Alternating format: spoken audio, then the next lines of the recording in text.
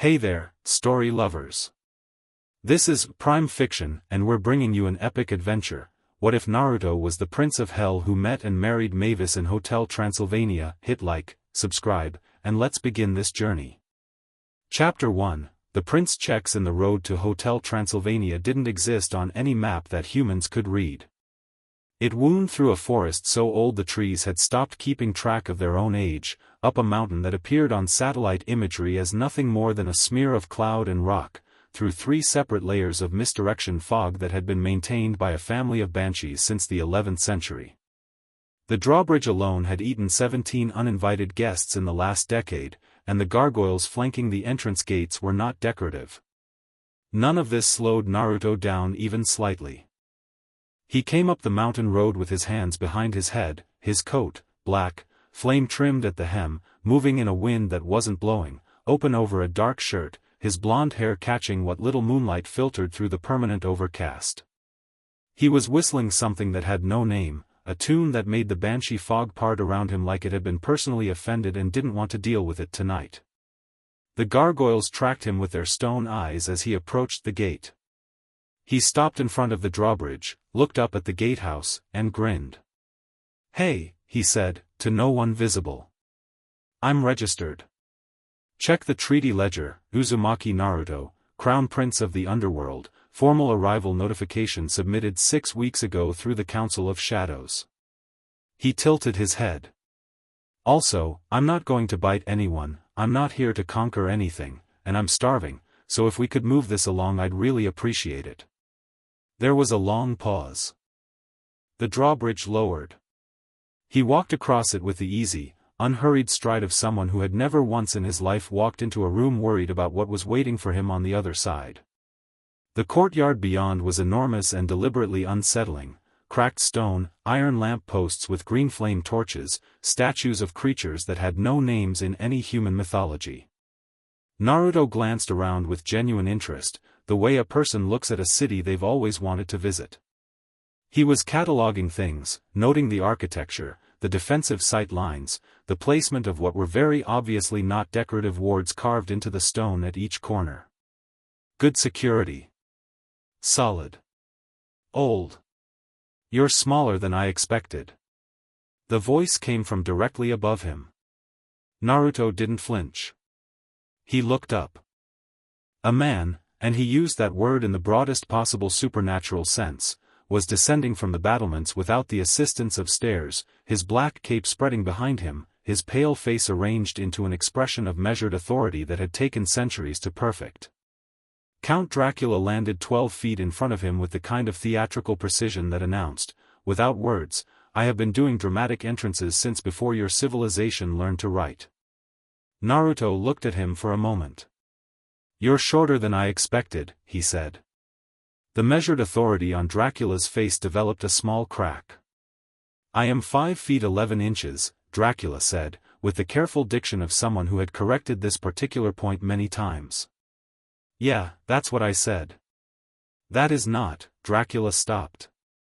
Collected himself. He had prepared for this arrival with considerable thoroughness, had reviewed every recorded account of the Uzumaki royal line, had consulted 3 different demonic almanacs, had spoken with the Grim Reaper personally about proper protocol for receiving the Prince of Hell. He had prepared for ancient, imperious, cold-eyed, terrifying. He had not prepared for this. "Welcome," he said instead, with the gracious formality of a host who had been running the world's most exclusive supernatural hotel for centuries and was not going to let a blonde teenager rattle him, "to Hotel Transylvania.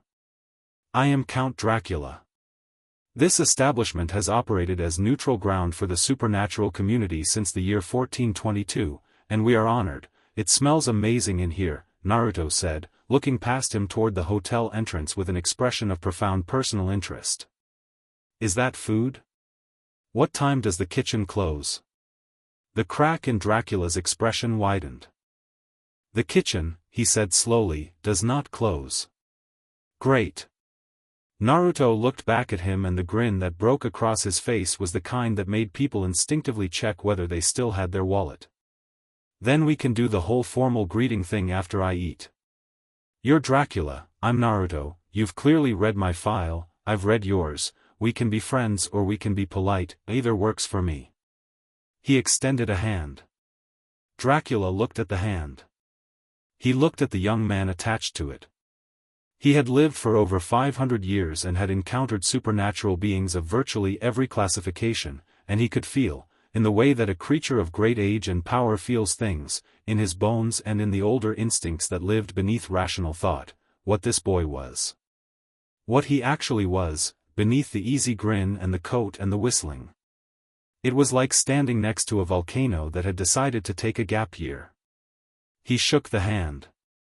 "Welcome to Hotel Transylvania," he said again, and this time it came out slightly more genuine and slightly less rehearsed.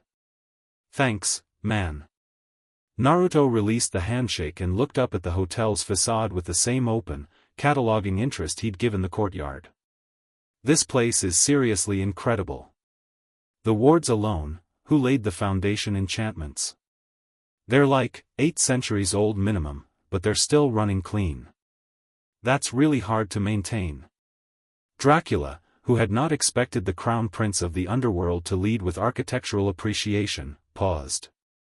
"My wife," he said, after a moment, "had considerable skill with binding enchantments. She laid the original ward foundation when the hotel was first established." Something shifted in Naruto's expression. It was brief, subtle, a softening around the eyes, the grin becoming something quieter and more genuine. "She did good work," he said, without any of the theatrical reverence that Dracula was used to receiving when the subject of Martha came up, and without the careful avoidance that most people employed. Just a straightforward acknowledgement, said directly. "Really good work. You can feel how much she put into it." Dracula said nothing for a moment. "Yes," he said finally. "You can." They stood there for one beat, and then Naruto turned toward the entrance. "Okay. Food. Then we can do the whole treaty formalization, room assignment, here's the rule speech." "In that order." "The rule speech," Dracula said, falling into step beside him despite himself, "traditionally comes first. I'll behave whether you give it to me first or last. You might as well let me eat first so I'm in a better mood for it. Will it affect your compliance either way?" "Nope." "Then why does your mood matter?" "It matters to me." Naruto held the door open for him.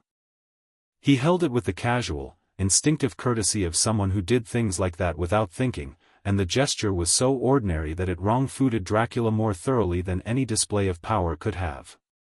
Also, hosting is easier when your guest isn't hangry. "I've read about you, you care a lot about this hotel running smoothly. So this is actually in your interest." Dracula walked through the door he was holding. "You are," he said carefully, "not what I expected." "I get that a lot." Naruto let the door swing shut behind them. "Usually from people who expected something scarier. Usually from people who expected something more." Dracula searched for the word. "Restrained. Yeah, I get that one too." The lobby of Hotel Transylvania hit Naruto like a physical thing, and for a moment he actually stopped walking. It was vast, high-vaulted ceilings lost in shadow, chandeliers hung with what might have been crystal or might have been ice that never melted, walls hung with portraits of monsters across centuries, the floor a deep polished black that reflected the green flame torchlight like dark water. Creatures moved through it with the ease of long familiarity, a werewolf family arguing about luggage, a pair of mummies who appeared to be having a disagreement in the world's oldest language, something that might have been a swamp creature checking in at the front desk with the weary demeanor of someone who had been traveling too long. Naruto took all of it in. His expression was lit up like a kid on the world's best birthday. "This," he said, "is the greatest place I have ever been." From behind the front desk, Wayne the werewolf looked up, sniffed the air, and went very still in the way that prey animals go still when they register something large and predatory nearby. Except the scent that had reached him wasn't aggressive or hunting, it was just enormous, the way a mountain is enormous, filling the room without trying to. Dracula noticed Wayne's reaction. He noticed Griffin the Invisible Man go abruptly quiet at the bar. He noticed Murray the mummy's rapping shift with the involuntary tension of an ancient creature recognizing something older than itself. The hotel's supernatural residents were keying into exactly what Naruto was, in the way that animals key into weather before it arrives. Naruto noticed none of this, because he was already moving toward the dining hall. Or he appeared to notice none of it. Dracula, watching closely, caught the microsecond of awareness that crossed the young man's face before the grin settled back into place, a flash of something measuring and precise that was gone before anyone else could see it. He had noticed. He had catalogued it. He had chosen to let it go. Interesting, Dracula thought. The dining hall was enormous and currently occupied by perhaps 30 guests at various tables. The hotel ran a full dinner service through the night, which was, given its clientele, the only sensible schedule. Naruto pulled out a chair at the nearest empty table and dropped into it with the comfortable sprawl of someone who was constitutionally incapable of sitting in a chair the way chairs were designed to be sat in. A server materialized, one of the hotel's zombie staff, impeccable in their uniform despite the slight translucence of their skin. Naruto looked up at them with a smile that was completely, genuinely warm. "Hey! What's good tonight?" The zombie blinked. Zombie staff were accustomed to guests who treated them as furniture. They were not accustomed to being asked for their opinion. The dark forest boar is the chef's recommendation, they managed. "I'll take 3 orders of that. And whatever soup is on. And bread if there is any.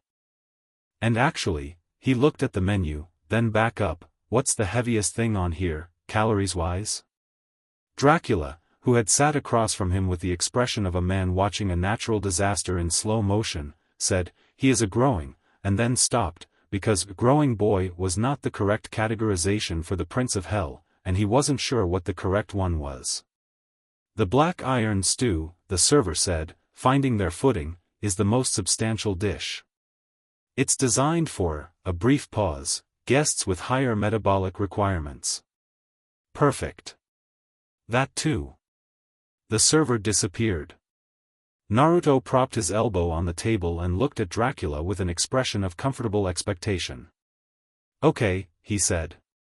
"You want to ask me things? Go ahead." "I am the host," Dracula said. "It is generally the guest who, you've been running questions since the gate. I can see it. You do this thing with your jaw when you're holding something back, very slight, but it's there." Naruto tapped his own jaw. "You've been perfectly polite and controlled and you're going to stay that way because that's how you run your hotel, but I'd rather just talk. We're going to be sharing space for a while. Might as well." Dracula was quiet for exactly 2 seconds. "The treaty requires your presence here for a minimum of 30 days, he said. "During that time you are subject to the hotel's charter of neutrality. No acts of war, no territorial claiming, no supernatural influence used against guests or staff." "Understood and agreed." "Your classification," Dracula continued carefully, "places you in a category of power that this hotel has not previously hosted. The treaty was negotiated with your father's court and registered before your existence was publicly known. I was not given full disclosure of your specific capabilities. What they told you was accurate as far as it goes," Naruto said. "I'm not going to blow up your hotel. I did not think you would. I am thinking about the effect your presence has on the other guests." He nodded slightly toward the dining room, where several nearby tables had subtly repositioned themselves.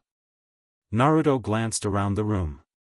His eyes moved from table to table with a thoroughness that was easy to miss. He looked like a person casually people-watching, but Dracula saw him register every face, every reaction, every creature that had gone deliberately still or had moved their children to the other side of the table.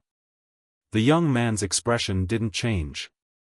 But something in his shoulders settled, and the enormous, unmeasurable pressure that his presence generated, the thing Dracula had been feeling since the courtyard, that volcano-at-rest quality, dialed down.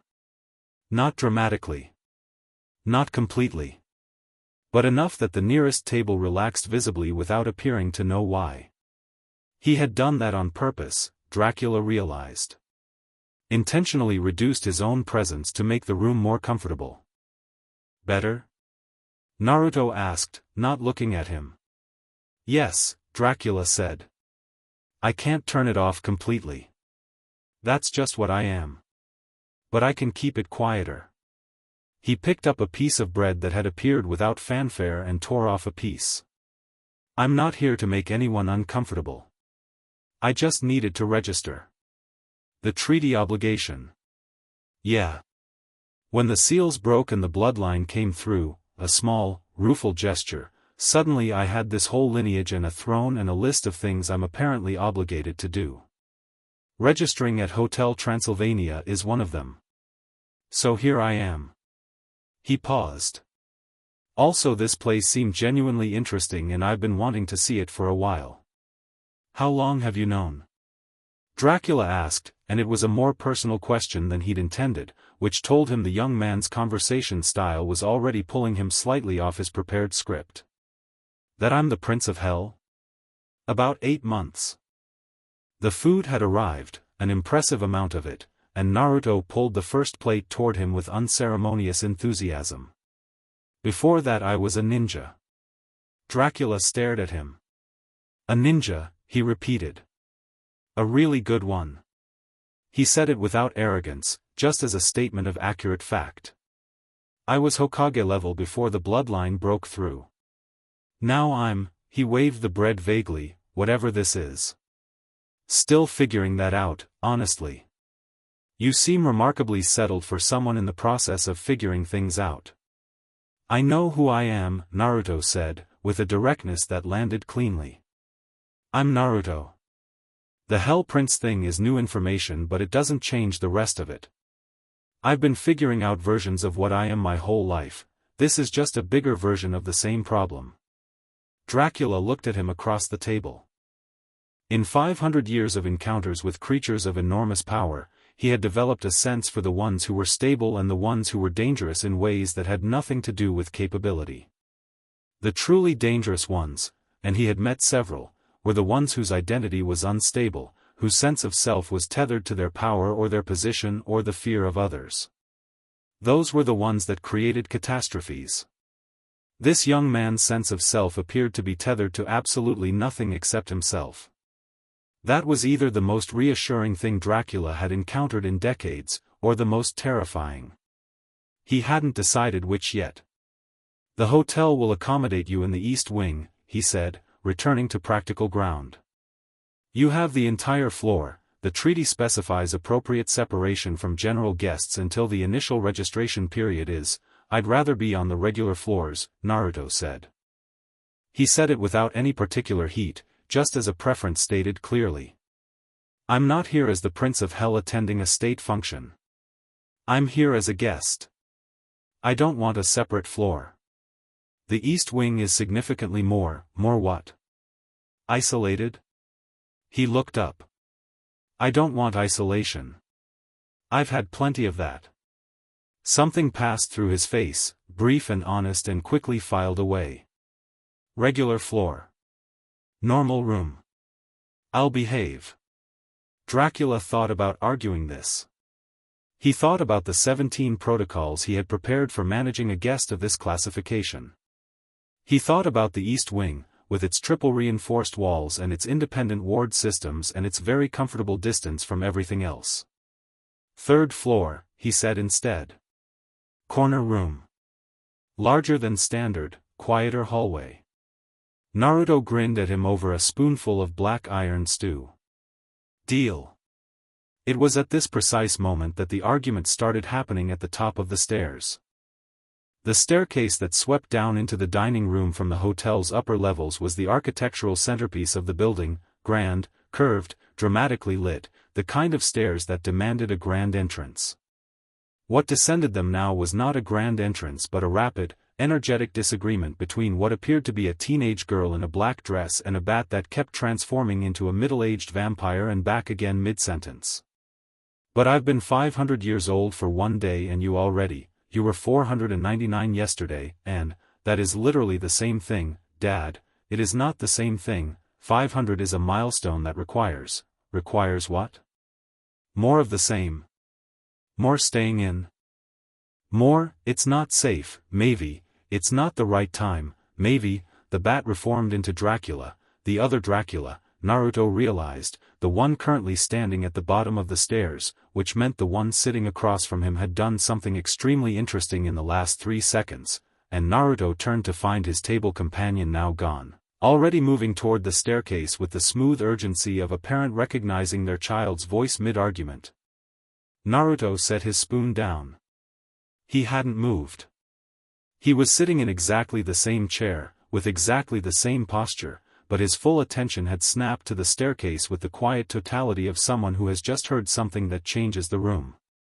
The girl came down the stairs fast, the kind of fast that wasn't supernatural speed so much as frustrated momentum. He did a rapid, instinctive assessment, the way a shinobi assesses a room, approximately his age and appearance, though obviously centuries older in reality. Black hair that had the slight blue sheen of raven feathers. Eyes that were dark enough to be almost black in the torchlight but shifted toward deep red at the edges.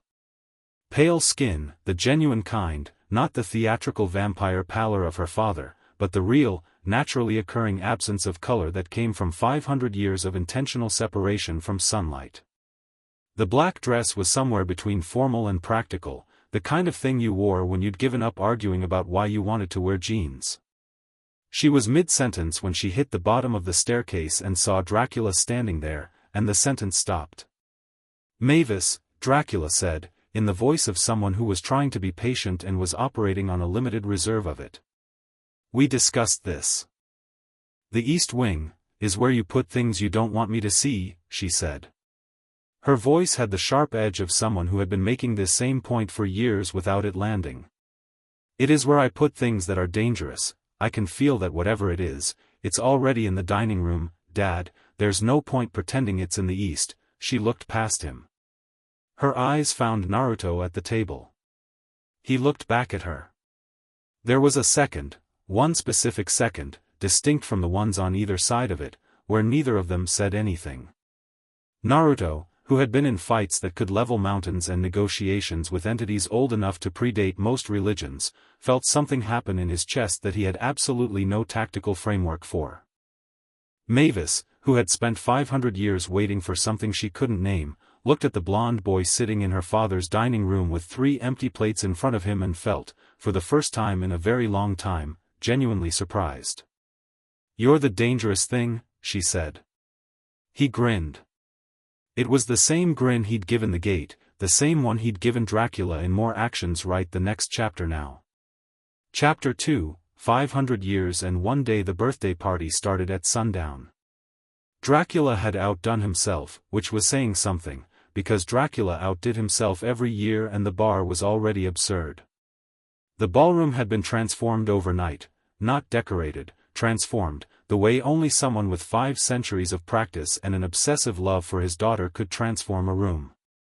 Deep purple draping that caught the candlelight and threw it back in shades of red and gold. Tables loaded with food designed specifically for every guest classification in the building, blood-infused pastries for the vampire contingent, rare earth mineral platters for the stone creatures, something that was technically a salad but appeared to be alive for the couple from the bog.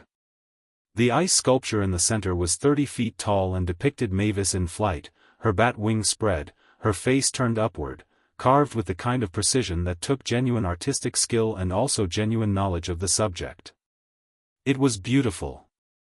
It was exactly the same as last year. Naruto stood at the ballroom entrance and took stock of the room with the same quiet efficiency he applied to everything, filing the details as they came. He'd been awake since noon, which at Hotel Transylvania was the middle of the night by most guest schedules, and he'd spent the afternoon learning the building. Not formally, not with a map or a guide, just walking, the way he'd always learned places, paying attention to where the walls were thick and where they were thin, which hallways turned into dead ends and which ones opened into unexpected spaces, which doors were genuinely locked and which ones were locked as a formality. He'd also spent 45 minutes on the East Wing roof dealing with the thing that had come through the forest perimeter last night, but that was a separate matter. The party was in full swing when he arrived, fashionably late not by design but because he'd genuinely lost track of time looking at the hotel's lower library, which contained 3 books he was reasonably certain didn't exist anywhere else in any world. He'd made a note to ask about borrowing access. He spotted Mavis immediately. She was standing near the ice sculpture, in the middle of a ring of well-wishers that had the organic shape of a politely inescapable social obligation. She was smiling. She was doing it correctly, full face, warm, present, and anyone who didn't know her well would have read it as genuine. It was genuine. She loved the people around her. She just also looked, beneath the smile, exactly the way she had looked last night when she'd said I've had 499 of them. She was already somewhere else in her head, even while she was here. He understood that look with a familiarity that was almost uncomfortable. He grabbed a plate from the nearest table, whatever was on it, it smelled good, and found a spot along the wall that gave him sightlines on the whole room. Not a defensive position. Just how he stood in rooms. Old habit. You look like you're running security, said a voice beside him. He looked to his left. A tall creature in a tuxedo that didn't quite fit right was standing against the wall with him, Griffin the Invisible Man, who Naruto had identified yesterday by the impression his feet made on carpet and the very faint outline of him that was visible in direct light. Tonight Griffin had apparently attempted some kind of cosmetic effect, because there was a faint, translucent shimmer suggesting a face. I'm not, Naruto said. I just stand like this. Where I come from, people who stand like that at parties are either guarding something or plotting something. I'm eating. He held up the plate as evidence. Also watching. Watching what?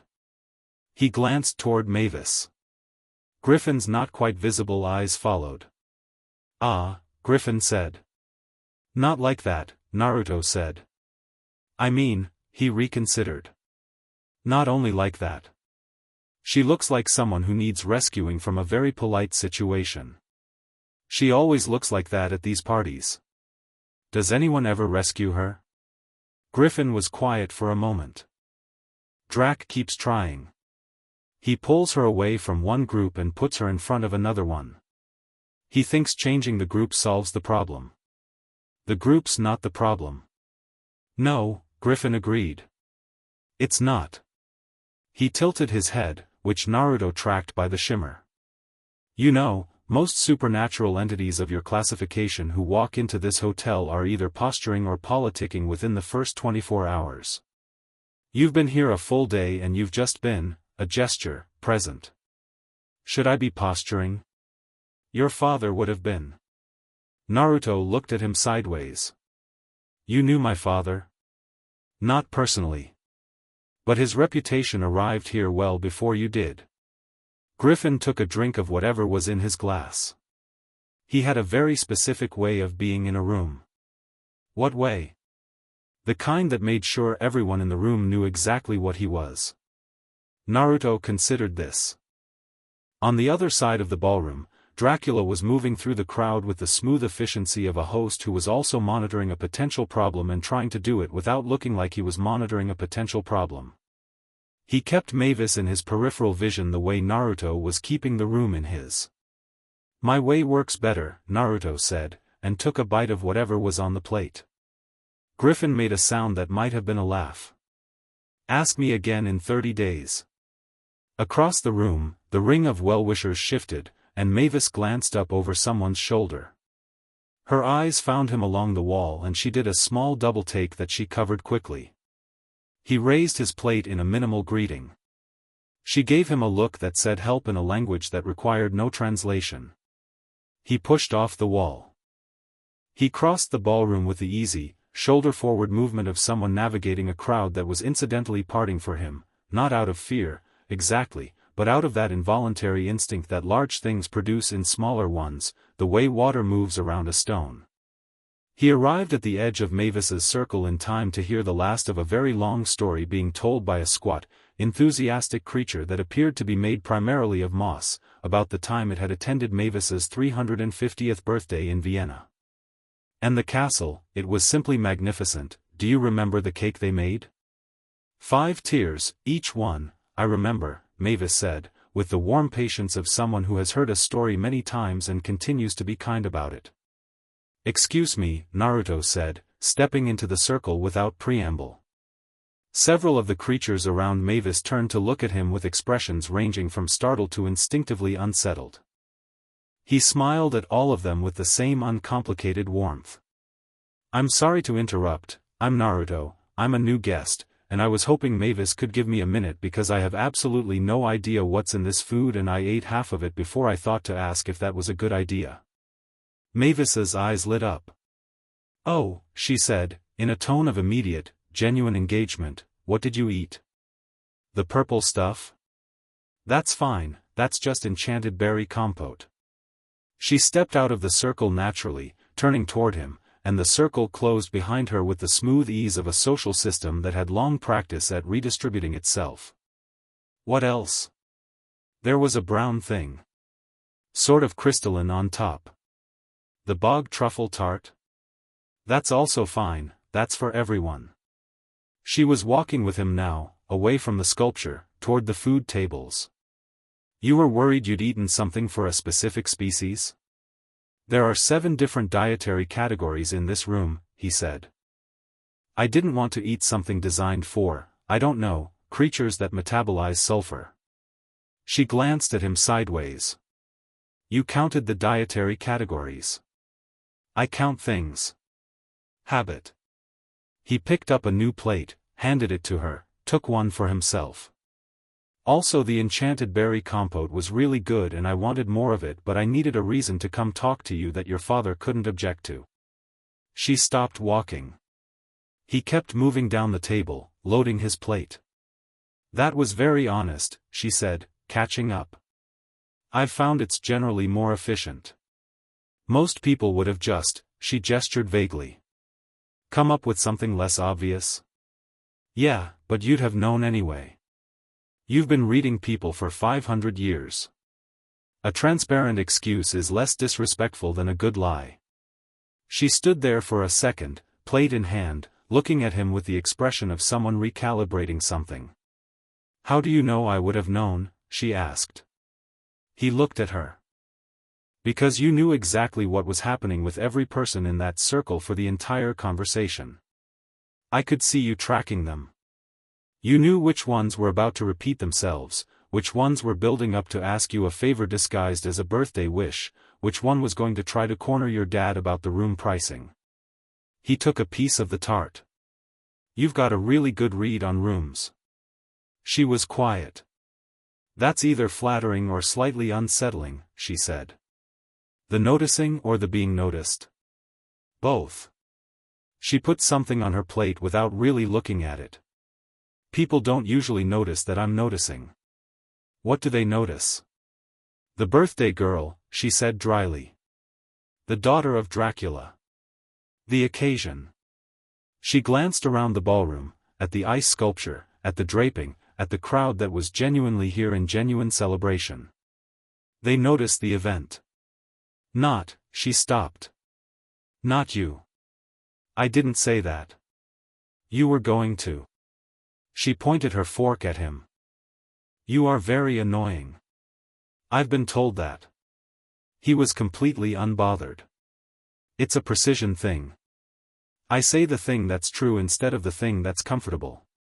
People find it annoying until they find it useful. I don't need it to be useful right now.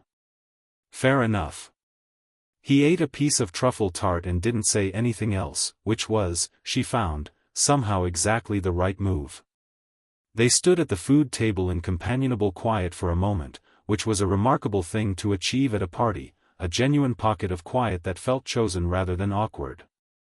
It's a wonderful party, she said, and she meant it. I can see that. Your father clearly loves you an enormous amount. He does. No hesitation. But. There you go again. You said it yourself last night. She looked at her plate. The ballroom moved around them, music from a band in the corner that included at least 2 instruments Naruto had never seen before, the swell of conversation, the particular bright-edged energy of a room full of supernatural beings letting themselves relax somewhere safe. I had a dream, Mavis said, when I was around 150, which is approximately the equivalent of being a teenager, for a vampire, about what my 500th birthday would be like. In the dream I was somewhere I'd never been, with people I hadn't met yet, doing something that I couldn't predict. She paused. And in the dream I was terrified but also completely alive in a way that she shook her head. In the dream, Dad was there too. Watching. And he was smiling. Naruto listened. He's never going to smile at something that terrifies him, she said. And everything outside this hotel terrifies him. She said it without bitterness. Just fact. Because of your mother, Naruto said. She looked at him. The wards, he said. The permanence of this place. The way he talks about safety and danger. He nodded at Dracula across the room, who was at this moment watching them from a distance with an expression of focused parental concern. When you love someone and you lose them in the worst way possible, the instinct isn't to grieve and move on. The instinct is to build walls so it never happens again. He paused. And if you can't bring the person back, you build the walls around the next person you love. Mavis followed his gaze to her father. He's going to watch us talking right now, she said, and decide this is a problem.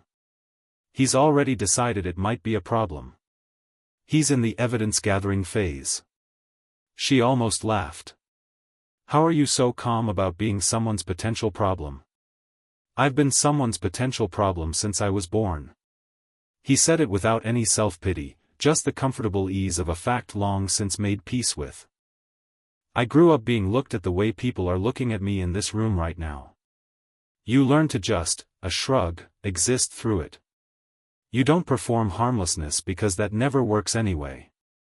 You just be what you are and let people figure it out. Mavis was quiet for a moment. What are you? I told you last night. Prince of Hell. Former ninja, that's not what I mean. He looked at her. What are you, she said, when nobody's deciding what you are? It was, he thought, an extraordinarily good question. He wasn't sure he'd been asked it before, not in those exact words, not with the precision she put behind them. Someone who likes people, he said finally. Someone who believes in things more than is probably strategically advisable. Someone who never learned when to stop. He paused. Someone who keeps ending up somewhere new and deciding to care about it immediately, which causes me a lot of problems and I've never once considered changing it. The music shifted in the corner, the band moving into something slower, more sweeping, the kind of piece that cleared the floor of the more casual dancers and drew out the ones who meant it. Dance with me, Mavis said. He blinked. What? It's my birthday. She held out her hand. It was direct, decisive, the same energy she'd brought to sitting down across from him last night, a woman who, when she decided to do something, did not negotiate about it. And there's no one here I actually want to dance with except you. Your father is going to be upset whether we dance or whether we keep standing here talking. She wiggled her fingers. At least dancing is fun. Naruto looked at her hand. He looked at Dracula across the room, who had gone very still in the way of a predator that has just identified a specific development. He looked back at Mavis. He took her hand. The floor space they moved into was occupied by 3 other couples, a werewolf pair moving with the heavy, swaying grace of their nature, 2 vampires who had been alive long enough to have made dancing into something architectural, and a creature Naruto couldn't immediately classify that moved like water and appeared to be dancing with its own reflection. He and Mavis found their space without difficulty because space, near him, had a tendency to organize itself. She was a good dancer in the way that someone is good at something they've had centuries to perfect but have never quite made peace with enjoying. Technically clean, emotionally held back. He noticed this within the first 8 seconds and adjusted, didn't try to lead anything fancy, just kept the movement simple and steady and gave her room to be in it. She noticed him noticing. "You dance?" she said. "In the human world I went to a lot of festivals. You pick it up." He paused. "You're holding yourself back." "I am not, your shoulders," he said. "You're braced like you're expecting someone to tell you you're doing it wrong." Her shoulders dropped half an inch. It was involuntary. "There," he said. She narrowed her eyes. "You are the most annoying." "Yes, we covered that.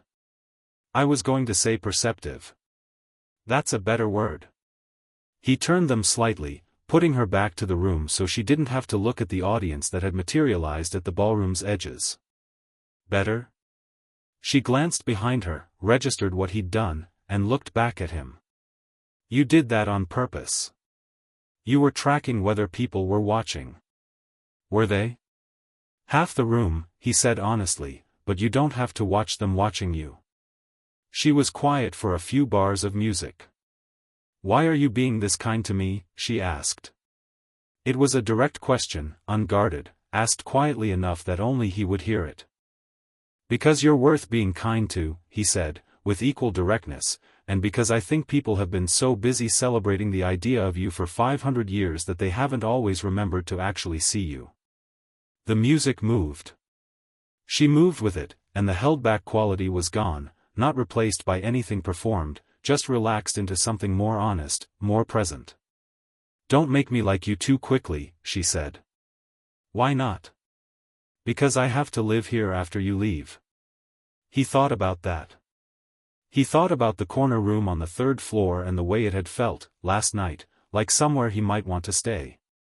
"Who said I'm leaving?" he said. She looked up at him. It wasn't a question and it wasn't a promise, it was just a thing that had come out, stated calmly, with the same unceremonious directness he applied to everything. She didn't know what to do with it, and her not knowing was visible for exactly 1 second before she put something neutral back over her face. "The treaty is 30 days, she said. "Treaties get extended." He shrugged. "Also there are 3 books in your lower library that I haven't finished reading. Those are the only books that have ever stopped someone from leaving," she said, and the dry amusement in it was sharp and genuine. "I'm a dedicated reader." She laughed. Actually laughed, not the short surprised one from last night but a proper one, full and unguarded and loud enough that several nearby dancers turned to look, which she didn't notice because she was looking at him. Dracula, standing at the edge of the dance floor, heard his daughter laugh, the real laugh, the one that was nothing like the polite social version, and his expression moved through something complicated that came out the other side as something harder to name. He watched the boy his daughter was dancing with, who at this moment was grinning back at her with the same total, permission-free expression he'd grinned with in the courtyard last night, and who was not looking at him at all, not checking the audience, not performing anything, just there, in the specific moment, with her. "He's good," Wayne said, appearing at his elbow with a plate of what appeared to be ribs and the relaxed expression of a werewolf who was not the father in question and could therefore observe without stress.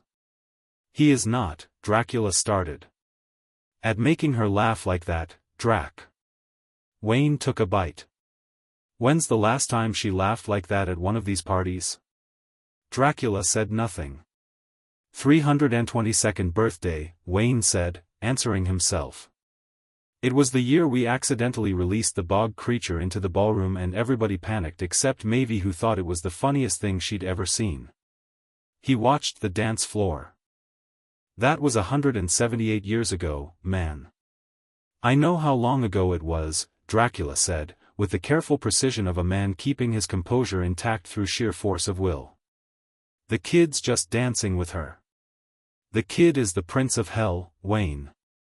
"Okay, but like," Wayne gestured with his rib, "you let Frankenstein stay for a month and he almost rewired the basement twice.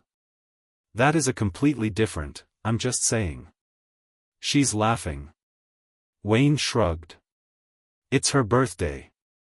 Dracula watched his daughter and the Prince of Hell move through the last bars of the slow piece, and when the music shifted into something faster and brighter, watched Mavis pull Naruto into the new rhythm without a beat of hesitation, and watched Naruto follow her lead without any of the male ego that would have required him to be the one leading, and he thought that Wayne was almost certainly right, which made everything significantly more complicated.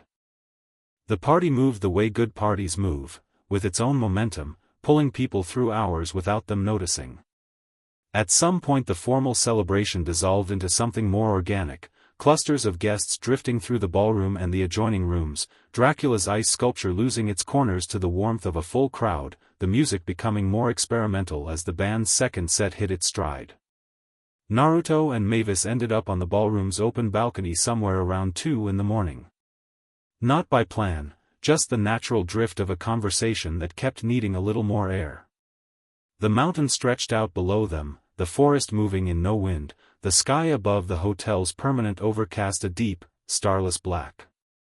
"Can I show you something?" Mavis asked. "Sure." She stepped up onto the balcony railing with the casual ease of someone who had done this 1,000 times and was not remotely concerned about the 100-foot drop, and he watched her without any anxiety about it, which she noticed. "Most people grab for me when I do that," she said. "You're a 500-year-old vampire standing on a railing," he said. "If you were in danger of falling, you'd be insulted that I grabbed you." She grinned.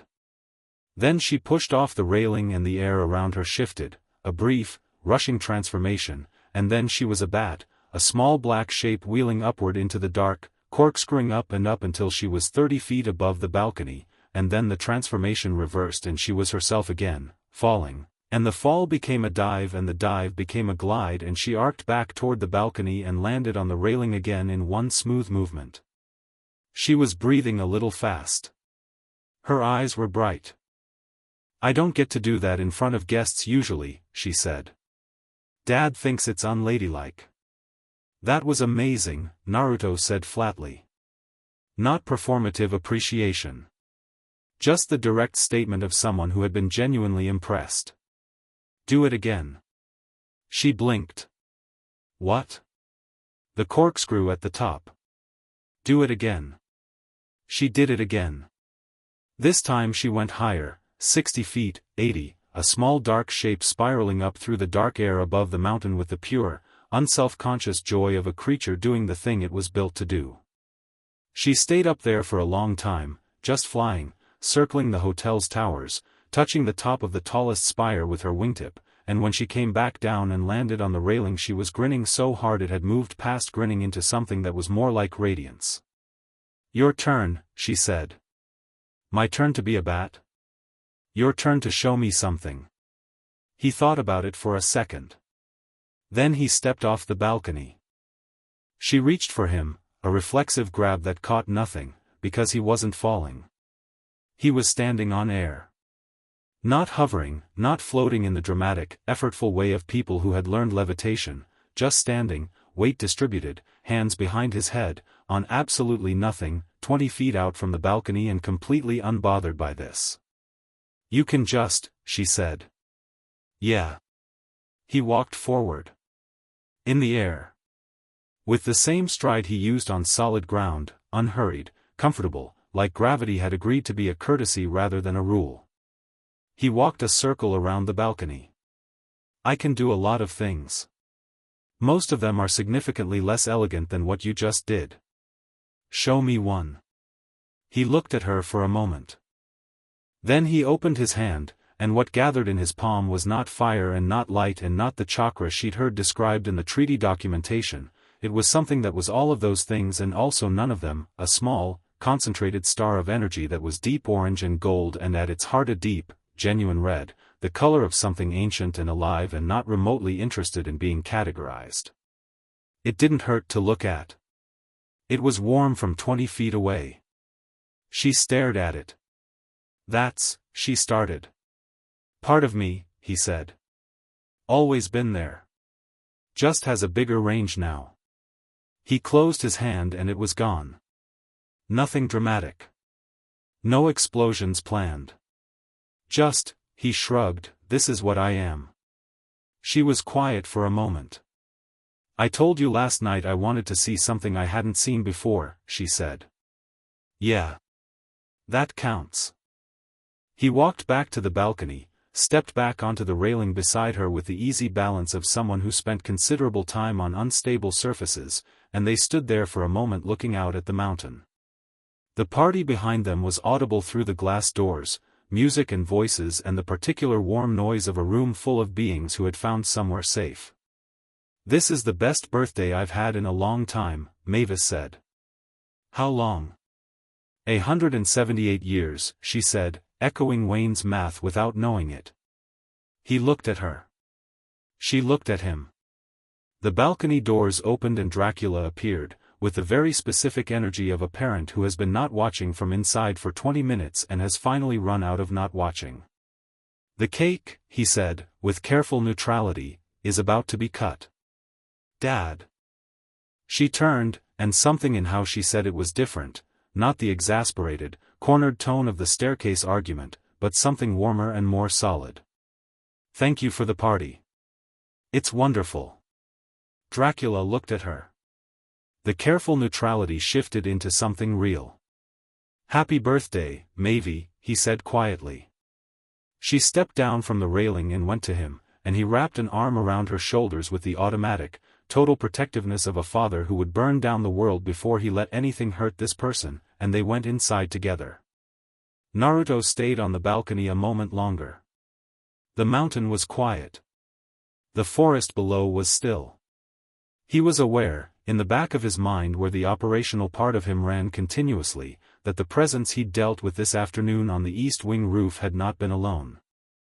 The emissary, and it had been an emissary, sent rather than acting independently, which told him something specific about who had sent it, had retreated when Naruto made clear he was aware of it, but had retreated south, not all the way back to wherever it came from. Still on the mountain. Still watching. Not tonight's problem. He turned and went back inside, let the glass doors close behind him, and found a seat near the back of the ballroom as the birthday cake was produced, 5 tiers, as the moss creature had mentioned, each one representing a century, each one apparently unique. Mavis stood at the table and looked at the candles for a long moment. "Make a wish," Dracula said. She looked up. Her eyes found Naruto across the room. He was sitting sideways in a chair near the back wall, arms folded, watching with the warm, interested attention he gave everything. He raised an eyebrow at her. She looked back at the candles. She blew them out. The room erupted, applause, howls, shrieks, the full magnificent noise of several hundred supernatural beings celebrating someone they genuinely loved. Dracula pulled his daughter into a hug that she sank into completely, and in the noise and light and warmth of it, Naruto watched the way a party became something real. Later, much later, when the guests had thinned and the band had packed up and the zombie staff were moving through the ballroom with quiet efficiency, Naruto helped carry plates to the kitchen, because it was the obvious thing to do and he saw no reason not to. The zombie who'd served him dinner the night before found him stacking dishes and looked at him with the same uncertain expression as before. "You don't have to do that," she said. "I know." He kept stacking. "What's your name?" She blinked. "Martha." He paused. Filed that away with a small, private acknowledgement of what it meant that Dracula had a zombie staff member named Martha and had presumably known for 500 years. "Good to meet you, Martha. Party was great. The truffle tart especially." Martha stared at him. "Thank you," she said, in the tone of someone who hadn't been told that the party they helped create was great in quite some time. He finished with the plates, said goodnight, and went up the east staircase toward the 3rd floor. He was halfway down the hall when a door opened and Mavis leaned out. "I was going to knock on your door," she said. "I was going to say goodnight," he said. They both paused. "Good night," she said. "Good night." He kept walking. "Happy birthday, Mavis." She watched him until his door closed. Then she went back inside her room and stood by the window looking at the mountain, and she thought about wishes made over candles and whether wishing and wanting were actually different things or whether the ceremony was just a way of admitting to yourself what you already knew. She decided she didn't need to answer that tonight. But she also decided to be up early. Which for a vampire was a significant commitment. Dracula did not sleep. This was not unusual, he slept very little, but tonight he sat in his private study at the top of the hotel's main tower and he did not read and he did not work and he did not think about the 100 small administrative decisions that normally occupied his idle. More actions request aborted. Write the next chapter now. Chapter 3, What Burns in the Dark. 3 days passed. Not quietly, nothing at Hotel Transylvania passed quietly when you had the Prince of Hell in residence, but without incident, which was its own kind of quiet. Naruto had integrated himself into the hotel's ecosystem with the same natural, slightly baffling ease he brought to everything. By day 2 he knew the names of every zombie staff member. By day 3 he'd helped Wayne fix a drainage issue in the werewolf family suite that had stumped the maintenance crew for a week, not through any supernatural means but because he'd actually gone into the pipe crawlspace with a flashlight and looked at the problem. Wayne had told this story to Griffin, who had told it to Murray, who had told it to everyone. The hotel's supernatural residents had completed their initial recalibration and landed somewhere between cautious acceptance and genuine warmth, depending on species and temperament. The older, more instinct-driven creatures, the swamp things, the deep earth elementals, the pair of ancient wraiths in the east-facing suites, maintained their distance with the polite wariness of beings that recognized something significantly larger than themselves and were choosing, wisely, not to test it. The younger guests, the families, the werewolf kids, had made their peace within 48 hours on the simple grounds that Naruto had played fetch with the wolf pups in the courtyard for an hour on the second morning and anyone who played fetch with wolf pups was fundamentally acceptable. Dracula had watched all of this from various positions of strategic proximity and had continued to not know what to do about any of it. The problem wasn't that Naruto was behaving badly. The problem, and Dracula was experienced enough to identify it precisely, was that Naruto was behaving well in a way that was far more dangerous than bad behavior would have been. Bad behavior was manageable. You could point to it. You could have a conversation about it. You could use it as evidence. Naruto fixed drainage problems and learned zombie staff names and played fetch with children and danced with Mavis at her birthday party, and Dracula had absolutely no procedural framework for any of it. He and Mavis, meanwhile, had settled into something that moved too fast for Dracula's comfort and too slowly for the narrative of a threat he could address. They didn't seek each other out with obvious intention, they just kept ending up in the same rooms, drawn by the natural gravity of two people who found each other genuinely interesting. Breakfast, which at the hotel happened at sunset. The library, twice. The long east corridor where the walls were hung with maps of supernatural territories going back to the 12th century, which Mavis could narrate and Naruto could add to with information that wasn't on any map. Dracula's intelligence network, which was extensive, because 500 years of running a supernatural hotel built certain contacts, had been working on the Uzumaki file since the registration arrived. What came back filled him with an appreciation for the specific way that understatement could be used in official documentation. Crown Prince of the Underworld. Unique bloodline. Full capabilities unconfirmed. Unconfirmed. That was the word. As if nobody who had seen what Naruto actually was had been willing to put it in writing, either because they didn't have adequate language for it or because committing it to a document felt like a provocation. He had been considering how to address this directly when the evening of the fourth day resolved the question for him. It started at dinner. The dining room was at its usual capacity, 50-odd guests across the tables, the comfortable noise of 100 different conversations in a dozen different languages and several sounds that didn't have human linguistic equivalents. Naruto was at his regular table. He'd established a regular table without appearing to do so, the corner position near the east window that gave him the best sight lines in the room, which Dracula had clocked immediately and which told him something specific about the young man's habits. Mavis was sitting across from him, which had also become a pattern that Dracula was tracking. They were arguing about maps. The eastern boundary changed in 1387, Naruto was saying, pointing at a rough sketch he'd made on a napkin with the hotel's complimentary pen, because the bone courts moved after the sundering. Every map made before 1400 has it wrong.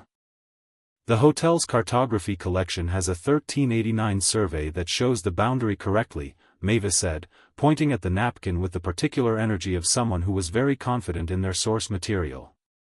Can I see it? I'll find it after dinner. I'm telling you it's going to show the pre-sundering boundary. And I'm telling you our cartographer was thorough. Your cartographer was a goblin named Stitch who, according to the notes in the margin, was doing the survey drunk. Mavis opened her mouth. Closed it. How do you know about the marginal notes? I went back to the library this afternoon. He ate something. The Stitch survey is beautiful, by the way. The illustrations are incredible. He was just drunk. She pointed at him. I'm going to find evidence you're wrong. You're going to find evidence I'm right, and then we're going to spend 40 minutes working out what actually happened to the boundary, and it'll be interesting. She made a sound that was trying to be exasperated and not quite managing it. At the door of the dining room, Wayne appeared, and something about his posture was wrong. Naruto saw it before he'd finished his sentence, a stiffening in Wayne's shoulders, the fur on the back of his neck visibly raised, his ears at the tracking angle that meant he was hearing something beyond the building. Naruto set his fork down. Mavis noticed. What, Wayne? Naruto said, not loudly. Across the room, Wayne's head turned. What is it? Wayne crossed the room in 7 steps, leaning down to speak quietly. His voice was low and tight. Perimeter breach. East side of the mountain. Not a single contact, there's a group. Maybe 12, 15. Human. Human adjacent. They've got, Wayne's jaw worked, silver, iron, something else I don't recognize. The smell is wrong. Chemical. Processed. Modified hunters, Naruto said. Mavis straightened. What's a modified? They came in organized, Wayne said. Not stumbling through the misdirection. They went around it. Somebody gave them a route. The dining room hadn't changed, the noise level was the same, nobody else had registered the exchange, but Naruto was already running the calculation. 12 to 15 organized, equipped hunters who had bypassed the hotel's outer defenses using provided intelligence. Not random. Not opportunistic. Scent. Where's Dracula? He asked. Tower. He doesn't know yet. Tell him. Keep the guests inside and away from the east-facing rooms. He stood. And Wayne, the werewolf, looked at him, and what he saw in Naruto's face made him go very still, because the easy, grinning quality that had characterized every interaction for 3 days was simply gone, replaced by something that was its own kind of calm. A deeper, older calm. Keep everyone away from the East Wing entirely. Don't let anyone follow me out. Naruto. Mavis was on her feet. I know you can, he said. I'm not telling you that you can't fight. I'm telling you that if I have to worry about where you are while I'm dealing with this, it makes my job harder. He looked at her directly. 11 minutes. If I'm not back in 11 minutes, then you and your father come out and we handle it together. She held his gaze. 11 minutes, she said. 11 minutes. He walked out of the dining room. The east wing of Hotel Transylvania connected to the mountain's exterior through a service passage that the maintenance staff used for exterior repair work, a fact Naruto had established on his second afternoon. He went through it now without a light, because he didn't need one. The passage was 60 feet of stone and old pipe and the smell of the mountain, and it opened onto a maintenance ledge 30 feet up the hotel's eastern face. He stepped out onto the ledge and looked down at the mountain. They were good. He'd give them that. 15 of them, moving in 3 teams of 5, spread across a 200-yard approach that suggested they'd been briefed on the hotel's exterior layout. Full tactical kit, from 30 feet above them in the dark he could see the silver-threaded armor, the iron core weapons, the compact black devices Wayne had smelled that were chemical dispersal units, designed to push scent masking and concentration disrupting compounds into an enclosed space. Designed for monsters that hunted by smell and sound. Not particularly relevant to him. The lead team was 40 yards from the hotel wall and moving fast. They were professionals. Their formation was clean, their communication was hand signal only, and whoever was commanding the operation had clearly done serious homework on supernatural defense structures. Naruto sat down on the ledge. He put his elbows on his knees. He looked at them. The lead team hit the 60-yard line from the wall and the commander held up a fist. They stopped. Something had registered, a stillness in the approach that experienced hunters learned to respect, the kind that came before something large made a decision. The commander looked up. Found Naruto sitting on the ledge. Nobody moved for approximately 3 seconds. Then the commander made a sharp hand signal and the formation shifted, chemical dispersal units coming forward, weapons coming up, 2 of the 5-man teams breaking left and right in a flanking movement that would have been excellent against anything that wasn't already sitting calmly above them and had been watching since they hit the 200-yard line. "Hey," Naruto said. His voice carried across the mountainside without him raising it, not through volume but through something in it that had nothing to do with acoustics and everything to do with what he was. The kind of voice that arrived in your chest before it reached your ears. Every single one of the 15 hunters stopped moving. "I know you were sent," he said. "I know you have a contract. I know you think this hotel is a valid target under whatever operational framework you're using." He stood up from the ledge. "Here's what I need you to understand before this goes any further." He stepped off the ledge. He stood on air 30 feet off the mountain slope, hands in his pockets, looking down at them with the same uncomplicated attention he gave everything. 3 of the hunters broke immediately. Just turned and ran, the deep, biological certainty of a prey animal overriding their training. He let them go. The remaining 12 held, by a combination of discipline and, he could see, the absolute certainty of whoever was running their operation that they were adequately equipped for anything supernatural. "There are guests in that hotel," he said. "Families. Children. People who came here because it's the one place in the world where they're safe. Whatever your contract says, whatever you were told about what's in there, those are the actual things inside." He paused. "I'm going to ask you to turn around. Take your equipment and your remaining people and go back the way you came. I'll give you a clean exit, no tracking, no follow-up." The commander, a woman, he'd clocked, medium height, professional posture even now, the kind of field experience that didn't rattle easily, kept her position. She was looking at him with the flat assessment of someone running calculations. "The contract is for the facility," she said. Her voice was steady. "Not the guests. The facility has guests in it. We have extraction protocols. You have a list of targets." He kept his tone conversational. "The contract is to clear the facility for occupation. Whoever hired you wants the building, not a rescue operation. You know the difference between those 2 mission types." A beat of silence. "Who are you?" she said. "I'm a registered guest," he said. "Who is sincerely asking you to turn around. What happens if we don't?" He was quiet for a moment. On the mountain slope below him, the 12 remaining hunters held their positions, weapons up, chemical dispersal units humming quietly.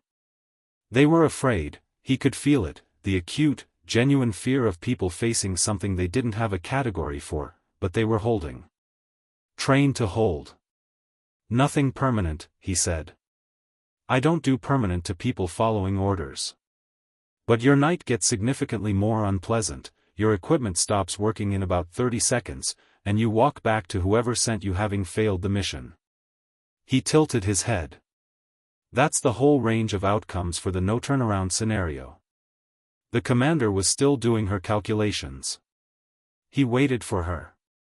"What happens to the equipment?" she asked. "Just stops working. You can pick it up on your way out. She looked at her team. She looked back at him. The contract includes a kill authorization, she said.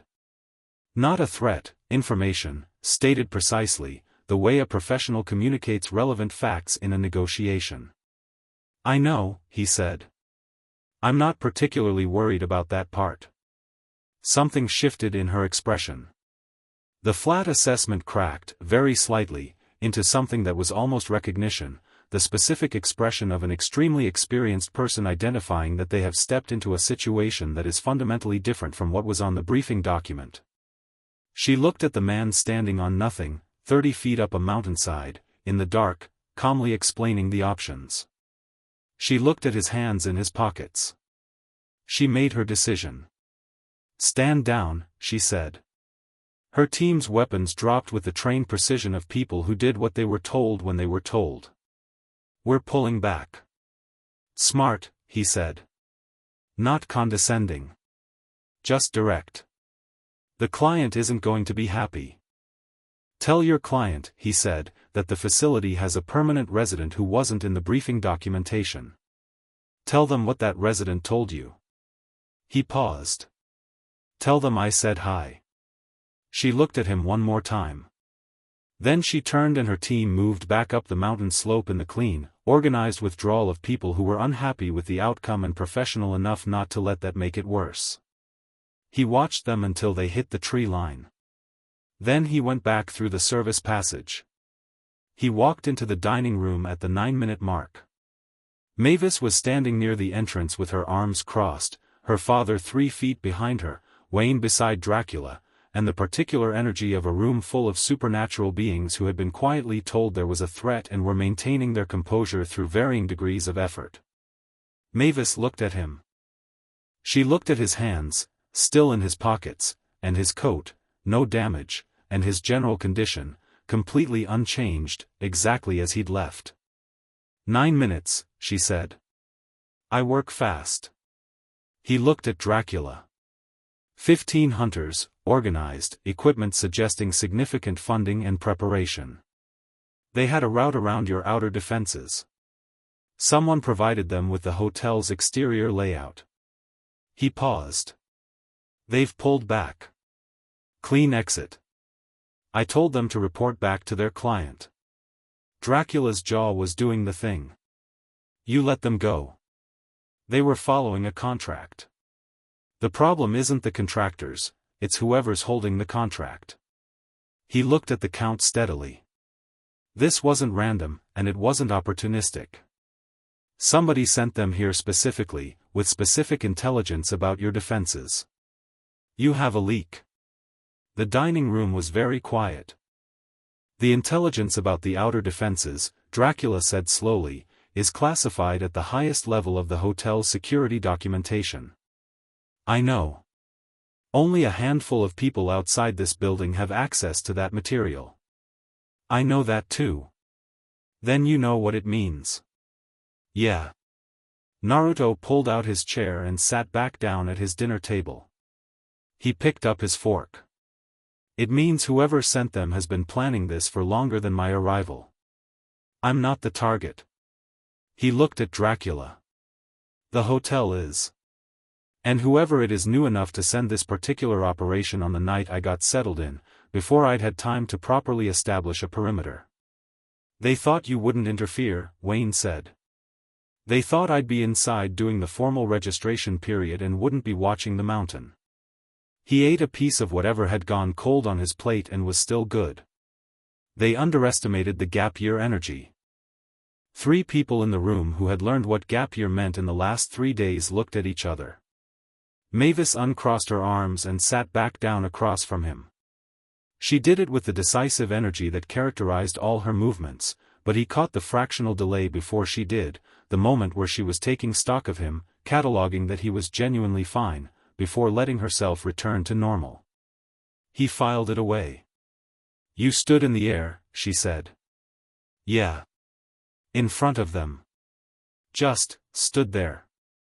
I was already up there. Seemed more efficient than climbing down. You were trying to make a point. I was trying to avoid a fight. He looked up. If they see you as a person talking to them from a weird position, they process you as a person.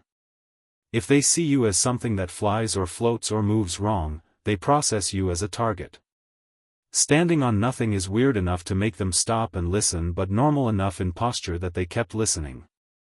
He went back to his food. Basic de-escalation. Dracula, who had been standing very still throughout this entire exchange, said, "You negotiated with them. Tried to first. It worked. You had a kill authorization on you and you negotiated. I had a kill authorization on me and I didn't need to do anything else, so I negotiated." He looked at Dracula with the direct patience of someone explaining something they consider obvious. "I can pull this building down to the foundation without breaking a sweat. I don't need to prove that to 15 hunters following a bad contract. They get a clean exit, they go back with information, the information makes its way to whoever hired them, and now that person knows that whatever they thought was going to happen here isn't going to happen." He paused. "The goal isn't to win a fight. The goal is to make the next attempt not happen." Dracula looked at him for a long, measuring moment. "You said you're not the target," he said. "What is your operational assessment of what just happened?" The question was a real one, asked as one person with strategic experience to another, and the shift was subtle but real. Naruto recognized it.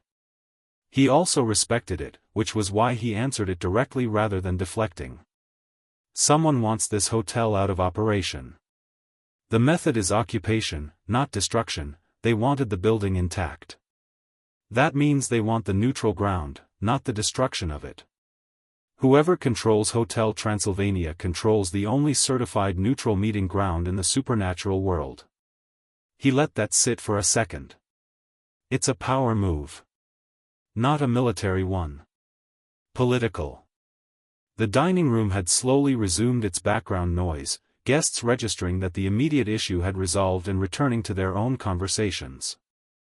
But the table nearest Naruto's, a pair of elderly vampires who had been at the hotel for decades, were listening with the focused attention of people who'd seen a lot of history and recognized the shape of more of it arriving. "How long have you known this was coming?" Dracula asked quietly. Naruto met his eyes. "I noticed the initial perimeter contact on your first night. The emissary on the east wing roof the next day." He watched Dracula register this, the slight tightening that said the Count had not known about the roof contact. "I handled it alone because it was minor and I didn't want to disrupt the birthday." Dracula's expression moved through several things. "You handled an incursion on the hotel grounds," he said carefully, "on my daughter's birthday, without telling me. I told you about it now. After the second incursion. The second incursion needed more immediate communication." He paused. "For what it's worth, the roof situation was a single observer, not a threat. I gave them a message and sent them back. Tonight was an escalation." "What message?" "That the hotel is occupied. That any claim on it requires going through me first." He picked up his water. "Which was also true. I just hadn't said it out loud yet." Dracula sat down at the table. He sat down with the weight of someone making a decision by the act of sitting, setting something aside in favor of something more practical. "The Hotel Security Council," he said, "convenes tomorrow night. I'll need your operational read at that meeting. I'll be there." Mavis was watching her father. Something in his face, the very specific thing of a 500-year-old person adjusting a categorization in real time, was visible, and she was reading it with the precision she brought to everything. She looked back at Naruto. He was eating. Just eating, with the uncomplicated appetite of someone who had dealt with what needed dealing with and had returned cleanly to dinner, without residue, without performance, without any need for the room to acknowledge what had just happened. She thought about the moment on the ledge, not that she'd seen it, she'd been in here, but she was building the picture from what Wayne had told her quietly while they waited. He sat down up there. Just sat there and talked to them. She thought about 15 armed, equipped hunters and the Prince of Hell sitting on a ledge with his elbows on his knees having a conversation. She thought about 9 minutes. The map argument, she said. He looked up. We never finished it. She pulled his napkin sketch toward her and looked at the rough boundary lines. The 1387 shift. What caused the bone courts to move? He looked at her for a second, registering the deliberate return to normal, the choice to not make the last 9 minutes into a thing that needed unpacking right now, and she watched him decide he appreciated it. The Obsidian War, he said. Minor conflict by most accounts, but it cut the eastern supply routes for the courts, and they couldn't sustain a presence that far out. So they pulled back to the main necropolis and the boundary moved with them. He leaned forward, took the pen back, added a line. The Stitch survey would show the original boundary here, he marked it, and if your cartographer was drunk, he probably copied an older survey instead of doing the observation fresh. Which means the hotel's map is actually a 1350 map misdated as 1389. She considered this. I'm going to check. You're going to find I'm right. You're very confident for someone who hasn't seen the document. I'm very confident in general, he said, with no particular modesty about it, and it was such an utterly straightforward statement that she laughed. Dracula sat at the table and watched his daughter laugh at the Prince of Hell over a cartography argument and tried to decide whether the terror he felt was rational. He had ruled it was not irrational before the hunters arrived. After the hunters arrived, he was no longer sure terror was the right word at all. The hotel quieted toward midnight, the post-incident energy settling into something more normalized as guests processed that the threat had passed and the building was intact. The security upgrade conversations happened in the corridors. Dracula had his facilities team reinforcing the east side detection wards, and Griffin had apparently developed a highly specific personal interest in the chemical dispersal unit technology that had been left behind when the hunters retreated. Naruto had told him to leave it alone. Griffin had agreed and was absolutely going to look at it later. This was the equilibrium they'd reached. Mavis found the Stitch survey in the library at midnight. She brought it to the east corridor where the wall maps were, unrolled it on the reading table, and looked at it for 45 seconds before going to knock on Naruto's door. He opened it immediately, which meant he hadn't been asleep. You were right, she said. I know. He came out into the corridor without ceremony, no jacket, just dark clothing, the kind of easy undress that said he'd been awake and working rather than sleeping. Let me see. She walked with him to the east corridor, where the map was still spread on the reading table. He leaned over it, tracing the boundary lines with one finger, and she leaned over from the other side and they read the same document from opposite angles in the way of people who were already comfortable enough with each other to share physical space without commenting on it. Here, he said, pointing. See the shading difference? This section was done in a different hand. Someone added to it after. She looked. The Eastern Addendum. Added around 1401, based on the ink color. Someone tried to correct Stitch's work but didn't finish the revision. He straightened. So the map is actually 3 surveys stitched together badly. Pre-sundering original, Stitch's drunken 1389 copy, and a 1401 partial correction. That's a disaster as a cartographic document. It's an interesting disaster. He rolled the survey back up with the care of someone handling old paper, and she noticed that, the automatic gentleness with documents, the same instinct she had with them. Your library has a lot of these, I'm finding. Things that are broken in ways that are actually more informative than the intact versions would be. She handed him the map tube. You've been going through the whole collection? The accessible section. There are locked cases I haven't touched. Some of those are mine, she said. He looked at her. I've been collecting things, she said, with a slightly defensive quality that suggested this was something she didn't often admit. For a long time. Things I found interesting. Books mostly, but also artifacts, documents, anything that, she stopped. It sounds obsessive when I say it out loud. What kind of things, he asked, and the question was genuine, no judgment in the architecture of it. She hesitated for a second. Then, follow me. She led him to the south end of the east corridor, to a door that was not on any of the hotel's guest documentation, unlocked it with a key from her pocket, and stepped into a room that was dark until she lit the lamp by the door. It was a medium-sized room, not huge, but dense. Shelves from floor to ceiling on every wall, organized in a system that was its own language, with small handwritten labels in Mavis's handwriting. Books in a dozen languages. Sealed glass cases with artifacts he recognized and ones he didn't. Star charts rolled in bone cases. Pressed specimens of plants that didn't grow in any ordinary climate. A box of what looked like letters, hundreds of them, all sealed. He stood in the doorway and looked at the room. 500 years of collecting, she said, from somewhere inside it. She was checking on something in one of the cases, her back half to him. Everything I found interesting.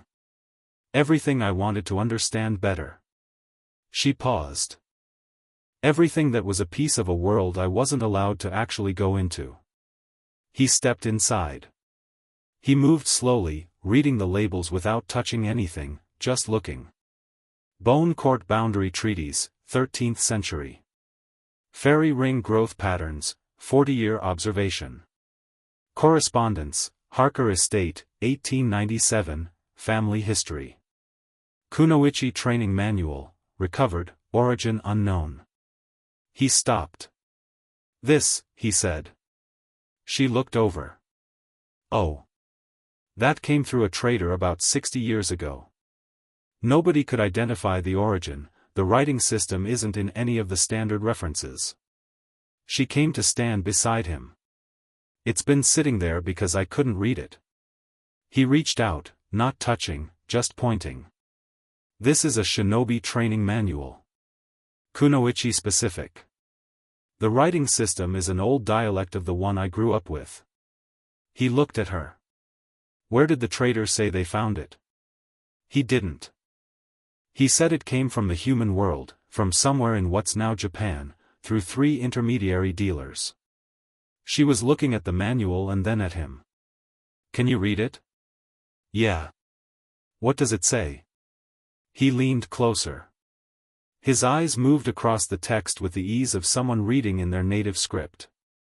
It's advanced chakra theory, he said, for someone who was already at a high skill level. Water and shadow manipulation specifically. Tactical applications, he paused.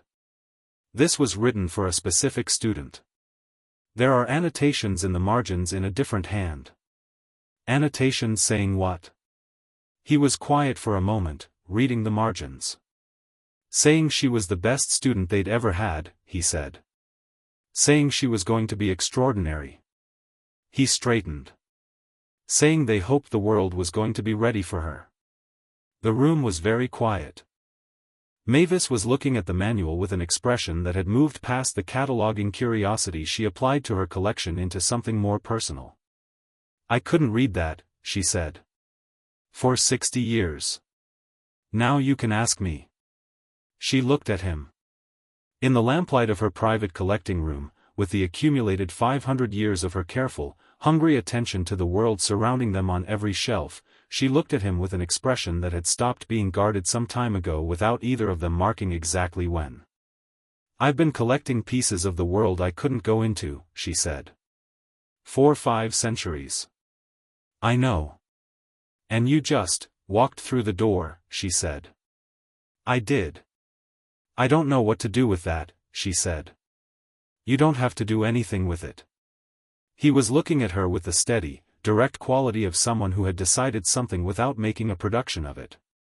I'm here. That's enough. She looked at him for a long moment. Then she pulled the shinobi manual off the shelf and sat cross-legged on the floor in front of the case, opened to the first page, and looked up at him expectantly. He sat down across from her. The first section, he said, is about breath and the way it connects to water. The annotation says, he tilted his head to read the margin, that this student already understood it instinctively and needed the theory to catch up with her body. He looked up. "Start reading and I'll translate. Your vocabulary will build as we go." She looked at the page. At the characters she'd been looking at for 60 years. "Read," she said. He read. They were there until 3 in the morning, her floor, her lamp, her collection surrounding them. She asked questions. He answered them. She pushed back on 2 interpretations and was right both times, and he said so without any of the ego management that would have made it a bigger deal than it was. Outside, the mountain was quiet. The forest was quiet. But something in the southern tree-line, still there, still watching, patient in the way that very old things are patient, had seen what happened on the mountain slope tonight and had sent a report back to the one who sent it. The prince is more present than anticipated. He is not unattached. Recommendation: escalate. Dracula stood in the doorway of the east corridor at 4 in the morning, having come to check the new ward reinforcements, and found the door to Mavis's collecting room open and the lamp burning and the sound of his daughter's voice, asking a question, sharp and engaged, the voice she used when she was fully alive in something, and the low, even voice answering her. He stood there. He could hear what they were saying. They were discussing chakra flow theory and the geopolitical implications of a shinobi clan dispersal in the 12th century, and his daughter was arguing a point with the focused ferocity she brought to things she cared about, and the boy was listening to her and responding like what she said mattered, which it did, it always had, but the number of people in her life who received it that way were. He stood there for a long time. Then he walked back up the corridor without reinforcing any wards, went to his tower, sat in his chair. The fear he felt was real. But tonight he was no longer certain it was about the right thing. He'd been afraid that someone dangerous would get close to Mavis. He was beginning to understand, sitting alone in his tower at 4 in the morning, that the thing he should actually be afraid of was a more precise and more difficult fear, that someone exactly right for her had walked through his door. And he had no protocol for that. None at all. Chapter 4, Fog and Foxfire. The Security Council meeting happened the following evening in the hotel's war room. Calling it a war room was generous. It was a long, windowless chamber 1 level below the lobby with a table that seated 20 and walls covered in the kind of maps that weren't for guests. Dracula ran it with the brisk efficiency of someone who had been managing supernatural crises since before most nations existed. Present were Wayne, Griffin, Murray, 2 of the senior vampire staff who'd been with the hotel since the 14th century, and a creature named Bella, ancient, bat-formed, Dracula's oldest field operative, who appeared to have opinions about everything and expressed them in a continuous, low-frequency hiss. Naruto sat at the far end of the table and listened. He listened through the full security review, through the ward reinforcement report, through Wayne's account of the hunter formation and Griffin's extremely detailed analysis of the chemical dispersal units that he had absolutely not examined. He listened through Bella's hissed recommendation that the hotel enter full lockdown and Dracula's measured rebuttal.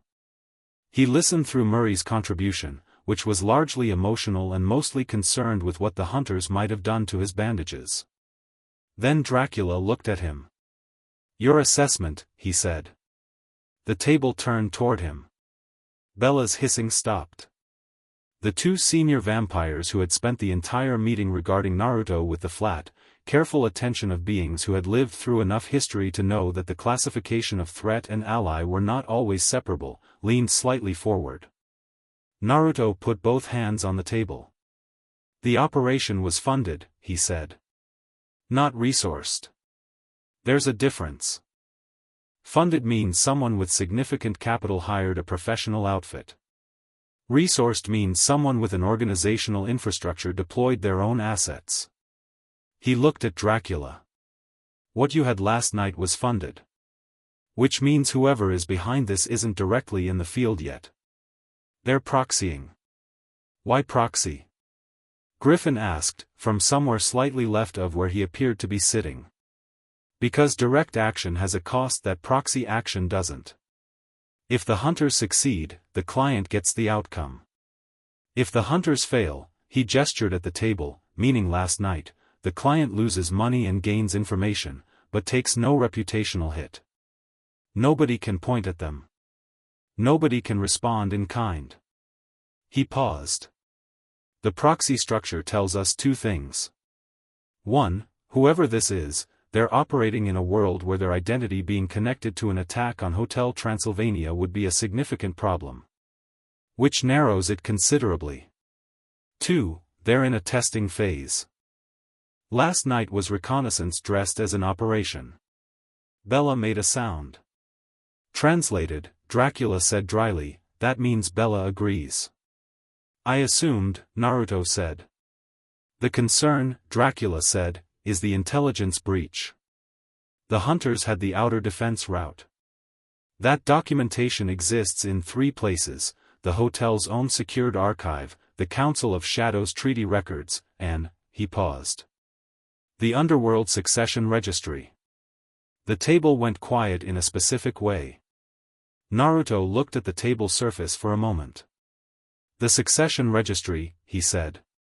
Your father's court would have filed the hotel's security profile as part of the treaty negotiation. Standard procedure. It would have been held in the court records. Dracula kept his voice neutral.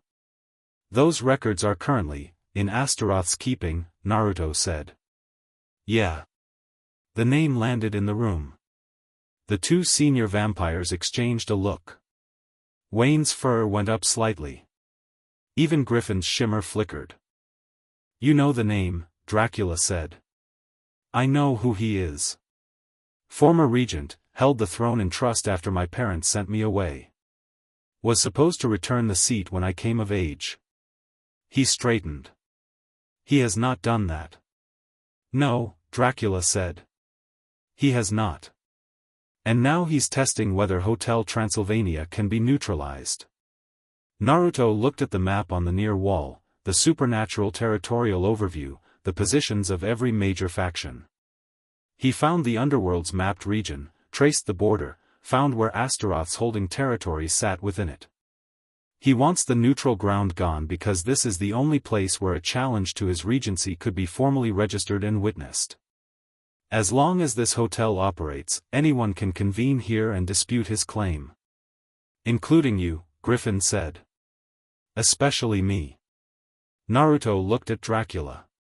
He knew I was coming here. The treaty registration isn't secret, it was filed through the Council of Shadows 6 weeks ago. He knew where I was going and he moved to take the board piece before I could use it. Dracula was quiet for a moment. How long have you known it was Astaroth? Since the rooftop, Naruto said. The emissary carried a specific binding mark, old Underworld court seal, the regent's variant. It wasn't hidden particularly well. He shrugged. I think he expected me to react. To escalate immediately.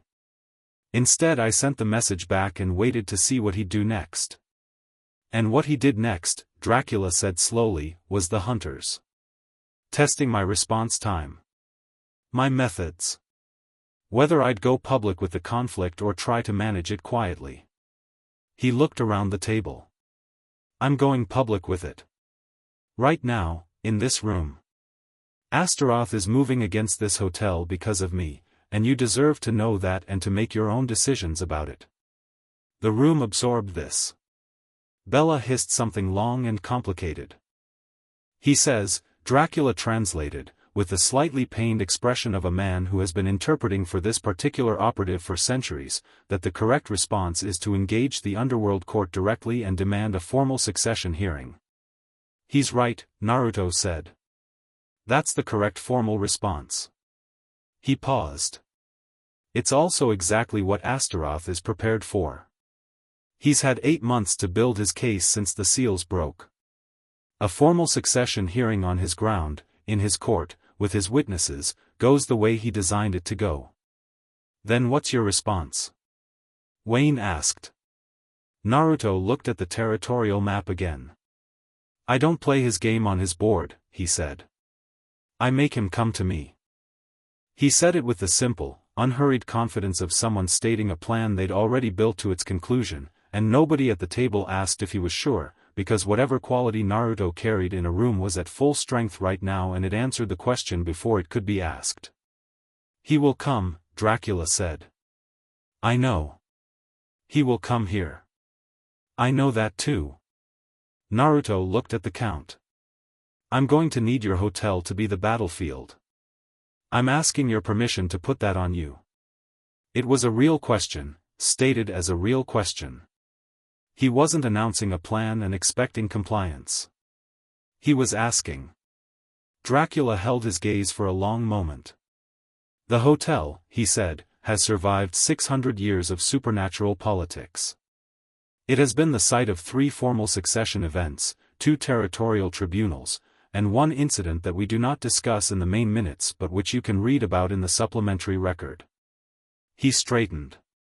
"It will survive this. Thank you." "Don't thank me. Win." Naruto looked at him with the smallest, sharpest version of his grin. "That's the plan." The meeting broke up at midnight. Naruto walked the perimeter of the hotel grounds in the hour after, not the formal patrol route that the security staff used, but his own circuit, slower and lower to the ground, the kind of assessment that was more feeling than looking.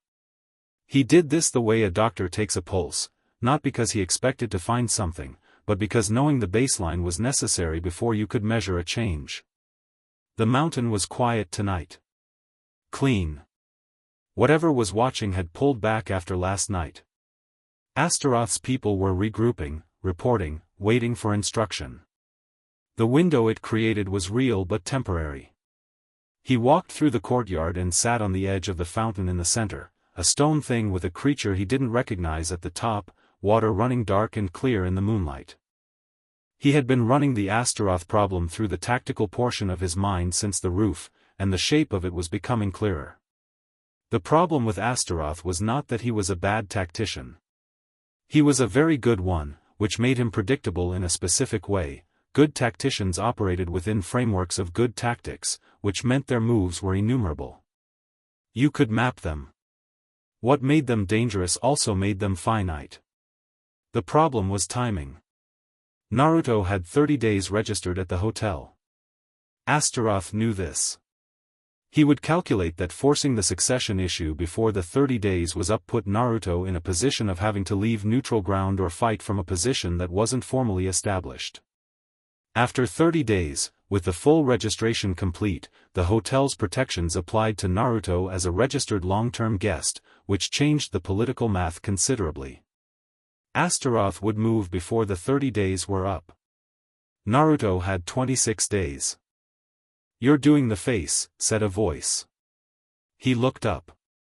Mavis had come through the main gate from the direction of the East Tower, where she went sometimes, he'd noticed, when she wanted to think. She was in the black jacket she wore over the dress when the mountain air got cold, which it did in the hours before dawn. "What face?" he said. "The one where you're looking at something that isn't there." She sat on the fountain edge beside him, leaving a foot of space, with the natural comfort of someone who had stopped needing to negotiate proximity. "You do it when you're working out a problem." "I do it that obviously." "Only to me." She pulled her knees up. "I've been watching your face for 4 days. I know your faces." He looked at her sideways. "That's either flattering or slightly unsettling." "Borrowed," she said. "You said it first." He laughed. A real laugh, which was different from his grin, shorter and more surprised and altogether more genuine. "Astaroth," he said. "I've got 26 days before he moves on the hotel directly." She was quiet.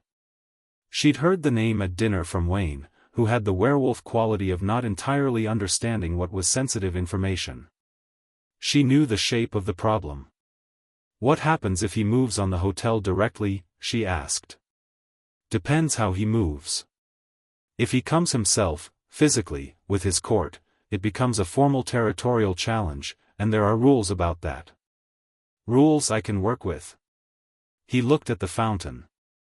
"If he sends another proxy operation, bigger than the Hunters, I deal with it the same way I dealt with last night. But if he's clever about it," he paused. "If he's clever?" He threatens the guests. Not the building.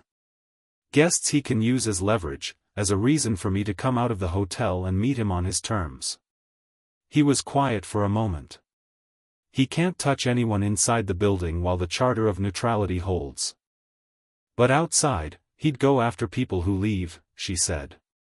People who leave, or people he could claim had some affiliation with me.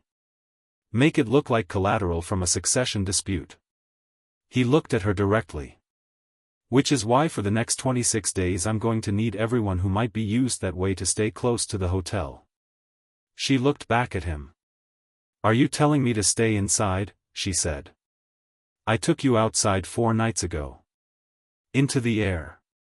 Technically you took yourself outside and I flew independently in the same vicinity. True. He paused. I'm not telling you to stay inside. I'm telling you that leaving the hotel grounds for the next few weeks has a higher risk profile than it normally would. That's information. What you do with it is your decision. She looked at him for a moment. My father would have just told me to stay in, she said. I know. That's why I'm telling you instead. She was quiet. The fountain ran. Somewhere in the hotel above them, a light was on in Dracula's tower, the faint, warm glow of someone who also wasn't sleeping. The mountain breathed around them, the forest at the base of it a dark mass in the night. Can I ask you something? Mavis said. Yeah. What was it like before? Being human. She was looking at the mountain. You had 17 years of it. What was the everyday of it?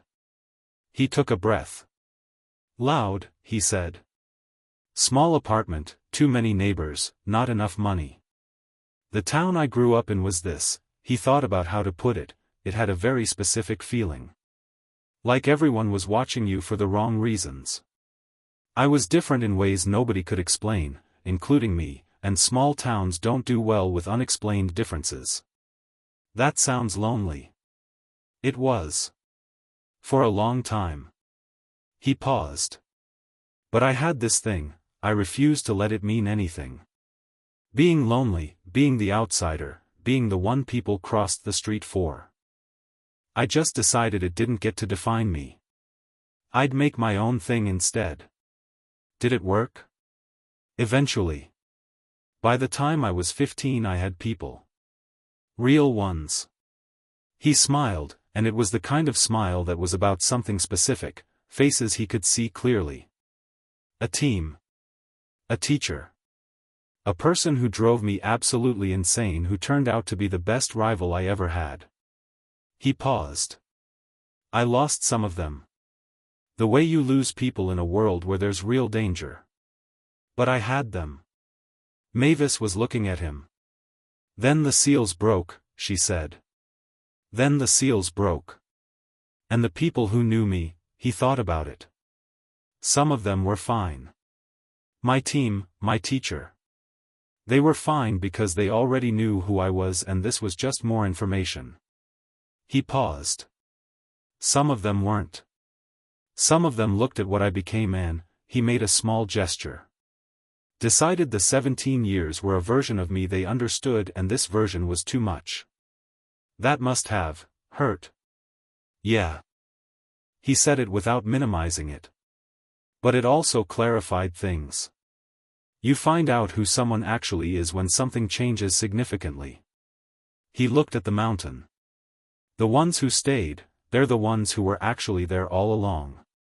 Mavis pulled her jacket tighter. Not from cold. I've never had 17 years, she said. I've had 500. But I think, she stopped. What?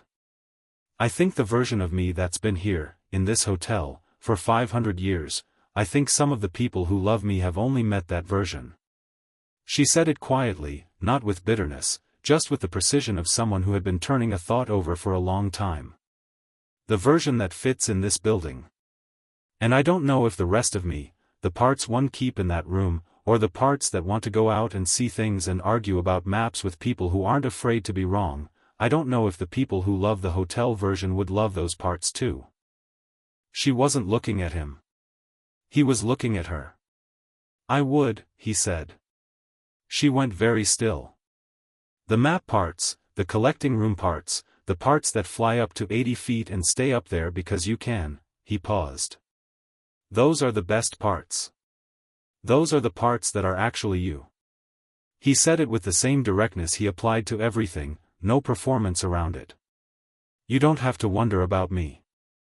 The fountain ran. She was quiet for a long time, long enough that the silence became its own kind of answer. Tell me about Kurama, she said finally. You said you were integrated now. What does that mean? The subject shift was deliberate, and he let her have it. When I was a baby, he said, the nine-tailed fox, Kurama, was sealed into me by my human parents. The human ones, not the hell bloodline. It was a sacrifice, dangerous, nearly fatal for both of us. For years we were just cohabitants. Hostile ones. He was this enormous, ancient, furious thing and I was this kid who kept trying to talk to him. You tried to talk to it. To him. And yeah. Repeatedly. He sounded faintly amused by his own younger self. He thought I was the most irritating thing he'd ever encountered. What changed? I kept being honest with him. About what I needed, what I was afraid of, what I was trying to do. Not performing strength, not trying to dominate him. Just being actual about it. He looked at his own hand. Eventually he decided that an idiot who wouldn't stop being honest was the only kind of idiot worth his time. Mavis laughed softly. And now? Now he thought about it. Part of how I think. Part of how I sense things. When I pulled my presence back in the dining room that first night, that was partly him. He knows how to move in a room without being felt. Ancient predator habit. He paused. He's still himself. Still enormous and ancient and grumpy about most things. But we're the same thing now, in a way that's hard to explain. Like two instruments playing the same note. Does he know about me? She asked. A slight pause. He has opinions, Naruto said. Good or bad opinions? He said, and I'm quoting, that you smell like someone who's been deciding to live for 500 years and hasn't gotten around to it yet. He paused. Which from Kurama is essentially a glowing endorsement. She was quiet for a moment. Then she said, that might be the most accurate thing anyone has ever said about me. The sky above the hotel's permanent overcast was doing the pre-dawn thing, not lightning, exactly, but changing texture, the black becoming a different kind of black. I should sleep, she said, without moving. Probably, he agreed. You should too. I don't sleep much. Neither do I.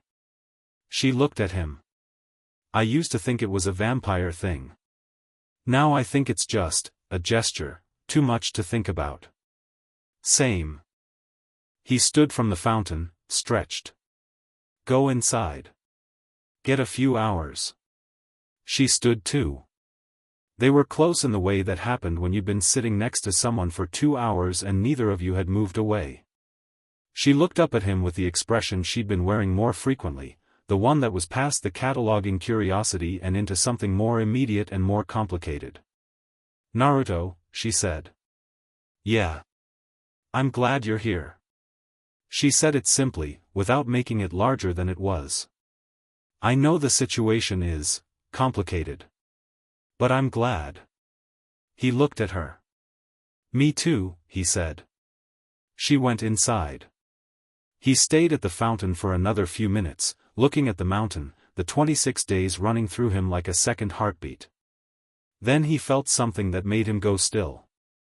Not a threat. Not an emissary. Something older than either of those, a presence in the deep south end of the forest that had the specific signature of a message, deliberately broadcast, meant to be felt rather than hidden. Astaroth, reaching across the distance. Not an attack. A communication. The message was simple, in the way that messages from very old, very powerful things are simple, they don't use words, they use impressions. This one was, I see what you're doing. I see why. It won't change the outcome. Naruto looked at the tree line for a long moment. Then he sent one back, with the casual ease of someone who had been doing this kind of long-range communication since he was old enough to understand what chakra was, now amplified by something that made chakra look like a candle. His message, come find out. He felt the south end of the forest go quiet in a specific way. Then he went inside, went up the east staircase, and went to sleep. 3 days passed in a different rhythm. The hotel recalibrated around the new information. The security team ran the upgraded ward protocols. Griffin finished not examining the dispersal units and provided a detailed technical breakdown to Dracula that was extremely useful. Wayne organized the werewolf-adjacent guests into an informal perimeter rotation that he described as a nature walk program and which was, visibly, a neighborhood watch. Murray attempted to help with the ward reinforcements and accidentally wrapped himself in his own bandages around a load-bearing column, which required 45 minutes of extraction assistance and significantly lightened the mood. Naruto moved through all of it doing what he did, present, attentive, available, but not running the show in ways that stepped on Dracula's authority. He'd been in enough command situations to know that the most effective way to support a leader on their own ground was to be a resource, not a replacement. He gave Dracula the information he needed when he needed it. He stayed out of the operational decisions that were the Count's to make. Dracula noticed this. He noticed it the way he'd been noticing everything about Naruto, with the careful, ongoing assessment of a man who had prepared for one kind of person and gotten another and was still working out what to do about the gap. The conversations about it, however, didn't happen between them directly. They happened at breakfast. Breakfast at Hotel Transylvania was technically dinner, given the schedule, and it happened at the communal tables with the assembled guests in the low, comfortable energy of a room still waking up. Dracula usually ate alone, at the head table, managing correspondence. For the last 3 days he had ended up at Naruto's table, which he was choosing to attribute to the corner window giving good light for reading documents rather than the conversation. On the third morning, their 7th day together, Dracula put down his correspondence and said, without preamble, tell me about your father. Naruto looked up from a bowl of something with significant protein. Which one? The demon one. He was quiet for a moment. I didn't know him. I know the record. He was, by all accounts, extraordinary. Tactically brilliant, powerful in ways that didn't have good measurements, completely committed to the Underworld's governance. He paused. Cold. Very cold, by most accounts. The kind of ruler who was effective because he had total clarity about what the throne required and zero conflict about giving it. And your mother? Something warmer moved through his face. The opposite. Warm, loud, enormous personality. The kind of person who could fill a room from across the building. He paused. I think she's the reason the seals held as long as they did. She put herself into them. He said it without sentiment, just accurately. Dracula was quiet. My parents, Naruto said, looking at his bowl, were also both gone when I was very young. Different circumstances. But, he looked up. I know something about building yourself without the people who were supposed to be the foundation. Dracula said nothing for a moment. It changes you, he said finally. Not always badly. No. Not always. Naruto met his eyes. Sometimes it makes you someone who knows how to build differently. Who knows that the foundation can be something you make instead of something you inherit. The table was quiet. My wife, Dracula said. It was the first time he'd brought her up directly rather than in the contextual references that framed everything about the hotel. She was the foundation. Not for the hotel. For me. A pause.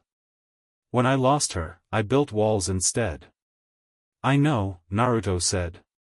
I know you know. Dracula looked at his correspondence. I am aware that what I have built around Mavis is more wall than foundation. You love her. The two things are not incompatible. No, Naruto agreed. They're not. Dracula looked at him.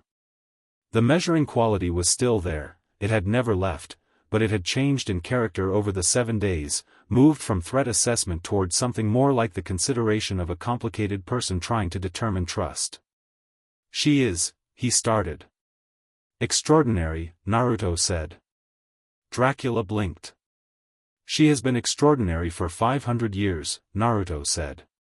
She's thoughtful and funny, and she has this collection that represents probably the most sophisticated private intellectual archive in the supernatural world, and she can fly at angles that aren't physically possible, and she argues about maps with the specific energy of someone who's right and knows it. He was looking at Dracula with the same directness he always had, but it was softer in its quality right now, more careful. I know what she means to you. I know what it costs you to even have this conversation. I'm not asking you to trust me the way you trust people you've known for centuries. I'm asking you to trust what you've seen. Dracula looked at him. What have I seen? He asked. 7 days, Naruto said. You've watched everything. You know what you've seen. A very long silence. She laughed, Dracula said, very quietly. Not to Naruto specifically. Just, said it. At the party. Yeah. The real one. Not the, yeah. The conversation ended there. Not because anything was resolved, but because some conversations arrive at a stopping point that is also, quietly, a turning point, and both parties can feel it. Dracula picked up his correspondence. Naruto finished his breakfast. The table between them didn't feel different. But something at the edges of it did. Mavis found him in the library that afternoon. He was 3 shelves deep into the accessible collection, cross-referencing something between 2 volumes that he'd laid open on the reading table, his handwriting appearing in the margins of his own notes with the loose, decisive strokes of someone thinking faster than they were writing. She looked at what he was working on. Astaroth's Regency records, she said. The publicly accessible version. He didn't look up. The Council of Shadows filed a summary when he took the throne. I'm cross-referencing it with the treaty documentation to find, he traced a line with his finger, here. This clause. She leaned over the table.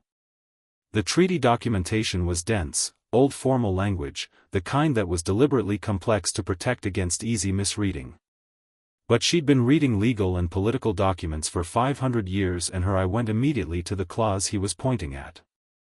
In the event that a recognized successor of the Underworld throne shall establish formal presence in a registered neutral territory, said territory shall constitute a valid site for succession witnessing under the Council's charter, and any challenge to the succession must be formally registered not less than 14 days prior to the witnessing date.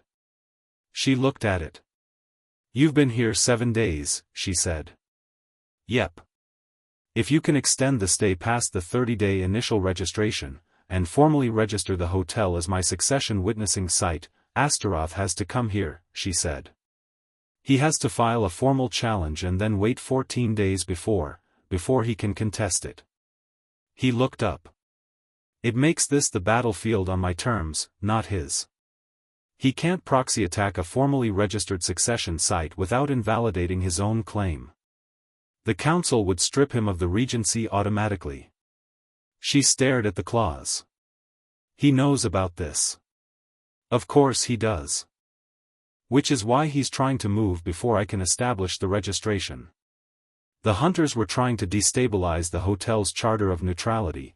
If the neutral status is compromised, the treaty protections don't apply and the succession site clause doesn't activate. He closed one of the books. If he can get the hotel's charter suspended, even temporarily, I have no legal ground to force the witnessing here. So the hotel's continued neutral status is the entire game board, he said. Yeah. She stood up from the table. She was doing the thing where she paced when she was thinking, 3 steps, turn, 3 steps back, and he watched her do it with the attention of someone who found the process itself interesting. "He's not going to send more hunters," she said. "No. If another proxy attack is what triggers the charter suspension review, then he needs a different approach." She stopped pacing. "He needs to make it look like the charter was violated from the inside." Naruto looked at her. "He needs someone inside the hotel," she said, "to do something that constitutes a charter breach." They looked at each other. "The intelligence breach," Naruto said. "The outer defense route. You said only 3 places have that documentation. The hotel archive, the council records, and the Underworld succession registry." She was already moving toward the library's back shelves, pulling out an index volume. But the hotel archive copy, she found the page, was last accessed. Her finger moved down the entries, 6 months ago. "For a routine security review." She looked up. "6 months ago we didn't know you were coming. So someone accessed the archive 6 months ago in preparation for my arrival," he said, "which means they knew 6 months ago that my registration was going to be filed." "The treaty registration was submitted 6 weeks ago," she said. "You said it yourself. Through the Council of Shadows." He stood. "Which means someone at the council told Astaroth my registration was coming before it was filed. Before the formal process started." He looked at the index volume in her hands. "Who did the routine review 6 months ago?" She looked at the access log. Her face changed. Not dramatically, she was 500 years old and she didn't do dramatic in her expressions, but something went careful and still in it. "Who?" he said. She looked up. The access log shows it was part of a standard annual review. She paused. "Authorized by my father." The library was very quiet. "That doesn't mean your father," he started. "I know," she said immediately. "It means someone used his authorization. Either by forgery or," she stopped. "Or someone he trusted had access to his credentials," Naruto said. She set the index volume down. Her hands were steady. "Someone on the inside," she said. "Close enough to Dad to access his authorization level. Someone who's been here long enough to have that kind of access and trust." He looked at the table. "Not your father. But someone close to him." Mavis was quiet. The library surrounded them, all those shelves, all that accumulated knowledge, the hotel's 500 years of records and history and the names of everyone who had ever passed through here. She looked at the access log again. "The annual review covered 12 documents," she said. "I'll go through every other access on this log for the last year and see what else was pulled under Dad's authorization." She was already writing it down, the focused efficiency of someone who had decided on a task and was beginning it. "If it's a pattern, we'll see it." "Don't tell Dracula yet," Naruto said. She looked at him. "I'm not trying to hide it from him," he said. "I'm trying to get you more information before we do. If there's a leak close to him, telling him we suspect a leak before we know who it is puts him in a position where he's looking at everyone near him with suspicion. That's not good for him and it's not good for the hotel." He paused. "When we know who, then we tell him everything." She nodded slowly. 23 days, she said. 23 days, he agreed. She looked at him across the library table, the notes, the open books, the access log, the architecture of a problem they'd built together in the space of 40 minutes. She looked at all of it and then at him specifically, and the expression on her face was one that didn't have a simple name. "You know," she said, "for someone who just arrived a week ago, you've become fairly essential to the functioning of this hotel." "The hotel was functioning before I got here," he said. "Different kind of functioning," she said. He looked at her for a moment. The late afternoon, which was early morning, library light was doing something to the quality of the room, the lamp throwing gold against the dark spines of the shelves, the warmth of it enclosing the table in a smaller, more specific space. He reached over to the access log, turned it back toward her, and pointed at a different entry. "While you're going through this," he said, "look at this entry from 3 months ago. Different document, but similar authorization pattern." He paused. "I noticed it when you were looking at the 6-month entry. I didn't want to say it before you saw the first one." She looked at the entry. "You were reading upside down," she said. "I read upside down. Habit from team briefings." "Of course you do." She looked at the entry. Her jaw tightened slightly. "Same authorization pattern, different document, 3 months prior." "That's a targeting pattern," she said quietly. "Yeah. They've been building a file." She straightened. "Not just pulling security documentation. They've been pulling the hotel's charter registration documents. The succession witnessing clause documentation." She looked at him. "They knew about the clause before you did. They've known about it since before I registered. Astaroth has been preparing to challenge it," she said. "Legally. He's not just trying to attack the hotel. He's building a legal argument that the succession witnessing clause doesn't apply." She paused. "He's going to argue the hotel's charter is invalid." Naruto was quiet. "On what grounds?" he said.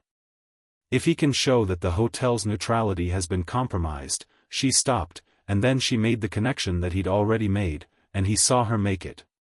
"He manufactured the compromise. The access log.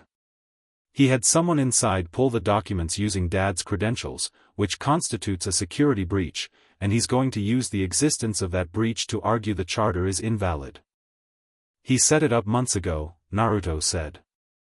"The hunters last week weren't the primary move. They were the provocation. The thing designed to make us look at the wrong hand." He looked at the table. "The primary move is the charter invalidation." The library was very quiet. Mavis looked at the access log.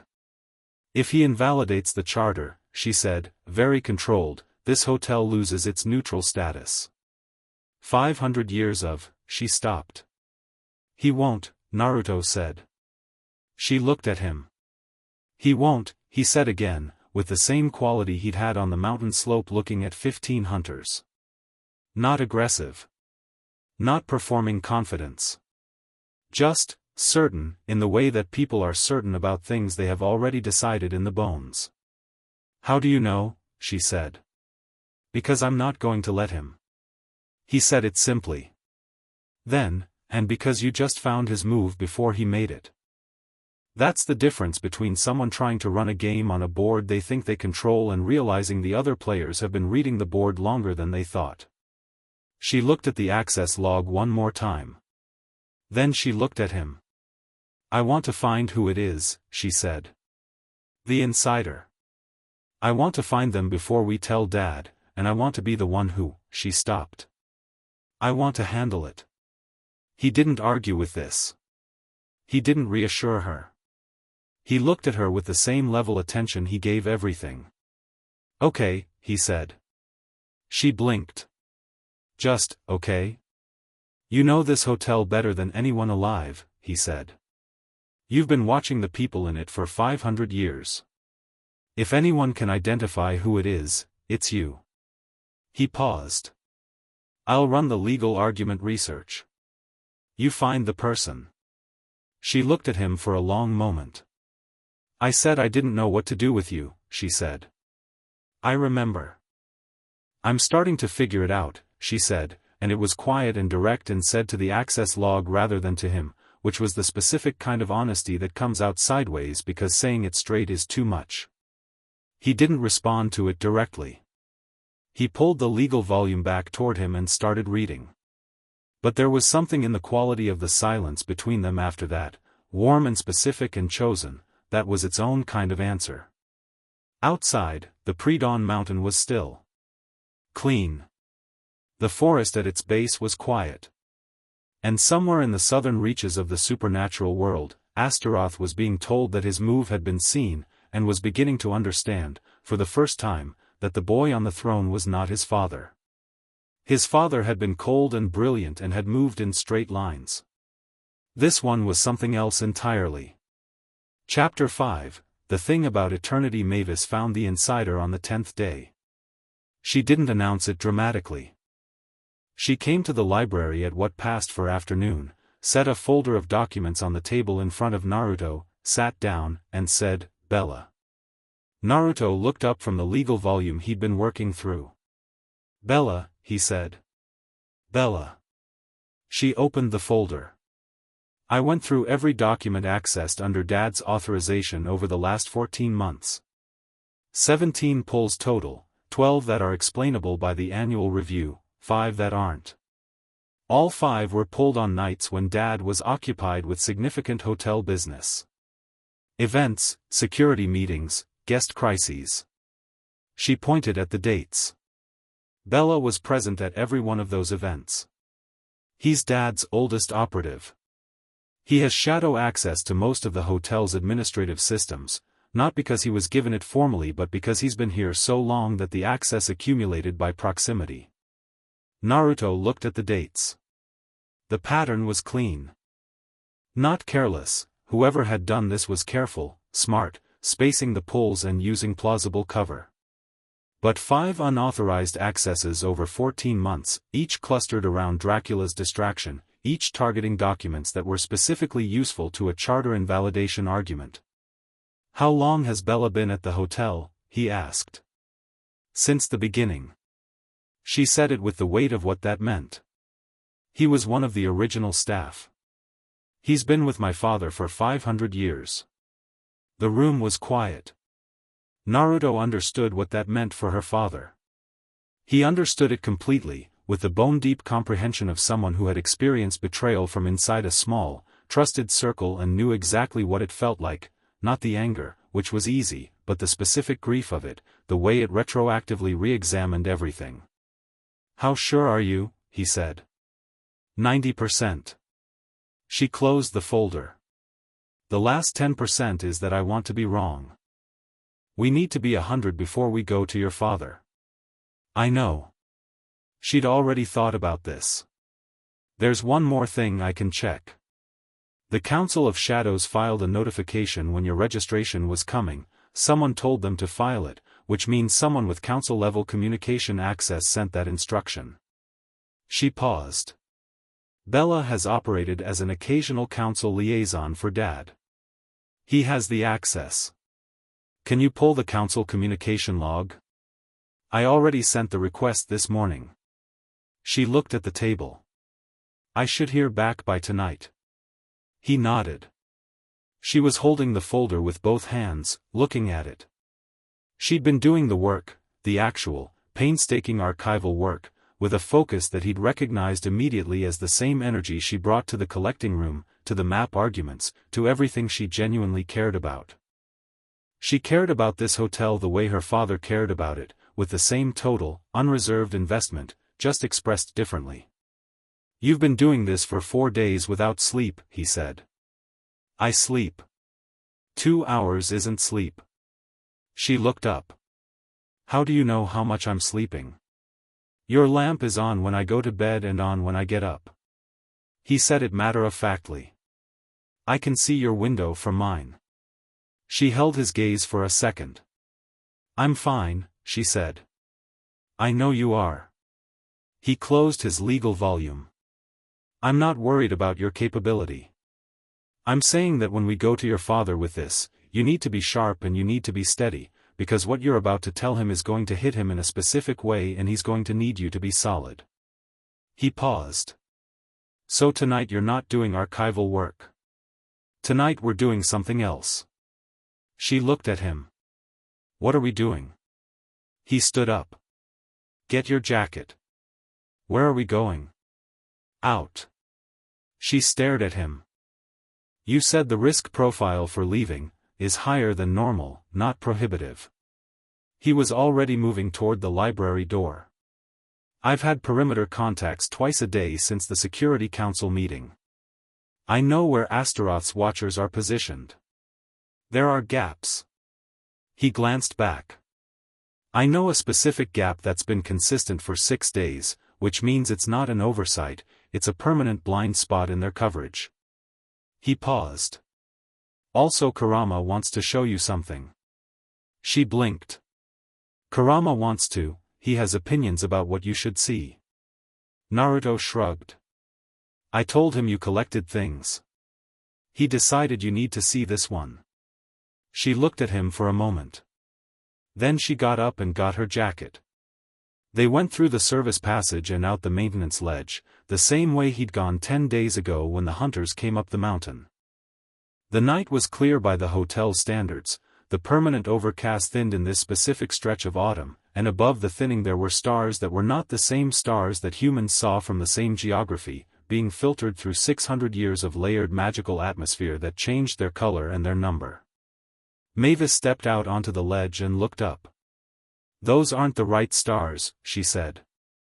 They're the real ones, he said. The ones humans see are the ones that make it through the hotel's atmospheric interference. These are what's actually up there. She looked at them.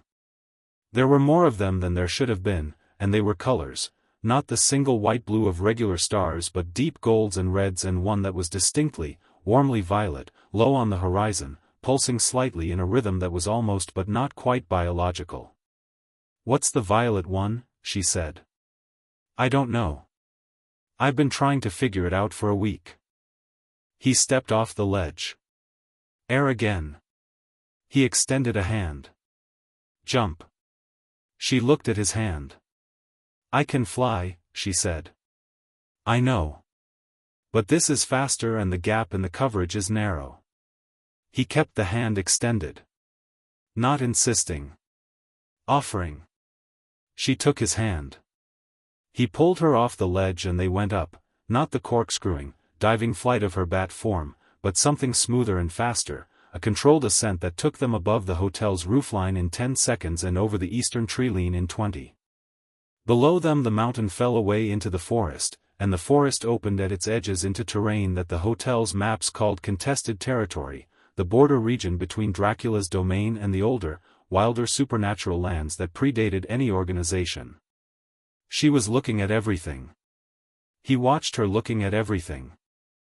She still had his hand, not because she needed the support, she was perfectly capable of managing altitude on her own, but neither of them had done anything about it, and so they were flying over a supernatural mountain range at 2 in the morning holding hands, which he filed as a notable development. Where are we going? She asked. East Ridge. 20 minutes at this speed. What's at the East Ridge? A thing Kurama found 2 days ago when I was running the perimeter. She looked at the terrain below, drinking it in with the specific thirsty attention of someone who had been inside for 500 years and found every outside thing extraordinary. A river ran below them, dark water catching starlight, and it was wrong in the way that things in this region were wrong, too bright, moving slightly against the terrain's slope, definitely not water in any conventional sense. The Silver River, she said. I've read about it. I didn't know it was this close. Half-mile south of the hotel's boundary. Your father knows it's there, it's on the estate maps. I've never seen it. I know. He adjusted their bearing slightly. There's more. The East Ridge appeared after 15 minutes, a spine of black rock jutting from the mountainside at a 45-degree angle, high enough to clear the permanent overcast entirely. He brought them down onto the ridge's flat top, which was wide enough to stand on comfortably, and the overcast was below them and the sky was above and the stars were out in their full, unfiltered number. Mavis stood on the ridge and looked up and went completely still. The sky from above the overcast was different in a way that wasn't just quantitative. More stars, yes, but also the texture of the dark between them was different, less empty, more present, like the dark was made of something rather than the absence of something. The violet star was brighter from up here. The gold ones moved, very slightly, in patterns that suggested intention rather than orbital mechanics. This is, she started. Wait, he said. She waited. For 30 seconds, nothing. Then Kurama moved. It wasn't visible in the conventional sense. Kurama didn't manifest externally unless Naruto was deep in combat, and this wasn't combat. But the air around Naruto changed in a way that was warmth and electricity and something older than both, and from his shadow, the shadow cast by the starlight on the black rock, something vast and orange-red moved, not breaking the surface but pressing against it, the way a hand presses against glass. And then the foxfire came. It came from the shadow and spread across the ridge without heat or menace, small flames, the color of autumn leaves and deep embers, floating upward with the unhurried drift of things that had no particular destination and no need for one. Dozens of them. Then hundreds. Rising from the rock surface and from the air itself, surrounding both of them on the ridge, hovering at every height between knee level and 30 feet up. Mavis turned in place. Every direction was fire that didn't burn. The specific quality of foxfire was that it was entirely, fundamentally benign unless Naruto intended otherwise, which he didn't, which Kurama was making loudly implicit through the gentle, enormous patience of the display. Not a demonstration of power. Something closer to an introduction. She reached out and put her hand through one of the flames. It passed through her palm, leaving nothing behind. No heat, no mark. Just the sensation of something warm and alive briefly sharing space with her. She turned to Naruto. He was standing at the edge of the ridge, hands in his pockets, watching her, and the foxfire was thick around him, more of it, orbiting him like a personal atmosphere, mixing with the normal orange gold of his own presence until the two were indistinguishable. Kurama likes you, he said. How can you tell? He doesn't do this for people he doesn't like. He looked at the fire around them. He's been wanting to meet you properly since the birthday party. He thinks introductions should be felt, not stated. She looked at the fire. What does he think of me? She said. He says, Naruto paused, the slight internal quality of someone receiving something directly, you're patient in the way mountains are patient. Which means you can wait a very long time, but when you move the landscape. She was quiet. The foxfire moved around them. Above the black ridge, under the real stars, with the silver river visible in the valley below and the hotel's permanent overcast beneath their feet. I want to tell you something, she said. Okay. I've been thinking about what you said. At the fountain. About being there. She looked at the fire rather than at him. I know we've known each other 10 days. 11, he said. She looked at him. I count, he said. Habit. Something in her expression shifted, the careful quality giving way to something that was more open and more honest and more like the person in the collecting room, or the person flying to 80 feet on her own birthday just because she could. 11 days, she said. And I know what I know about you, and I don't know everything yet, and I know the situation is, she gestured vaguely at the approximate direction of the entire Astaroth problem. Complicated, he supplied. Complicated. And I know my father is, working on it. Working on it. She met his eyes. And I know I said don't make me like you too quickly. He was quiet, waiting. I lied, she said. He looked at her for a moment, standing on the ridge with foxfire drifting around her and the stars above her, and her expression stripped of the careful management she applied to public moments. I know, he said. You knew I lied. Since you said it. She shook her head. You're impossible. I've been told. Who told you? You, several times. Also a nine-tailed fox.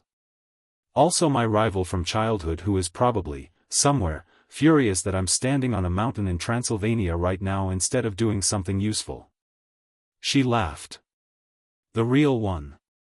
It scattered foxfire. He stepped toward her. Not rushing it. The same way he did everything, unhurried, direct, present. Mavis, he said. Yeah. I've known what this was since the birthday party. He said it with the complete, uncomplicated honesty that was either his most endearing or most disarming quality depending on context. I wasn't going to say it before you said it because I thought you needed time to get there on your own. He paused. You've had 500 years of people making decisions about your timeline. I wasn't going to be one of them. She looked at him. The foxfire was doing something around the two of them that it wasn't doing elsewhere on the ridge, drawing slightly closer, hovering at shoulder height, the orbit tightening in the way of something that was, in its own vast and ancient way, paying attention. She closed the distance herself. She was the one who stepped forward. She was the one who reached up. She was the one who kissed him, because that was who she was, someone who, once she decided to do something, did not negotiate with herself about it. 5 centuries had taught her at least that much. He kissed her back with the same quality he brought to everything, fully present, no reservation, the specific warmth of someone who gave things completely when they gave them. The foxfire went everywhere. It spiraled up from the ridge in a column that was visible from the hotel, from the forest, from the southern watching positions where Astaroth's scouts were stationed. Not aggressive. Not threatening. Just, radiant, in the literal sense, filling the sky above the ridge like a second aurora, orange and gold and deep red, Kurama expressing something that didn't have language but didn't need it. They stayed on the ridge for a long time after that, sitting at the edge with their feet hanging over the overcast, the stars above them, talking the way people talk when something that was building has finally arrived and the pressure of its building is gone and what's left is just, easy. Real. She told him about the 300 years she'd spent watching the world through the hotel's windows, collecting pieces of it through traders and travelers and the stories of guests. He told her about the years in the human world when he'd been convinced that being different was something he needed to fix about himself. She talked about her mother, not the tragedy of it but the texture of her, the details she'd held onto, the way Dracula couldn't say certain words without his voice changing. He talked about the team. About Sasuke, who drove him insane and was also the most important rival he'd ever had. About Sakura's terrifying precision and Kakashi's infuriating timing. About what it had meant to have a group of people who knew him as a person first and a problem second. You miss them, she said. Some of them. He was quiet. The ones I left behind when the seals broke, I had to leave. You can't be what I became and stay in a human world that isn't ready for it. It would have endangered them. He paused. But yeah. I miss them. She was quiet. You're building a new one, she said. He looked at her. A group, she said. You've been doing it since you got here. Wayne and Griffin and Murray, you've made them yours in a week. She paused. My father. Your father's more complicated. He's coming around. I know. He's a careful person. I respect that. She looked at her feet dangling above the overcast. And me? He looked at her. You're not part of the group, he said. She looked at him quickly. You're the reason I want one here, he said. That's different. She was quiet for a moment. Then, because she was Mavis and she didn't do things by halves, are you going to take the throne? The question landed cleanly. He'd been expecting it, not in terms of timing, but in terms of her asking it at all, because she was someone who asked real questions. Yeah, he said. When? After Astaroth's challenge is resolved. After the succession witnessing here. He looked at the stars. It has to be done properly or the court won't accept it and there'll be conflict for decades. So I do it right. He paused. The throne doesn't change who I am. I decided that 8 months ago and I haven't had a reason to reconsider it. A throne changes everyone, she said. It has changed every version of me that existed before. He said it with the careful precision of someone who had thought about this specifically. The outsider kid, the shinobi, the hell prince, every time I became a new thing, the new thing had more power. And every time, people around me expected that to change me. He paused. I didn't change. I expanded. He looked at her. I'm still the person who played fetch with the wolf pups. I'm also the person who stood on nothing in front of 15 hunters. Both things are true. She believed him. She believed him not because she was naive about power and what it did to people. 500 years had given her an extensive catalogue of what power did to people, but because she had been watching him for 11 days in the specific way she watched everything, and what she saw was consistent in a way that wasn't performed. Performance cracked under pressure. She'd watched him under pressure 3 times now and the consistency held. I want to see it, she said. The Underworld. After this is resolved. Yeah. I've read about it. I have 3 books on it in the collection and 2 artifact samples from traders. She paused. I want to see the actual thing. He looked at her with the expression that was past the grin, the specific, smaller, more genuine thing. I'll show you all of it. Even the bureaucratic parts. Especially the bureaucratic parts.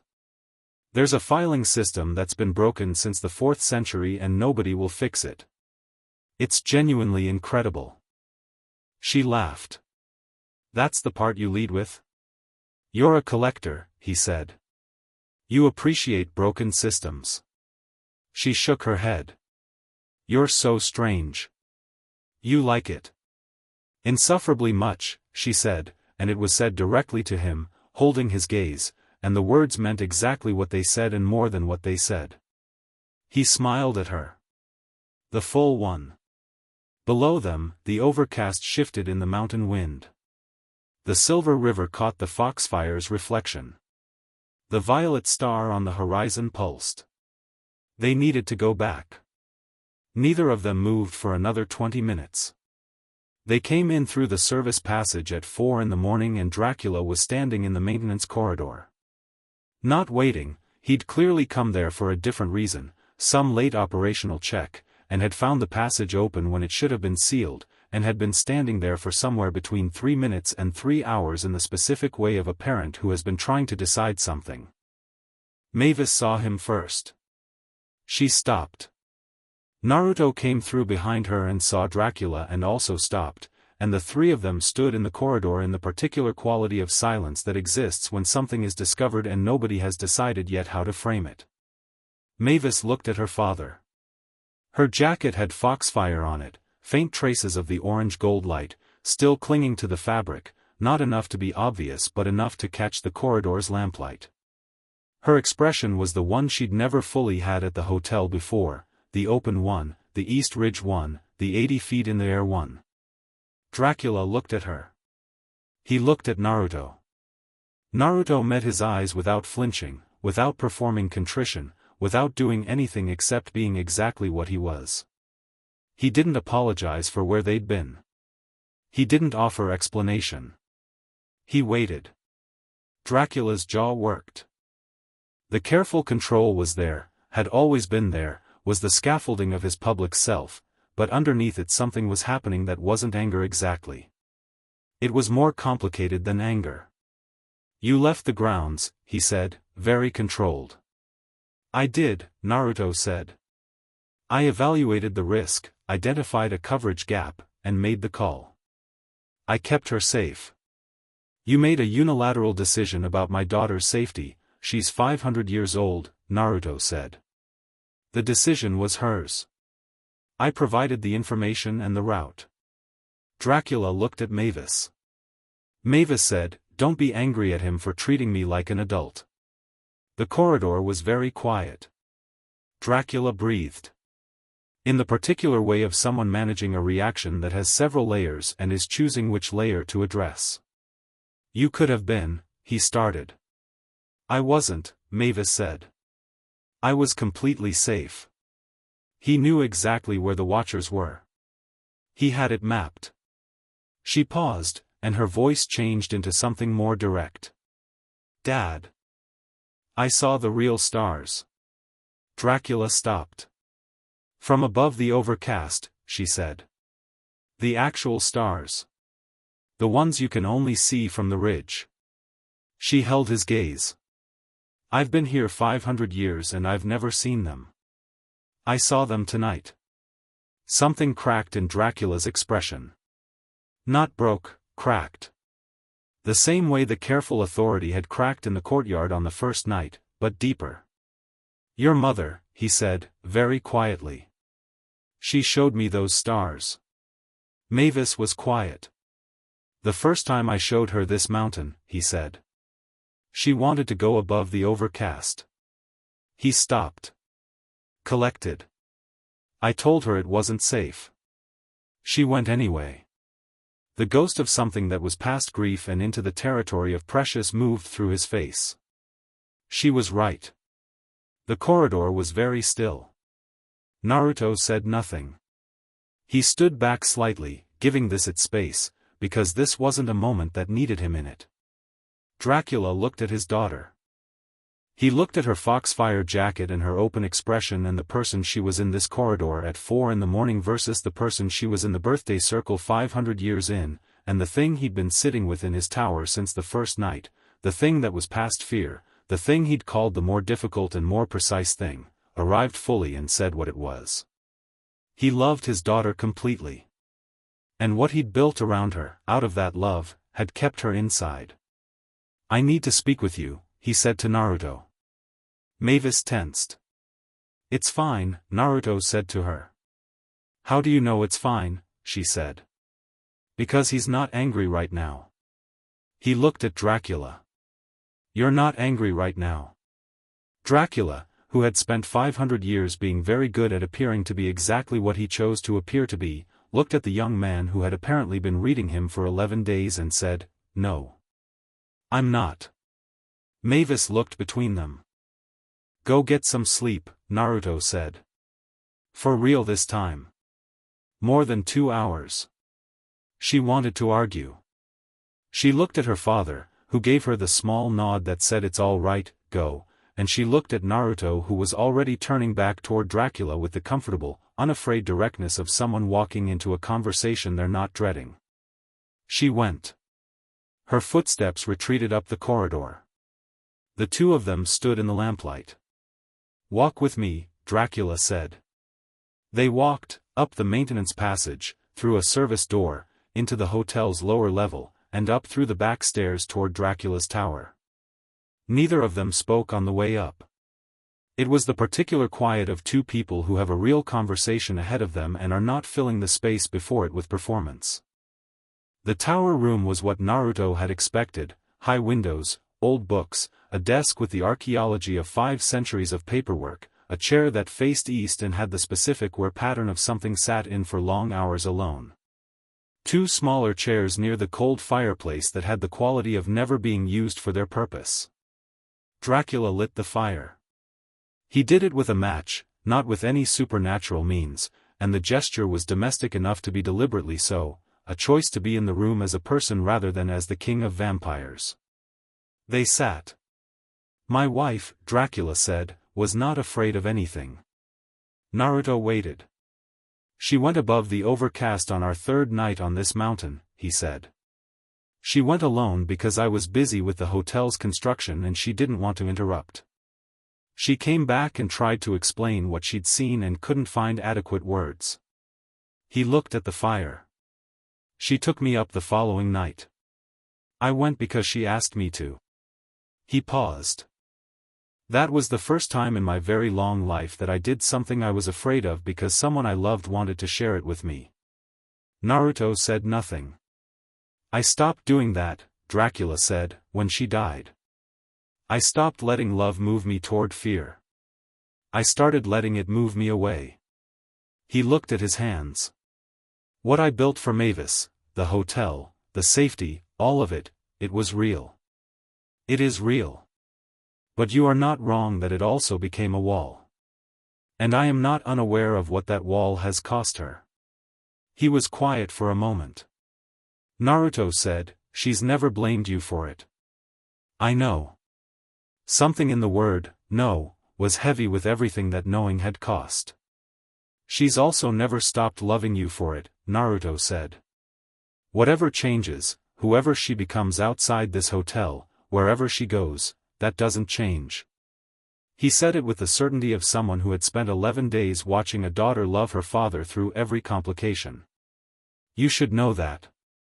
Dracula looked at him. You love her, he said. It was not a question. Yes, Naruto said. He said it with the same uncomplicated directness he applied to everything. Not performing it. Not hedging it. Just, yes. Dracula looked at the fire for a long time. She is 500 years old, he said. Yes. She is more than capable, yes. And you are, he searched for the word. You are not what I would have imagined for her. Which is perhaps the point. He paused. You are also not what I feared for her. And that is, he stopped. That is more difficult to manage than the fear would have been. Naruto looked at him. Because fear has a procedure, Naruto said quietly. You know what to do with something that frightens you. You protect against it. You build walls. You have protocols. He paused. When the thing isn't a threat, you don't have a protocol. Dracula was quiet. You have to make one, Naruto said. From scratch. And it's going to feel less certain than the old one because the old one was built on 500 years of practice. He looked at the fire. I'm not asking you to be comfortable with this immediately. I'm asking you to let it be real. Whatever it becomes, let it be real. The fire crackled. Dracula was quiet for a very long time. She has foxfire on her jacket, he said finally. Kurama introduced himself, Naruto said. The fox. Yeah. He approved, Dracula said. Enthusiastically. Another silence. The security situation, Dracula said, shifting ground with the deliberateness of someone who has reached the edge of how much honest territory they can manage in one night. Mavis found the leak, Naruto said. Dracula went very still. Bella, Naruto said. The fire was very loud in the silence that followed. Dracula did not move for almost 30 seconds. His face did not change in any dramatic way. What changed was something underneath the face, some deep, old thing settling with the specific weight of a betrayal that was also a loss, the two tangled together in the way they always were. You're certain, he said. Mavis is 90%. She's waiting on the council communication log to confirm. She'll have it tomorrow. Bella has been with me, since the beginning. I know. Naruto said it quietly. Astaroth had 500 years to find the right person. Someone close enough, old enough, trusted enough to have access without raising questions. He paused. The betrayal doesn't mean the 500 years were false. It means Astaroth is very patient and very good at identifying a person's, he thought about the word, a person's unspoken need. Dracula looked at him. Bella has always believed, Dracula said slowly, that the underworld's instability affected the entire supernatural world. That without a strong, ordered throne, the factions fractured. He paused. He told me this many times. I thought it was, he stopped. Loyalty to the broader community, Naruto said. Yes. Astaroth believes exactly that, Naruto said. He's not wrong about the problem. He's wrong about the solution. He looked at the fire. Bella chose him because they want the same thing. A stable underworld. They just both decided the right person to provide that stability wasn't me. Because you're too warm, Naruto said. Astaroth thinks warmth is instability. He thinks a ruler who genuinely cares about people is a ruler who will compromise when compromise is weakness. He paused. He's built an entire political philosophy on it. He's not a cartoon villain. He's a person who looked at the history of the underworld and made a real argument. Dracula looked at him. He's wrong, Naruto said. But he's not stupid. And the coming challenge is going to be built on that argument, made as compellingly as 500 years of preparation can make it. He met Dracula's eyes. "Which is why I need this hotel, and your testimony as a witness, and the succession to happen here. Because the counter-argument I'm going to make isn't a legal one." "What is it?" 11 days, Naruto said. "Watch what I do with 11 days. Watch what happens to the people in a space when I'm in it. That's the argument." He paused. "The underworld doesn't need a cold throne. It needs a real one." Dracula looked at him for a long time. Then he looked at the fire. "We will address Bella tomorrow," he said. "After Mavis confirms." "Together," Naruto said. Dracula glanced at him. "He's been here 500 years, Naruto said. He deserves to be addressed by the people who mattered in his life. Not by me alone." He paused. "And your daughter should be there. She did the work." Dracula was quiet. "Yes," he said. "She did." Naruto stood. He stretched, rolled his shoulders, the physical unself-consciousness of someone who had been in a chair for longer than was comfortable and wasn't going to pretend otherwise. "Get some sleep," he said, and it was a direct echo of what he'd said to Mavis an hour ago, with the same quality of genuine care. Dracula looked up at him with the expression of someone who had been given advice by a 19-year-old for the second time tonight and was, against all historical precedent and personal inclination, not insulted by it. "You are," he said carefully, "not what I expected. You said that on the first night. I'm still saying it. How's your answer evolving?" Dracula was quiet for a moment. "I expected a threat," he said. "I received," he looked for the word. "Something considerably more complicated." He paused. "And considerably more," another pause. "Adequate." From Dracula, at this point in this relationship, Naruto understood exactly what that word was carrying. "Thank you," he said, and meant it specifically. He went to the door. "Naruto," Dracula said. He looked back. "The stars," Dracula said. She looked happy. "She was," Naruto said. "She is." He left.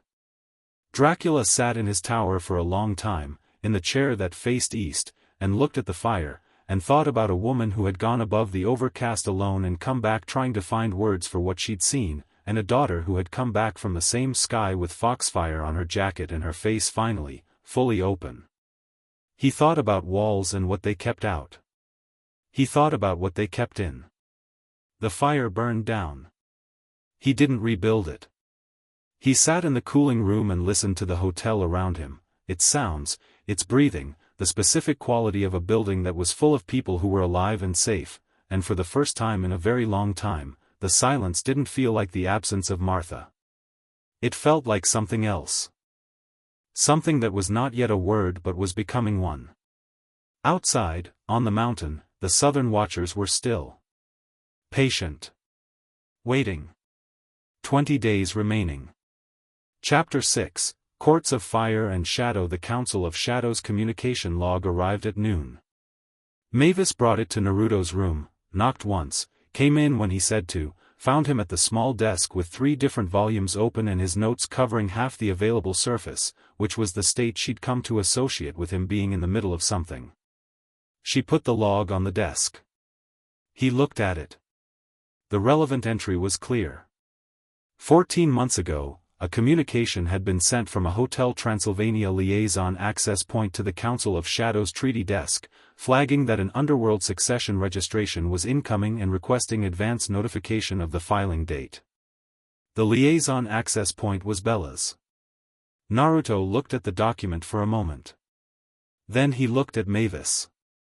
She was holding herself very still, the specific stillness of someone who wanted the answer to be different and had known for 4 days that it wasn't going to be.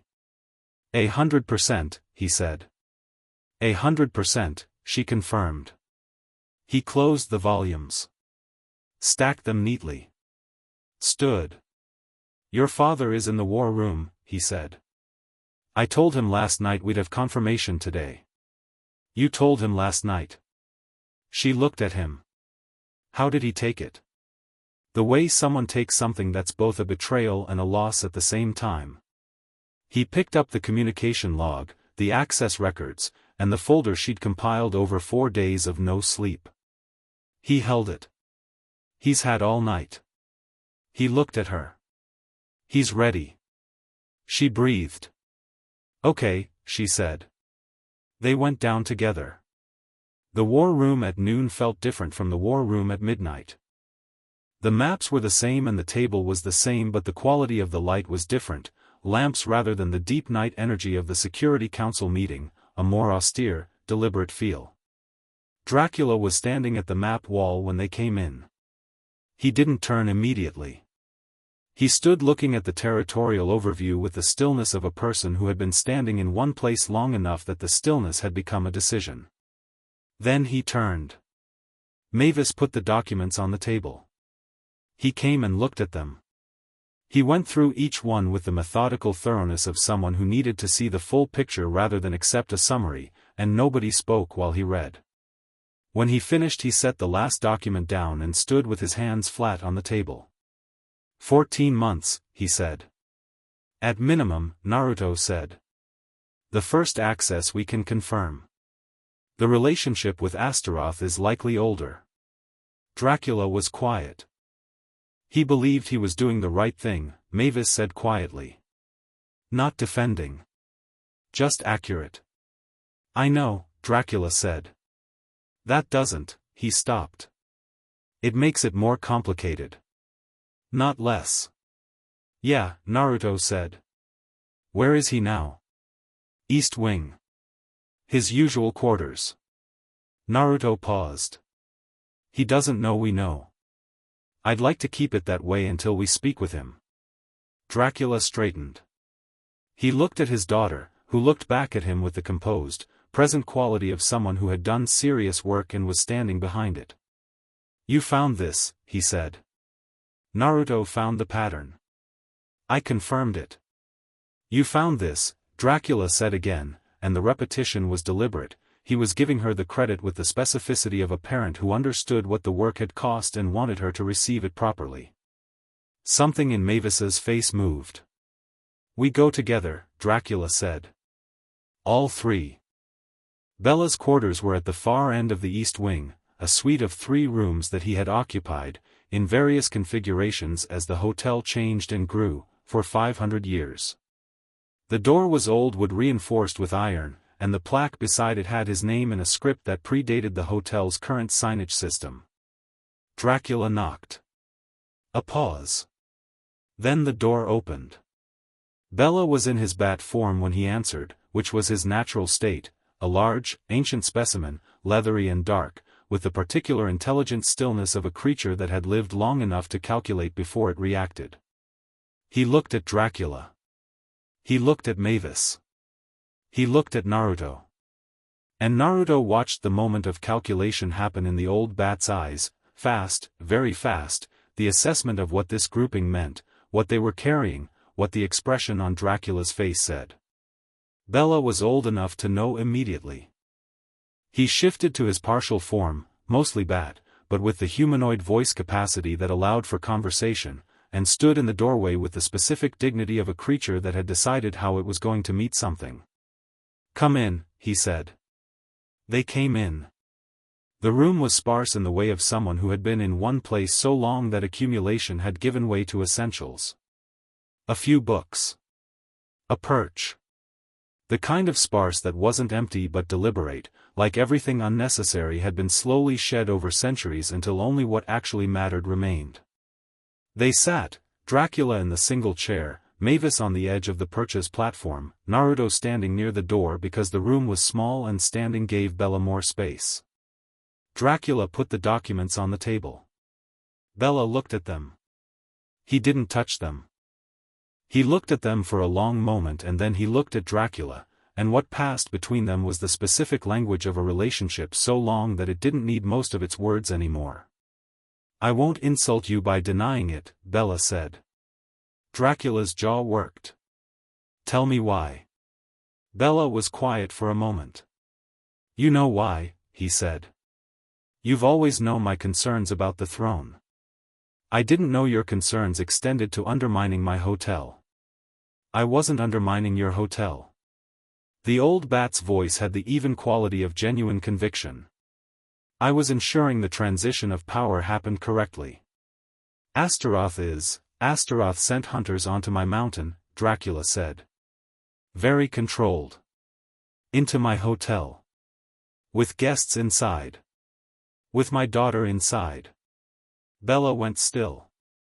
He told me it would be a clean operation, he said. No guests. A perimeter, there were guests, Naruto said, from the door. Families. Children. You gave someone intelligence about this building and trusted them to use it carefully. He said it without heat. Just the facts, laid down one after another. That trust was misplaced. Bella looked at him. It was the first time the old bat had looked at him directly, really looked, without the peripheral wariness that had characterized every interaction since the first night. Naruto held the gaze steadily, no aggression, no performance. You're not what he said you'd be, Bella said. What did he say? That you'd be reckless. Young. Powerful but unformed.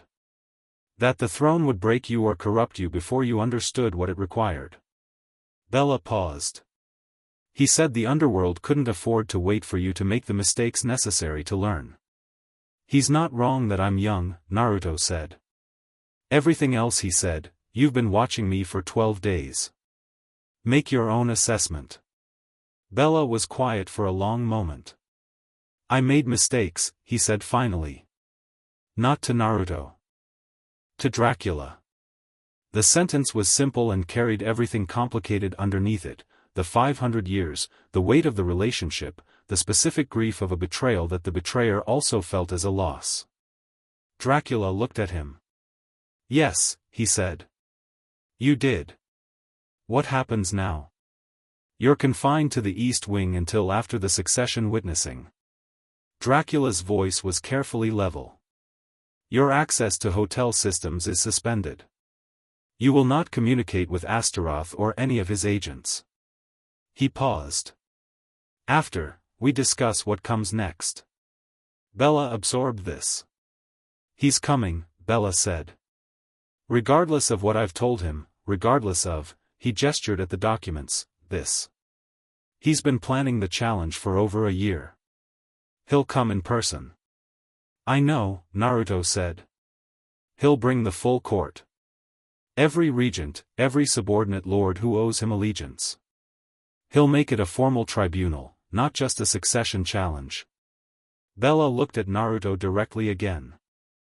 He wants to strip the witnessing clause. He has documentation, forged, but convincing, that the hotel's neutrality was compromised from the inside. His own documentation, Mavis said. That he created by using you. Yes. Bella looked at her. Something in his expression, past the dignity of how he'd met this, into something rawer, said what the 500 years between them meant to him even now. I'm sorry, Mavis. She looked at him. You endangered this hotel, she said. You endangered the people in it. You endangered my father. She paused. I grew up with you. I know. I know you believe in what you were doing. She held his gaze. I know it felt like the right thing. That makes it, she stopped. It doesn't make it smaller. It just makes it harder. Bella looked at her.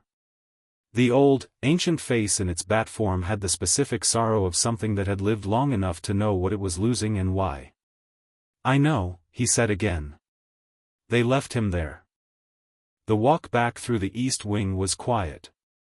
Dracula moved with the contained, forward energy of someone processing something privately and not ready to surface it. Mavis walked beside him. Naruto came slightly behind, giving them the space that was theirs. At the wing's junction with the main corridor, Dracula stopped. He stood for a moment. He'll come within the week, he said. Based on what Bella just told us, his documentation is ready, his case is built, and he knows we're aware of the intelligence breach. The window for the charter invalidation argument closes the moment we formally register the witnessing clause. He'll move before we can. How long to formally register the witnessing clause? Naruto asked. 3 days minimum.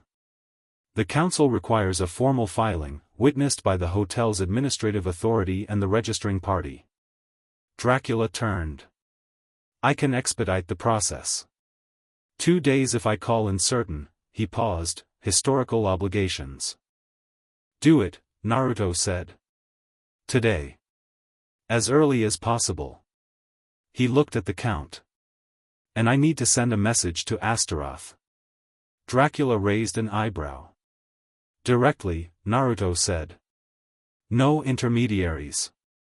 I want him to know that Bella is confined, that we have the documentation, and that the witnessing clause registration is in process. He paused. I want him to come on our timeline, not his.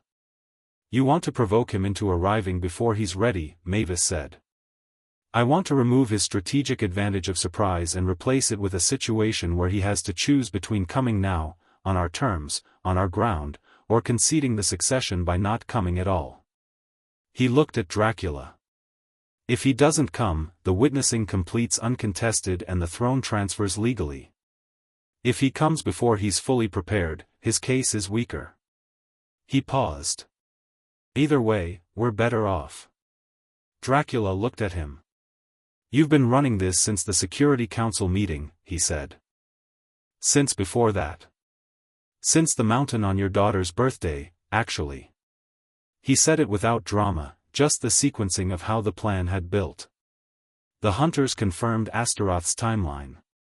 The charter research confirmed his legal strategy. Bella confirms his readiness level.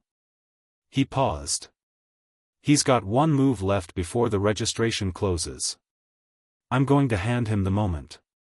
Dracula was quiet for a moment. Then, very deliberately, what do you need from me? It was a real question, asked directly, with the full weight of what it meant, not what do you require from the hotel's resources but what do you need from me, specifically, as a person who is choosing to be in this with you. Naruto recognized the difference.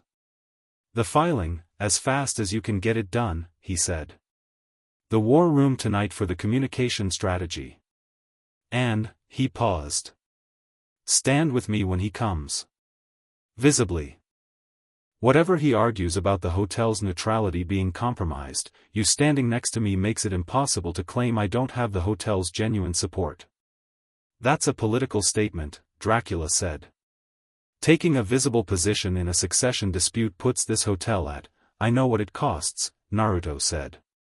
I'm asking anyway. Dracula looked at him. Yes, he said. The message went out that evening, carried through the supernatural communication channels that operated between domains the way telegraph lines operated between cities, fast, directional, impossible to intercept without the encoding key. Naruto wrote it himself, in the old Underworld court language that he'd been studying since the seals broke, and he wrote it with the precise courtesy of formal address and the complete absence of the deference that Astaroth would have expected. The message said, in essence, I know what you've done. I know your strategy. The witnessing clause registration is in process and will be complete in 2 days. If you wish to contest the succession, come to Hotel Transylvania. Come formally. Come ready. I will be here. It was signed not with his formal title, not Crown Prince, not the Uzumaki succession designation, but with his name. Naruto. Wayne, who had been told the full situation in the war room that night, read the draft over Naruto's shoulder and said, Is that going to make him angrier? Yes, Naruto said. Is that the point? The point is to make his next move legible. Angry people move faster than careful ones, and Astaroth has been careful for a very long time. He sealed the message. I want to see how he moves when he's angry. What if he moves with the entire court? Murray asked, from the corner where he'd been anxiously wrapping and unwrapping his fingers. Then the entire court comes to Hotel Transylvania, Naruto said. Which is neutral ground. Which means the court's presence here doesn't constitute a military action, it constitutes a legal proceeding. Which is exactly the kind of proceeding I want. Murray thought about this.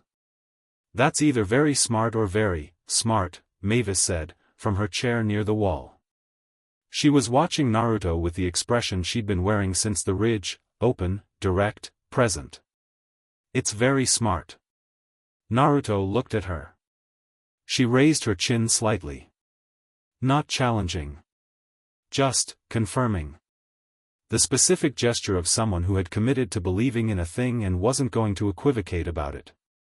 He sent the message. Astaroth arrived on the 18th day. He didn't come like the hunters came, cautiously, in the dark, through gaps in the coverage. He came the way someone comes when they've decided the time for subtlety is past. The mountain knew first. A pressure change in the supernatural atmosphere that the banshee fog couldn't mitigate, rolling up the slope from the south an hour before anything was visible, the kind of pressure that 3,000 years of accumulated power generated when it decided to move through space. The gargoyles on the gate registered it. The wards on the exterior walls registered it. Every creature in the hotel with sufficiently developed instincts went still within minutes of each other. Naruto was in the courtyard when he felt it arrive at the forest's edge. He was alone, which was not an accident. He'd been there for an hour, standing at the fountain, in the specific position he'd been in 11 days ago when Mavis had sat beside him. He'd wanted to be outside and visible when Astaroth crested the mountain, not behind walls, not in a defended position, not performing readiness. Just standing in the courtyard as if nothing arriving could make him want to be anywhere else. The gate opened. Astaroth was not what the descriptions in the Underworld records had led Naruto to expect. The records described a former demon lord, ancient, and the expectation had built a picture of something vast and dark and conventionally terrifying. What came through the gate was a man, or near enough to one that the distinction was technical, tall, spare, dressed in the deep gray of someone who had never needed color to command attention. His face was the kind of face that had been handsome once and had since become something more unsettling, entirely still, entirely controlled, the face of someone for whom all emotion had been rerouted into purpose a very long time ago. He was not alone. Behind him came 12 members of the Underworld court, not soldiers, not muscle, but the regents and lords and judicial officers who constituted the court's formal apparatus. They moved with the careful, organized elegance of people who had rehearsed their entrance because the entrance was itself an argument. Astaroth stopped 20 feet from the fountain. He looked at Naruto. Naruto looked back. Neither of them said anything for a moment. "You're shorter than I expected," Naruto said. Something happened in Astaroth's face, a very brief, very controlled flash of something that had not been in his extensive preparation for this encounter. "You waited outside," Astaroth said. His voice was what the records had promised, deep, precise, the kind of voice that had spent millennia in chambers where what you said and how you said it were the same instrument. "I wanted to meet you here." Naruto gestured at the courtyard. "Before the inside part. The formal part." He looked at the court behind Astaroth. "They're welcome inside. All of them. I'll have rooms arranged." Astaroth looked at him. "You're offering hospitality," he said. "This is a hotel," Naruto said. "Also, I don't win anything by being rude to people who came a long way. They came to witness a tribunal. They came because you brought them. What happens here is still to be determined." He met Astaroth's eyes. "Come inside. Eat something. Rest. Whatever we're going to say to each other is better said after that." Astaroth was quiet. "You think postponing the formal proceeding gives you an advantage," he said. "I think treating people like people instead of props gives you an accurate read on them." Naruto tilted his head. "Also, you've been traveling for 2 days. I've been standing here. The advantage in terms of rest is already mine." Astaroth looked at him for a long, measuring moment. "Very well," he said. The hotel absorbed the underworld court with the practiced ease of a building that had been doing this for 6 centuries. The court members were given the East Wing, which Naruto had specifically not taken, which Dracula quietly registered, and the hotel staff processed their arrival with the smooth efficiency that was the true pride of Hotel Transylvania's operation. Dracula stood at the lobby entrance when they came in. He stood there deliberately, in the position that was the host's formal reception position, and he received each court member with the same measured courtesy he gave every guest and the specific, additional quality of a man who knew what their presence signified and was not remotely intimidated by it. Astaroth looked at Dracula with the considering expression of a tactician registering that a piece had moved in an unexpected direction. "Count," he said. "Lord Regent," Dracula said. "Welcome to Hotel Transylvania." Astaroth's eyes moved from Dracula to Naruto, who was standing slightly to Dracula's right, and the positioning was not subtle, was not meant to be subtle, and Astaroth registered it with the expressionless precision of a chess player counting the board. "You've made alliances," Astaroth said to Naruto. "I've made friends," Naruto said. "It's different. For a ruler, it isn't. For me it is." Astaroth's stillness was total. He looked at Naruto with the specific attention of someone encountering something they had prepared for extensively and are finding that their preparation addressed the label but not the content. "We will speak formally," Astaroth said. "Tonight." "Tomorrow," Naruto said. "Tonight everyone rests." "The proceeding is a proceeding," Naruto said. "With rules and structure. It can wait one night." He held Astaroth's gaze. "We've both waited longer than one night. One more doesn't change anything except the quality of the argument." Astaroth looked at him. "Tomorrow," he said. "Tomorrow." The night was its own kind of extraordinary. 12 members of the Underworld court were in the hotel alongside the regular guests, and the lobbying and maneuvering started immediately, as it always did when supernatural political factions shared space. Court members moved through the common areas with the measured curiosity of people seeing Hotel Transylvania for the first time and the professional attention of people assessing its strategic value, which was the thing they'd come to argue about. Naruto moved through all of it. He talked to the court members the way he talked to everyone, directly, without performing any of the formal deference that they expected from a 20-year-old claiming a throne, but also without the compensatory aggression that young power sometimes used to fill the gap where deference wasn't. He just talked to them. He asked questions. He was genuinely interested in their answers. He disagreed with 2 of them on specific points of underworld territorial law and did so with the relaxed precision of someone who had done the research and wasn't worried about the disagreement. By midnight 3 of the 12 court members had updated their internal read of the situation in ways that Astaroth would not have anticipated. Astaroth himself stayed in his rooms.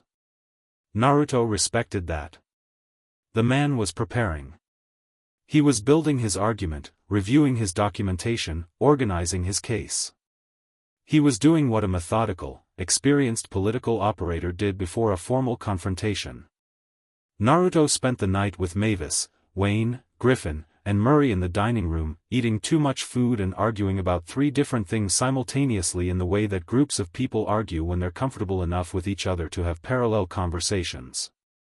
Murray was deeply invested in whether the underworld had adequate bandage resources.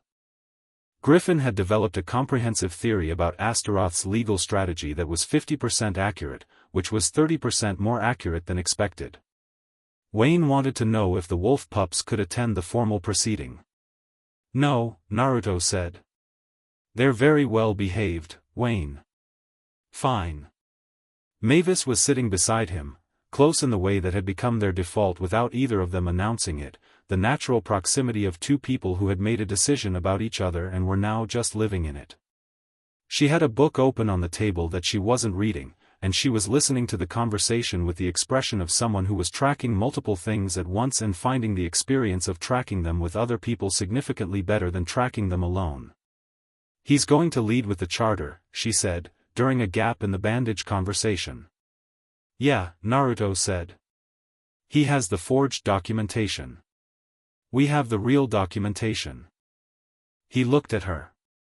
Including the access log you compiled. If he introduces the charter breach as evidence, we introduce the source of the breach. He'll argue it was independently discovered, Griffin said. That even if Bella manufactured the access, the breach is still a breach. He's right that a breach is a breach, Naruto said. But the Council's charter rules distinguish between organic breaches and manufactured ones.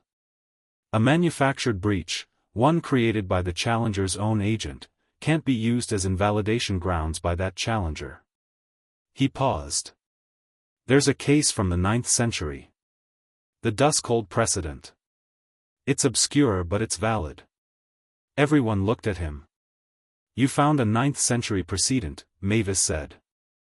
I found it in your library, he said. 3 days ago. You have a copy of the original council records from 847.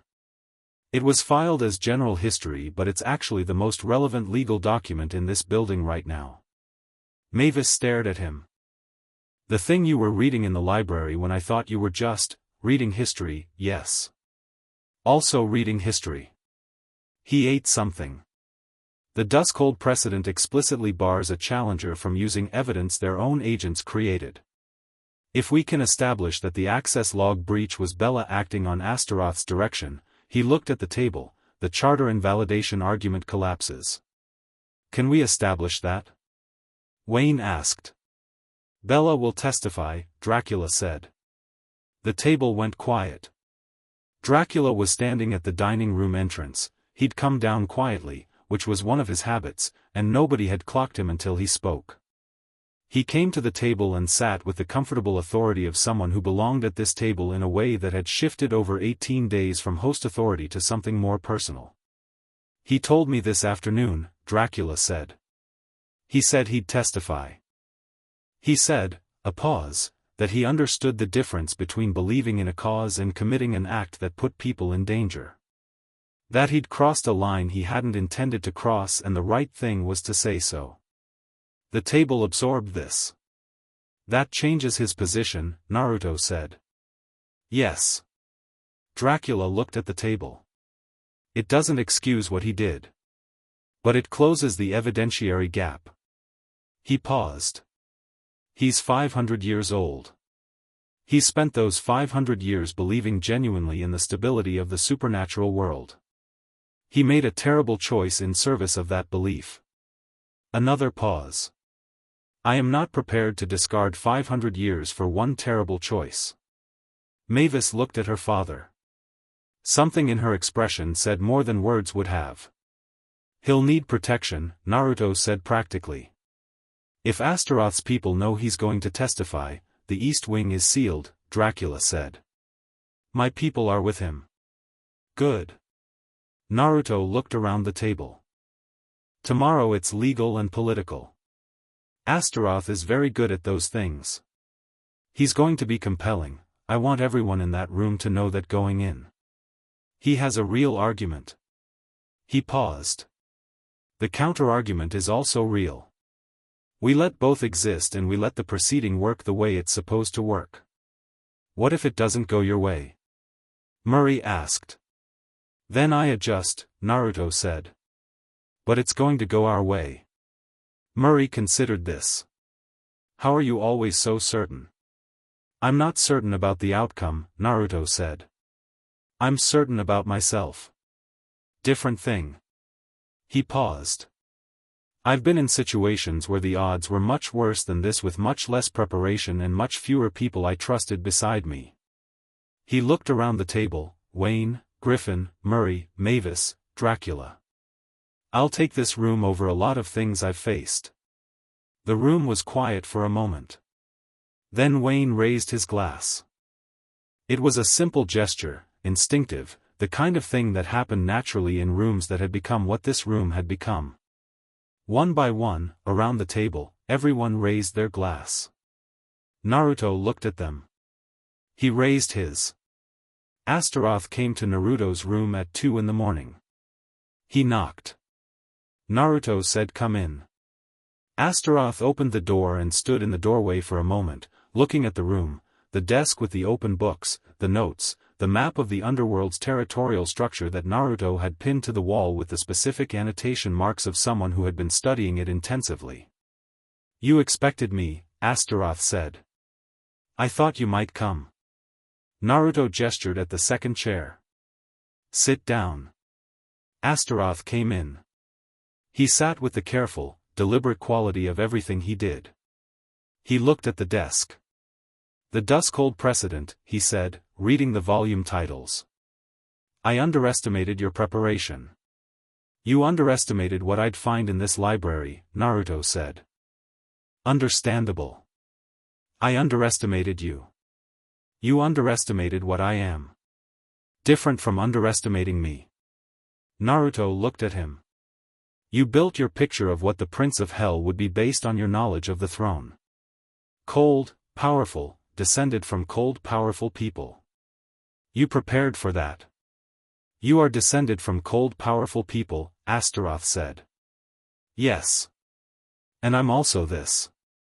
He gestured at himself, meaning the room, the books, the window that looked out on the hotel where people were sleeping safely. Astaroth looked at him for a long moment. "You want to know why," he said. "Why I moved against you?" "I know why. Bella told us. Your documentation tells the story. I don't need the why." Naruto looked at him directly. "I wanted to talk to you because tomorrow is going to be a formal proceeding and formal proceedings are not conversations. I'd rather have a conversation before." Astaroth was quiet. "You're not what the throne requires," he said. It was said directly, without cruelty but without softening. A genuine belief, stated as such. "I've governed the underworld for 17 years since your bloodline went into hiding. I've maintained the stability. I've prevented 4 major territorial conflicts and 1 full-scale war. I've done it through methods that required a certain," he searched for the word, "clarity. About what the throne is and what it demands."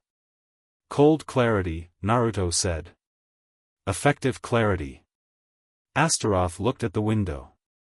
"The underworld is not a place that responds to warmth. It is a place built on hierarchy and fear and the management of things that the rest of the supernatural world cannot accommodate. It requires a ruler who is, like you," Naruto said. Astaroth looked at him. "I understand why you think that," Naruto said. "You've governed it for 17 years through methods that worked because you're capable of those methods. And you're looking at me and seeing someone who is going to try to run those same methods with a different personality and fail." He paused. "You're not wrong that those methods wouldn't work for me." "Then you concede, I'm going to run different ones," Naruto said. "Not because I can't do cold. I can. I've done cold when it was necessary. I'll do it again if it has to be done." He met Astaroth's eyes. "But the underworld is not stable because you're cold. It's stable in spite of the cold. The 4 territorial conflicts you prevented, I've read the records. They were prevented by relationships. Specific ones. Beings who owed you trust that you'd built over decades." He paused. "You built that trust through the cold. I'll build it differently. The end state is the same." Astaroth looked at him. "You're 20 years old," he said. "I know. You have no experience governing. I have 17 years of experience being the most hated person in a community and turning that into something else entirely." He said it without heat. "I know how to make people trust me who have every reason not to. I know how to hold a group together under conditions that should break it. And I know," he paused, "I know that power used to dominate and power used to protect feel completely different to the people on the receiving end." Astaroth was quiet. "You genuinely believe this," he said. "Yes. Belief is not capacity." "No," Naruto agreed. "But I have both. That's what tomorrow is for." Astaroth looked at the desk. At the Dusk-Cold Precedent. At the territorial map with its annotations. At the 3 days of legal research visible in a single glance. You found all of this in this hotel's library, he said. Your agent was pulling documents from this library for 14 months. He missed the things that mattered. Naruto paused. Because he knew what he was looking for and stopped looking when he found it. I read everything. Astaroth absorbed this. Tomorrow, he said, standing, I will make my case completely. I will not hold back out of respect for your age or your evident preparation. I wouldn't want you to, Naruto said. Make your best case. I'll make mine. Astaroth looked at him one final time. Your mother, he said, was the most remarkable person I ever encountered. I served her court before she went into hiding. A pause. You have her eyes. Naruto was quiet. Thank you, he said. Astaroth left. The formal proceeding happened in the ballroom at sundown, the only space in the hotel large enough to accommodate the court, the hotel's residents and staff as witnesses, and the specific spatial requirements of a council-registered succession proceeding. The ice sculpture from Mavis's birthday was gone, replaced by the clean arrangement of the formal setup, a central floor space, a witness area, the council's representative standing at the far end, a neutral party, ancient and impassive, whose function was to ensure the proceeding followed the rules and whose vote was the only one that counted. Naruto stood on one side of the central floor. Astaroth stood on the other. Behind Naruto, Wayne, Griffin, Murray, the hotel staff in their positions, and Dracula, standing at Naruto's right, visible, unambiguous, in the black formal wear of a host making a political statement with full knowledge of its cost. Behind Astaroth, his 12 court members, arranged in the formal court hierarchy, and the weight of 3,000 years of underworld governance history. The room was packed. Every guest in the hotel. Bella, accompanied by Dracula's security, at the back. Mavis was in the front row of the witness area, in the seat directly across from Naruto's position. She was in a dark dress he hadn't seen before, her hair back, her expression composed and present and carrying the specific quality of someone who was holding something very still inside themselves. He looked at her. She looked at him. She gave him the chin raise. The same one from the war room when he'd sealed Astaroth's message. The committed, unconditional version. He looked at the council representative. I'm ready, he said. Astaroth's case was everything Bella had described and more. It was thorough, eloquent, built on 17 years of governance records and historical precedent and the specific, intelligent argument that the underworld required a particular kind of ruler. His documentation was immaculate. His legal citations were accurate. His case for the charter invalidation was built with the precision of someone who had been constructing it since before Naruto was registered. He was compelling. He was very, very good. The room listened. Even Naruto's side of the room listened, because the argument was real and deserved to be heard. When Astaroth finished, the room was quiet. The council representative looked at Naruto. Naruto walked to the center of the floor. He didn't have documents. He had the Duskhold precedent on the table, Griffin had placed it there, and the access log compiled by Mavis, and Bella's agreement to testify. He had those things and he used them precisely, the legal argument built cleanly in 15 minutes of measured, specific language that was different in quality from Astaroth's, less formal, more direct, the kind of legal reasoning that was also just clear thinking. The Duskhold precedent landed the way he knew it would. The council representative's expression changed by a fraction, the only external signal that it had registered. The access log landed harder. Bella's testimony landed like the thing it was. The legal section of the argument took 20 minutes. Then Naruto stopped. He looked at the room. At the court members who had updated their read last night. At the hotel staff who had been living alongside him for 18 days. At Wayne, who had played fetch with him in the courtyard. At Murray, who was vibrating with anxiety and completely failing to hide it. At Griffin, invisible and absolutely present. At Dracula, standing with the total stillness of a person who had made a commitment and was holding it. At Mavis. I'm not going to tell you I'm the right choice by arguing I'm the better politician or the stronger ruler or the more experienced administrator, he said. He wasn't performing now. He was just talking, the way he'd always talked, directly and without distance. Astaroth is better at all of those things than I am right now. He's had 17 years to my 0. The room was very quiet. But a throne isn't an administrative position, he said. And governance isn't management. The underworld is full of beings who have never been treated like they matter, who've been managed, controlled, kept stable by someone who understood stability as the absence of conflict rather than the presence of something worth protecting. He paused. I grew up knowing what it felt like to be the thing someone else decided needed to be managed. I know what happens to people over time when that's all they receive. He looked at the court members. I've been in this hotel for 18 days. Watch what 18 days looks like. He turned. Ask the people here. Not about politics. Not about the succession. About what happened to this place when I walked through the door. He looked at the council representative. That's my case. Not what I promised to do. What I've already done. The room was quiet. The council representative looked at Naruto. Looked at Astaroth. Looked at the documentation. Looked at the room. She had been doing this for longer than most things in the room had existed. She had watched 300 succession proceedings.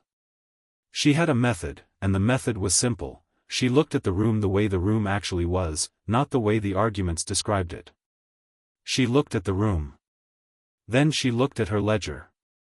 The charter invalidation argument, she said, is dismissed under the Duskhold precedent. The breach was manufactured by the challenger's agent and cannot be introduced as evidence by the challenger. She made a notation. The succession witnessing proceeds. The court members on Astaroth's side of the room were very still. Astaroth himself was looking at Naruto. His face was the still, controlled face it had always been, but something behind it had shifted, not broken, not angry, but moving through a genuine recalibration. The formal succession witnessing, the council representative continued, requires the registering party to demonstrate continuity of identity and intent before the assembled witnesses. Uzumaki Naruto, do you stand as the legitimate heir of the Underworld throne? Yes, Naruto said. Do you intend to assume governance of the Underworld domain? Yes. Do you acknowledge the responsibilities and obligations of the throne as set forth in the succession charter? Yes. All of them. He paused. Including the ones nobody wants. The council representative made a notation. The witnessing is complete, she said. The succession is confirmed. The room erupted. Not the polished, formal response that a succession proceeding was supposed to produce. The hotel's residents didn't have that kind of restraint after 18 days of living alongside this moment's build-up. Wayne howled, which set off every other creature in the room with an instinctive response to that particular sound. Murray burst into tears and tangled himself in his bandages doing it. Griffin made no visible response, but the air around him did something that was definitely an expression. Dracula did not move from his position. He stood where he'd stood through the entire proceeding, and he looked at Naruto, and what was in his face was the specific, complicated thing that had been building in the tower room for 18 days and had finally arrived at a name. Pride. Tentative, careful, unasked for, completely genuine. Naruto looked back at him. He crossed the floor to Astaroth. The court members parted for him. He stopped in front of Astaroth and looked at him directly with the same quality he'd had at 2 in the morning in the bedroom, no triumph, no performance, just present. The governance records from your 17 years, he said quietly. I want to read them. All of them. The successful parts specifically. Astaroth looked at him. You want to learn from them, he said. Yes. A long quiet. I will provide them, Astaroth said. It was said with difficulty, not the difficulty of defeat but the more complicated difficulty of someone adjusting the picture they've held and not yet knowing what the new one looks like. "Thank you," Naruto said. And then, because it was true and he saw no reason not to say it, "You kept it together for 17 years in genuinely difficult conditions. That matters regardless of how the rest of it went." Astaroth looked at him for a long moment. He inclined his head. The smallest, most precise gesture of acknowledgement from someone who did not make such gestures lightly. Naruto turned back to the room. Mavis was there. She'd come out of the witness area, was standing 3 feet away with the expression she wore when she was feeling something she hadn't named yet. Her hands were at her sides. She was looking at him with 500 years of a collected, careful, profoundly intelligent person and the entirely new thing that had been sitting in her expression since an east ridge and a night full of foxfire. He looked at her. "Hi," she said. "Hi," he said.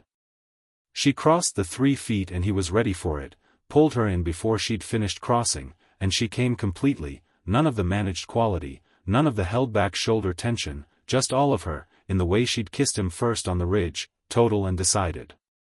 The room made various sounds. Wayne howled again. Murray's bandages did something complicated. Griffin made a sound that was definitely a laugh. Dracula stood at the edge of the floor and watched his daughter and the new king of the underworld stand in the middle of Hotel Transylvania's ballroom, and he did the thing he hadn't done in front of anyone in a very long time. He smiled. Not the public smile, not the host smile, not the diplomatic one he'd perfected over 5 centuries. The real one. Martha's wards hummed in the walls around him, warm and present, running as clean as the day she'd laid them. He thought she would have approved. Chapter 7. What a prince owes. The morning after the succession witnessing was the quietest the hotel had been in 18 days.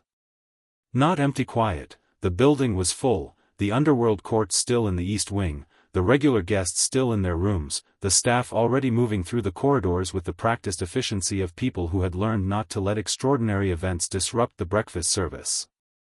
But there was a quality to the air that was different from the preceding days, the way weather settles after a significant pressure front passes through, not calm exactly, but resolved.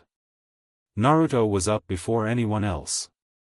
He went to the roof of the main tower at what passed for early morning at Hotel Transylvania, which was the specific dark hour before the permanent overcast shifted from night black to day black, and he sat up there with a cup of tea he'd made himself in the kitchen and he thought about the underworld.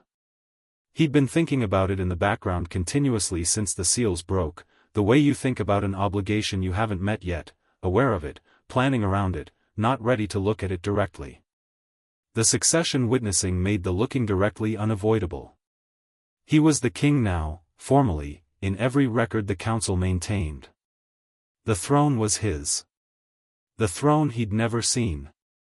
The court he'd met 12 of. The domain he knew from documents and second-hand accounts and 3 books in Mavis's collection that were extraordinary in their detail and limited in what detail could actually convey.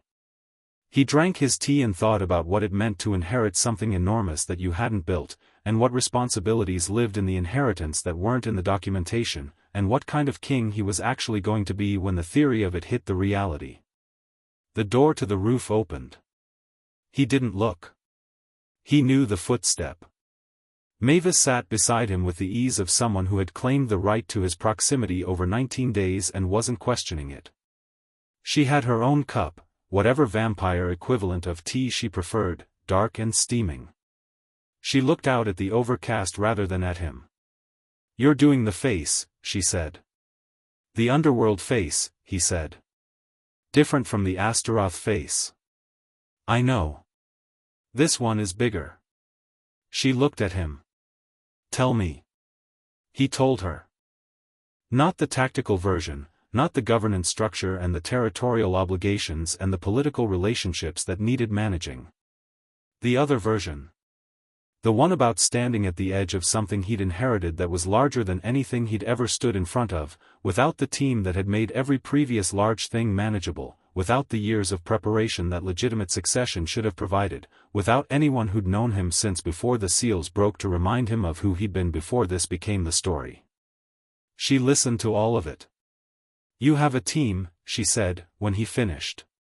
"The people here aren't Wayne, Griffin, Murray, my father," she said. "You made them yours in 19 days. That's faster than your shinobi team and it'll hold just as well." She paused. "And you have me." He looked at her. "I'm not a political asset," she said, with the directness that was entirely hers. "I'm not an alliance. I'm not a strategic consideration. I'm me, and I'm saying you have me, and I mean it the way I say things." He looked at her for a moment. "I know," he said. "Then stop looking at the underworld like it's something you're going to do alone." He was quiet. "You're right," he said, and he said it the way he said things, without qualification, without the protective qualification of people who accepted being right as a defeat. She bumped her shoulder into his. "I know."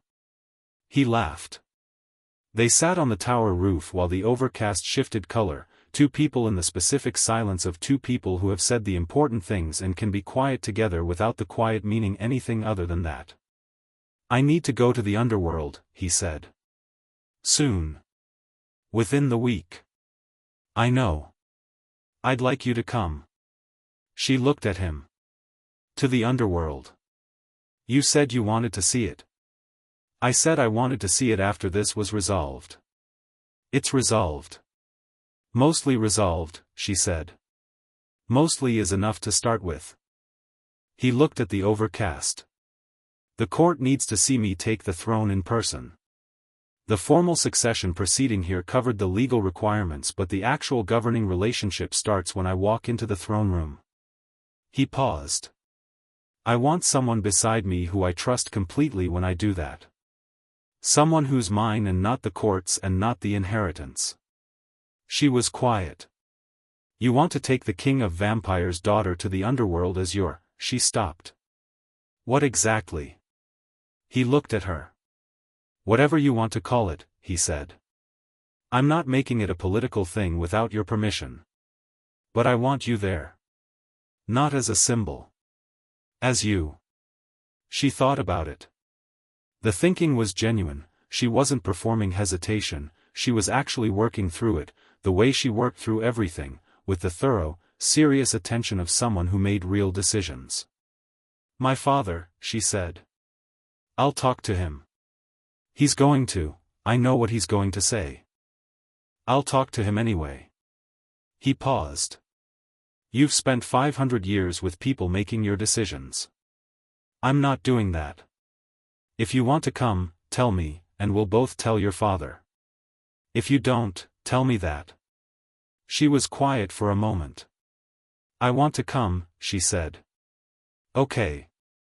Okay," she echoed, and the word was lighter than it had been, carrying the specific quality of something settled. Below them, the hotel was waking up.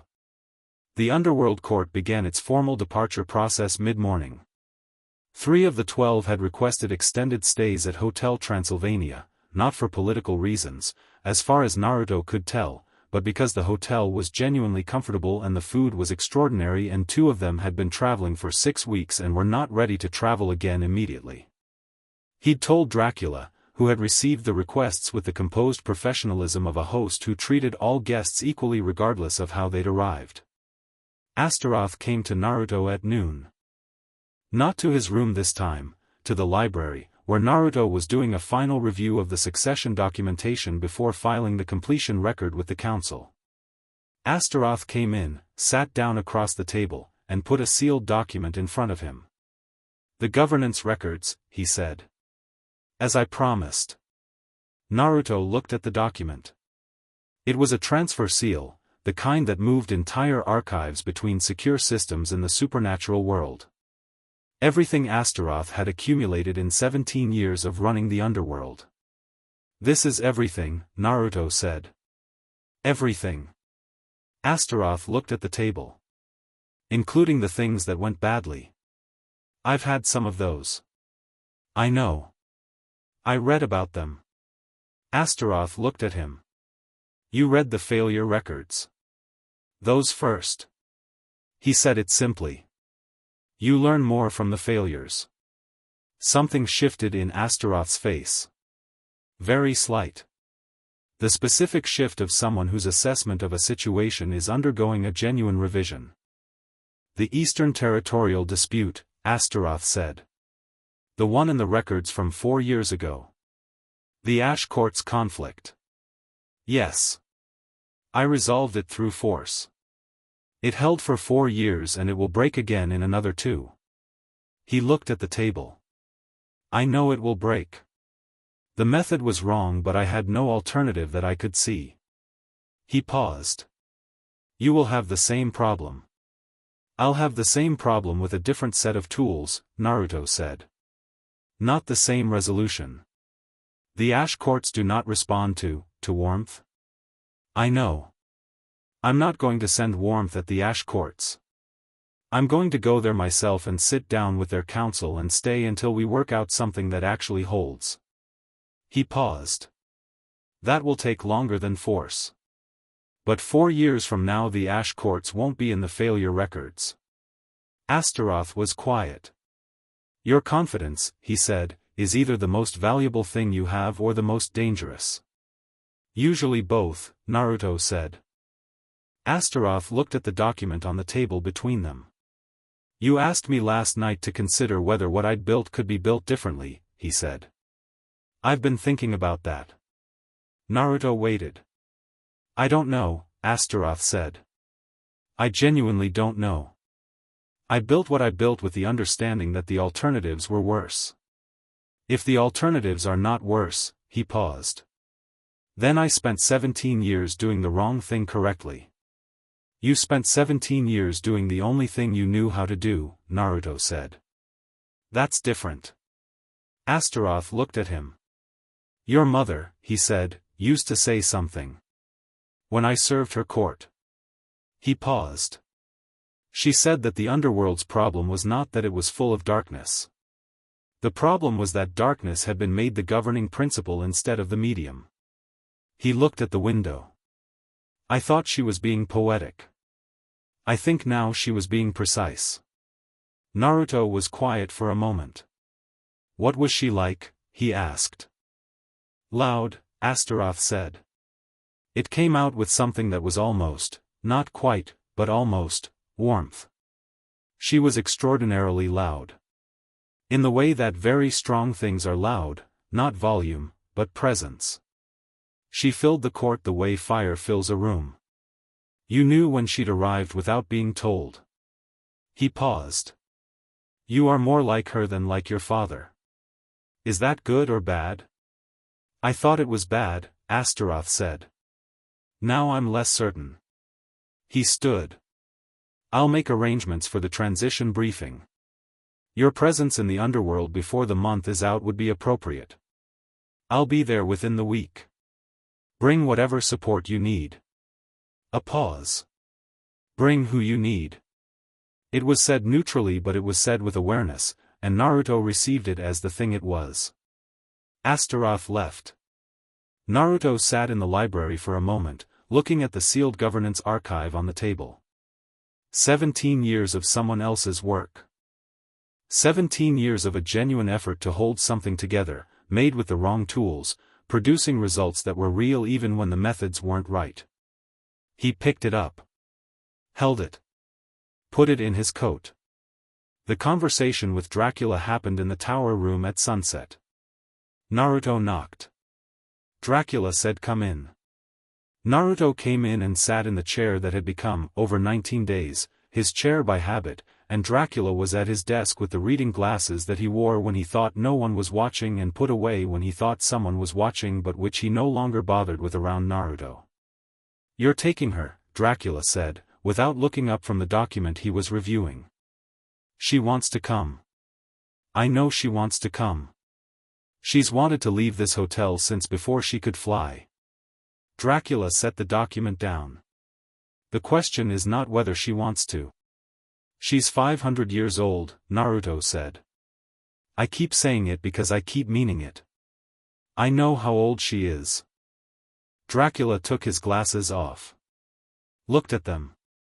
She is 500 years old and she has never been to the underworld and she has never been to any domain that wasn't directly adjacent to this mountain, and you are asking me to trust that her safety in the most politically volatile supernatural domain in existence during the week of a succession transition is guaranteed, Naruto said. Dracula looked at him. I will not let anything happen to her, Naruto said. Not performed confidence. The same thing he'd said about the mountain when the hunters came. Simple, flat, the statement of a fact about his own capacity and intention.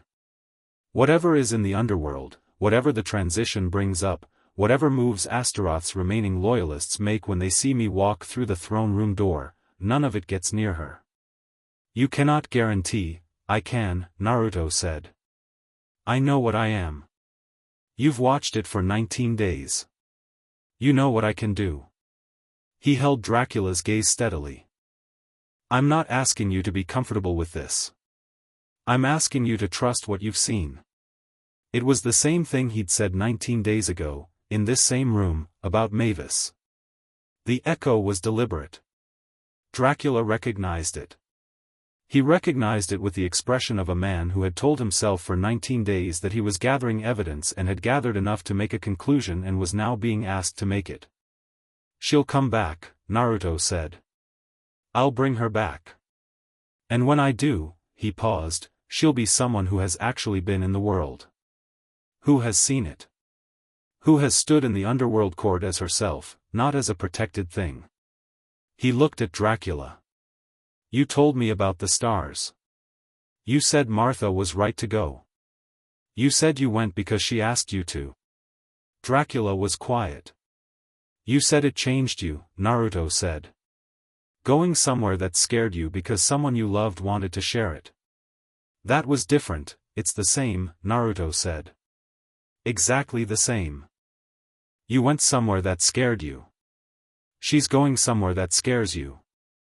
The mechanism is identical. The only difference is the direction of the fear. Dracula looked at his desk. The room was quiet. I want to come, Dracula said. Naruto blinked. What? I want to come. He said it with the slightly defiant quality of a man who has surprised himself and is committed to the surprise. As the hotel's representative. The witnessing occurred here. It is appropriate for the hotel's administrative authority to attend the formal throne assumption. He paused. That is the official rationale. And the unofficial one? Dracula looked at him with the flat precision of a man who was 500 years old and not going to discuss the unofficial one. Can you manage the travel? Naruto asked. The underworld is. I have been to more hostile supernatural territories than you have been alive, Dracula said, with the measured dignity of the king of vampires. I will manage. Naruto looked at him for a moment. Then he did the thing he almost never did, he didn't say the direct thing. He just nodded. Received the gesture for what it was, let it be what it was, didn't require it to be named. We leave in 2 days, he said. I need 1 day to finish the council filing and brief Wayne on hotel security while we're gone. Wayne will burn something down. Wayne will absolutely not burn anything down. Griffin will take apart the dispersal units. Griffin has already taken apart the dispersal units. He stood. Murray will be fine. Murray will wrap himself around another structural column. I'll tell him not to. That has never worked in the history of Murray. No, Naruto agreed. But the column will survive. Dracula almost smiled. The ghost of it, controlled back into professional neutrality before it fully arrived. Naruto went to the door. Naruto, Dracula said. He looked back. When you come back, Dracula said. With Mavis. He paused. The unfinished sentence carried everything it needed to carry without being finished. When we come back, Naruto said, understanding what was being asked, we'll have that conversation. Properly. All 3 of us. Dracula nodded. It was enough. The day before departure had a specific quality, the productive urgency of people moving towards something significant and using the movement to manage the anticipation. Naruto filed the council completion record, briefed Wayne with the thoroughness of someone who genuinely trusted the person being briefed and was trusting them with something that mattered. He walked the hotel's perimeter twice more, checking that Astaroth's watchers had genuinely withdrawn. They had. He went to see Bella. He went alone, which he'd told no one, and knocked on the east wing door in the mid-afternoon. Bella opened it in his partial form, registered Naruto alone in the corridor, and stepped back to let him in. "The king," Bella said. "Just me," Naruto said. He sat without being asked, in the same chair as before. "I wanted to come before we leave." Bella settled on his perch. "You're taking Dracula." "Yes. He told me." Something in the old bat's voice was complicated, the specific complication of someone who had lost their position in a relationship and was working out what remained. "He came to me this morning." "What did he say?" "That he was going. That Wayne was in charge of security. That he expected me to." Bella paused. "To behave." "What did you say?" "That I had always behaved in accordance with what I believed was right." He was quiet for a moment. "And that I was sorry the two things had turned out to be incompatible." Naruto looked at him. "He said," Bella continued slowly, "that the 500 years mattered. That one terrible choice didn't erase 500 years. He paused. "I wasn't certain I deserved that." "You probably don't deserve it cleanly," Naruto said. "He's giving it to you anyway because that's who he is." He paused. "The testimony you gave in the proceeding, that was clean. That was you deciding what kind of thing you actually were when you had to choose." Bella was quiet. "You chose right when it counted," Naruto said. "That matters. Not as much as the choice that caused the problem, but it matters." "You're very generous," Bella said. "For someone I worked against." "You worked against a title you hadn't met yet," Naruto said. "The title didn't turn out to be what Astaroth told you it would be." He paused. "When we come back from the Underworld, when the transition is stable, I'd like to talk to you about the Ash Courts." Bella stared at him. "The Eastern Territorial Dispute," Naruto said. "Astaroth's records say you negotiated the preliminary agreement before he overrode it with force 4 years ago. Your negotiation was better than his resolution." He held Bella's gaze. "I'm going to need people who know the court from the inside and who can do the kind of work that isn't force." Bella was very still. "You want me to work for you," he said. "I want you to work with me," Naruto said. "Different thing." He stood. "Think about it. I'll be back within 2 weeks." He went to the door. "You're strange," Bella said. "Yeah," Naruto said. "I get that a lot." He left. Mavis packed light, which surprised Naruto when he saw the bag she brought to the departure point, the hotel's southern gate, used for non-theatrical exits that didn't require the main drawbridge. One bag, medium-sized, carried with the ease of someone who'd made a considered decision about exactly what they needed. He looked at the bag. "What?" she said. "Nothing. 500 years, and one bag. I'm going to the Underworld, not Vienna," she said. "What do I need Vienna amounts of luggage for?" Fair point.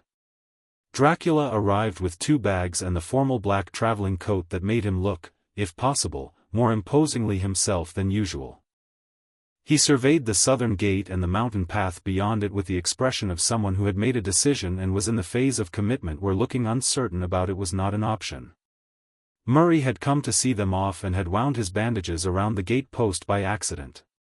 "You're going to miss me," Murray said, extracting himself. "We'll be back in 2 weeks, Naruto said. 2 weeks is a long time.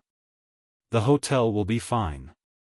Wayne burned a pan this morning. It was one pan, it was the good pan." Naruto gripped Murray's shoulder. The hotel will be fine. Wayne knows what he's doing. Griffin is here. Bella is confined, but he's still the most experienced person in the building. He looked at Murray with the direct, warm attention that was his specific way of telling people they were going to be okay. You've been here longer than most things. You'll hold it together. Murray straightened. The bandages settled. Something in his posture changed into something that was, if you looked at it from the right angle, dignity. Yes, Murray said. I will. They left. The mountain path in pre-dawn was nothing like the mountain path in any other condition, the specific dark of it, the way the hotel's wards hummed behind them as they descended, the sound of the forest below getting closer. Naruto walked at the front, hands in his pockets, the coat moving in its non-wind. Mavis was beside him. Dracula was behind them, maintaining a precise 3-foot gap that was doing a lot of work as a signal. He's going to do that the entire trip, Mavis said quietly. The 3 feet? He's chaperoning, she said. I noticed. Does it bother you? No. He glanced back at Dracula, who was examining the mountain path with forensic attention and absolutely not listening. He came. That's what matters. She looked at her father's back. He's scared, she said, very quietly. I know. He hasn't left this mountain in a long time, Naruto said. I know. He paused. He's here anyway. She looked at Naruto with the expression that he'd been cataloging since the birthday party, the specific, evolving expression of someone discovering over and over that a person is being exactly who they said they were. The forest received them as they reached the base of the mountain, and the border between the hotel's influence and the wider supernatural world was as real as a doorway. You passed through it and the air was different, wilder, carrying information that the hotel's controlled atmosphere filtered out. Smells and sounds and the specific ambient pressure of a world that was much larger and much less managed than one building on one mountain. Dracula stopped at the border. Naruto and Mavis stopped with him. He was standing at the threshold, looking at the forest, and his expression was the one he wore when he was managing something he didn't want visible. It was the same expression he'd had on the first night when Naruto had said she did good work and something had briefly opened. Mavis reached back and took his hand. Not dramatically. Not with the ceremony of a significant gesture. Just, took his hand, the automatic reach of a daughter who knew her father's expressions and knew this was the kind of moment that didn't need words. Dracula looked at their joined hands. He looked at the forest. He stepped through the border. They walked into the world. The passage to the underworld took 2 days through supernatural territory that was exactly as extraordinary as Mavis had been imagining for 500 years and significantly different from any of her imagining. The first day moved through the border territories, the lands between formal supernatural domains where the rules were in flux and the landscape reflected that, geography that shifted between visits, trees that were sometimes trees and sometimes the memory of trees, rivers that ran in more than one direction simultaneously. Mavis was constantly looking at things, the hungry collector attention fully deployed, and she would have spent 3 times as long on every section of the route if Naruto hadn't kept them moving. He kept them moving because he knew the border territories well enough to know they were manageable but not friendly, and well enough to know that Astaroth's remaining loyalists in this region would have received word of the succession by now and their response was not predictable. He was right. They hit the first problem at mid-afternoon of the first day. A blocking position across the primary route, not soldiers, nothing that formal, but 7 beings of the Underworld Court's lower structure who had decided that the succession was not their result and were prepared to express this with the specific violence of people who had very little to lose. Naruto saw them at 200 yards. He stopped. Mavis and Dracula stopped with him. Wait here, he said. Naruto, Mavis started. He looked at her. This is going to take approximately 90 seconds. Stay with your father. He walked forward. The 7 beings registered his approach and took their positions, spread across the route, weapons of various supernatural classifications readied, the body language of people who had decided to do a thing and were committed. He stopped at 20 yards. "You got the notification," he said. "The succession is complete. You know what that means for your positions." He looked at them one by one. "This is not something you walk back from. Fighting the confirmed king doesn't end careers. It ends people." The succession was fraudulent, one of them said. The witnessing was compromised, the dusk-hold precedent was applied by a council representative, Naruto said. You can argue with the council's process after the fact through formal channels. This, he gestured at the blocking position, is not that. They didn't move. He waited exactly 3 seconds for them to choose. They didn't. What happened in the next 90 seconds was not the kind of fight that had names. It was faster than names, faster than positions or tactical choices, the kind of thing that happened when someone with Naruto's specific capability stopped allowing the situation to continue. No one was killed. No permanent damage was done. 7 beings were on the ground in various states of unconsciousness or very stunned wakefulness, their weapons were in a pile 20 feet from the route, and Naruto was standing in the middle of it with the same hands-in-pockets quality as before, completely unchanged. He looked back at Mavis and Dracula. 90 seconds, he said. Mavis stared at him. Dracula looked at the 7 beings on the ground.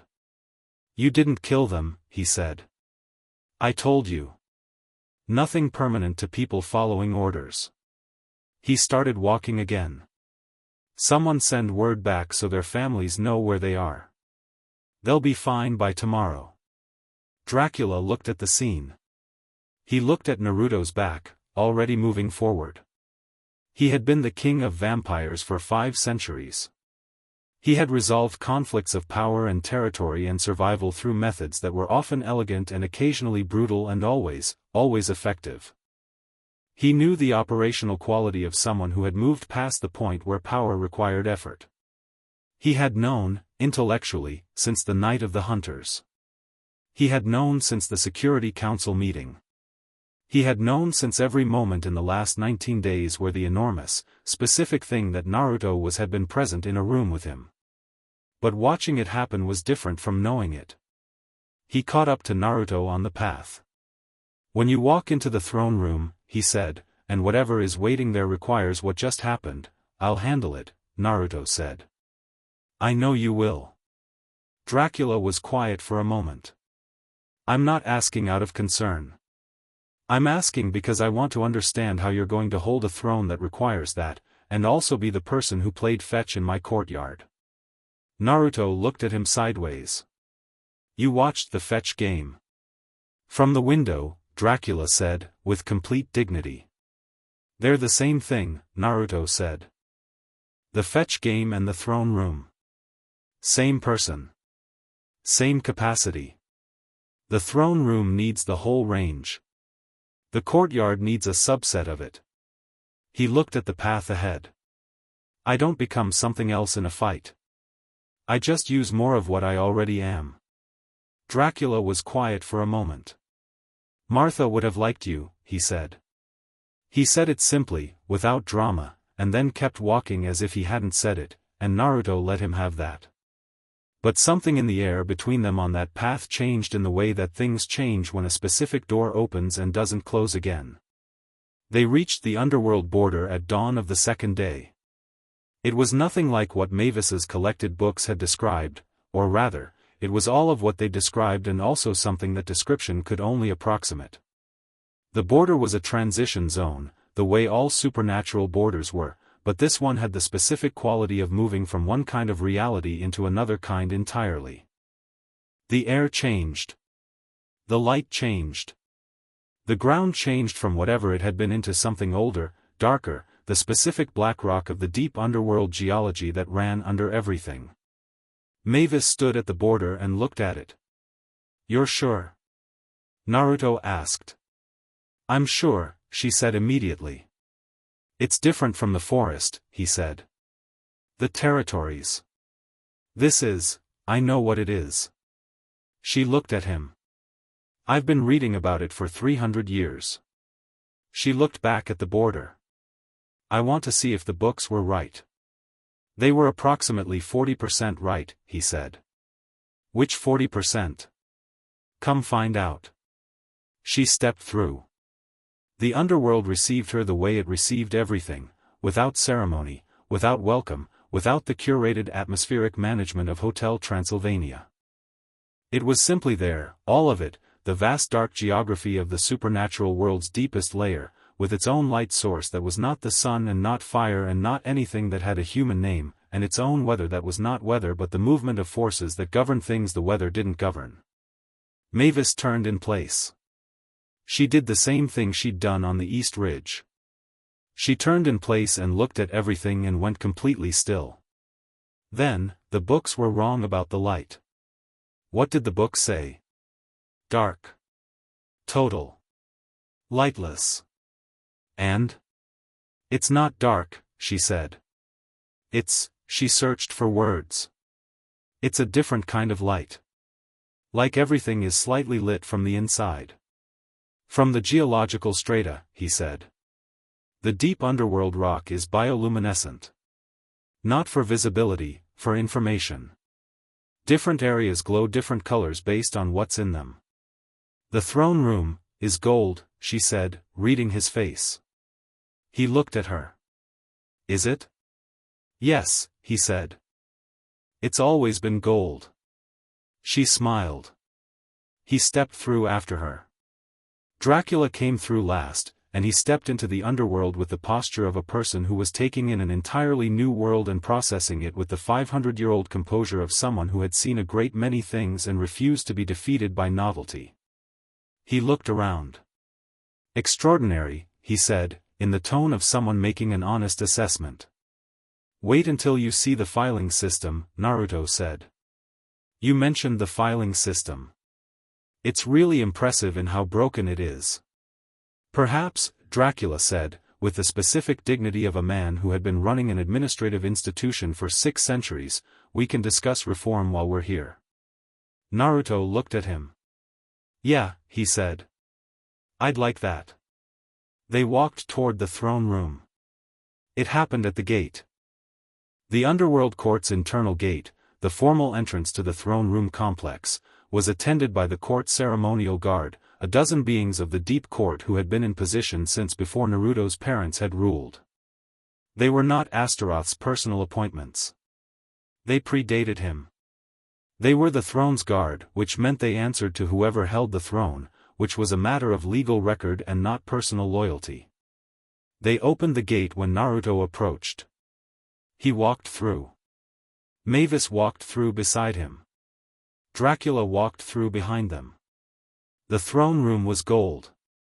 Exactly as he'd said, the bioluminescent rock here was warm gold that moved like it was breathing, and it lit the enormous chamber with the specific quality of something ancient and alive, recognizing something it had been waiting for.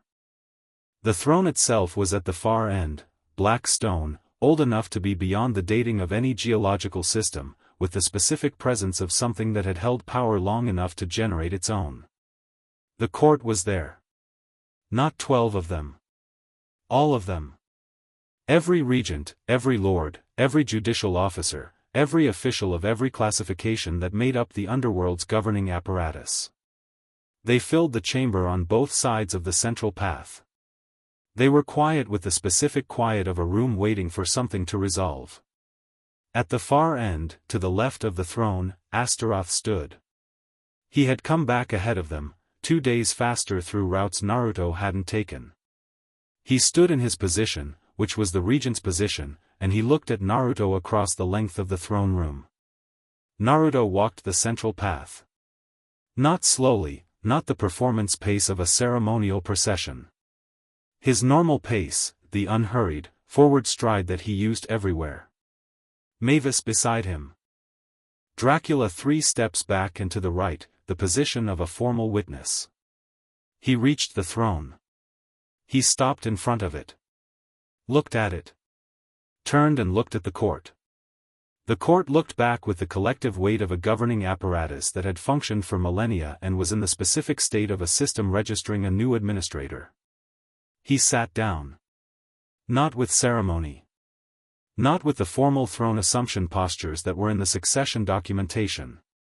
He sat down in the throne the way he sat down in chairs, naturally, without performance, with the comfortable authority of someone who was exactly where they were supposed to be. The throne's gold light intensified. Very slightly. The kind of response that old things made when they recognized what they'd been waiting for. The court registered it. Every single being in that chamber felt it, the specific shift in the room's supernatural pressure that happened when a throne and its rightful occupant connected. It wasn't loud. It wasn't dramatic. It was simply, irrevocably, true. One by one, the court bowed. It moved down the chamber like a wave, the regents first, then the lords, then the officials in their ranks, each one making the acknowledgement that was their formal recognition of the succession. It moved all the way to the door. To Astaroth. He stood for a moment. The whole chamber was bowed around him and he stood, the last one upright, and he looked at the young man on the throne with the expression of someone completing a long reckoning. He bowed. It was precise. It was complete. It was the genuine article, not a performance. Naruto looked at him across the chamber. He nodded. It was enough. Mavis was standing to his right, not bowed, she was a guest, not a subject, and the protocol didn't apply to her and she hadn't made any move to follow the court's gesture, because that wasn't who she was and he hadn't wanted it to be. She was standing exactly as herself, in the underworld's gold light, looking at the room and then at him with the expression that he had been collecting for 20 days and was going to keep collecting. Dracula, at the formal witness position, stood fully upright. He was not bowing either, he was the king of vampires at a succession witnessing, which was a formal position with its own protocol. But he was looking at Naruto on the throne with something that had been building since a courtyard 19 days ago and was now fully arrived. The room breathed. Naruto looked out at the court. "We have work to do," he said. It was not a speech. It was not the formal address that the succession documentation specified for the throne assumption. It was just what he said, the same way he said everything, directly, without ceremony, meaning exactly what he meant. The court looked at him. "Starting with the filing system," he said. From somewhere in the middle ranks of the court, a sound. It took a moment to identify because it was so unexpected in this chamber. Someone laughed. And then the sound spread, the way sound spread when a room has been holding its breath, and the underworld throne room filled with the specific, extraordinary noise of a governing apparatus that had been cold for 17 years discovering that something had changed. Mavis looked at him. He looked back at her. She reached over and took his hand, right there in the throne room, in front of the entire underworld court, without asking permission from anyone because it was her hand and his hand and that was the only permission required. The court saw this. They registered it. Nobody objected. The throne's gold light moved. Chapter 8, Home is where the fire doesn't burn you. The filing system took 3 days. Not to fix, Naruto had no illusions about fixing 4 centuries of accumulated bureaucratic dysfunction in 3 days. But to understand, to map the full scale of it, to identify the places where it had broken and why and what the breaking had cost. He went through it himself, in the administrative wing of the throne room complex, with 3 court clerks who had been maintaining the broken system out of dedication and were visibly emotional about being asked for their opinion on how to fix it. He asked their opinion for 6 hours. By the end of the first day the 3 clerks had become 7, because word spread in the way that word always spread in enclosed institutional environments, with the speed of something that people had been waiting to say and hadn't been asked.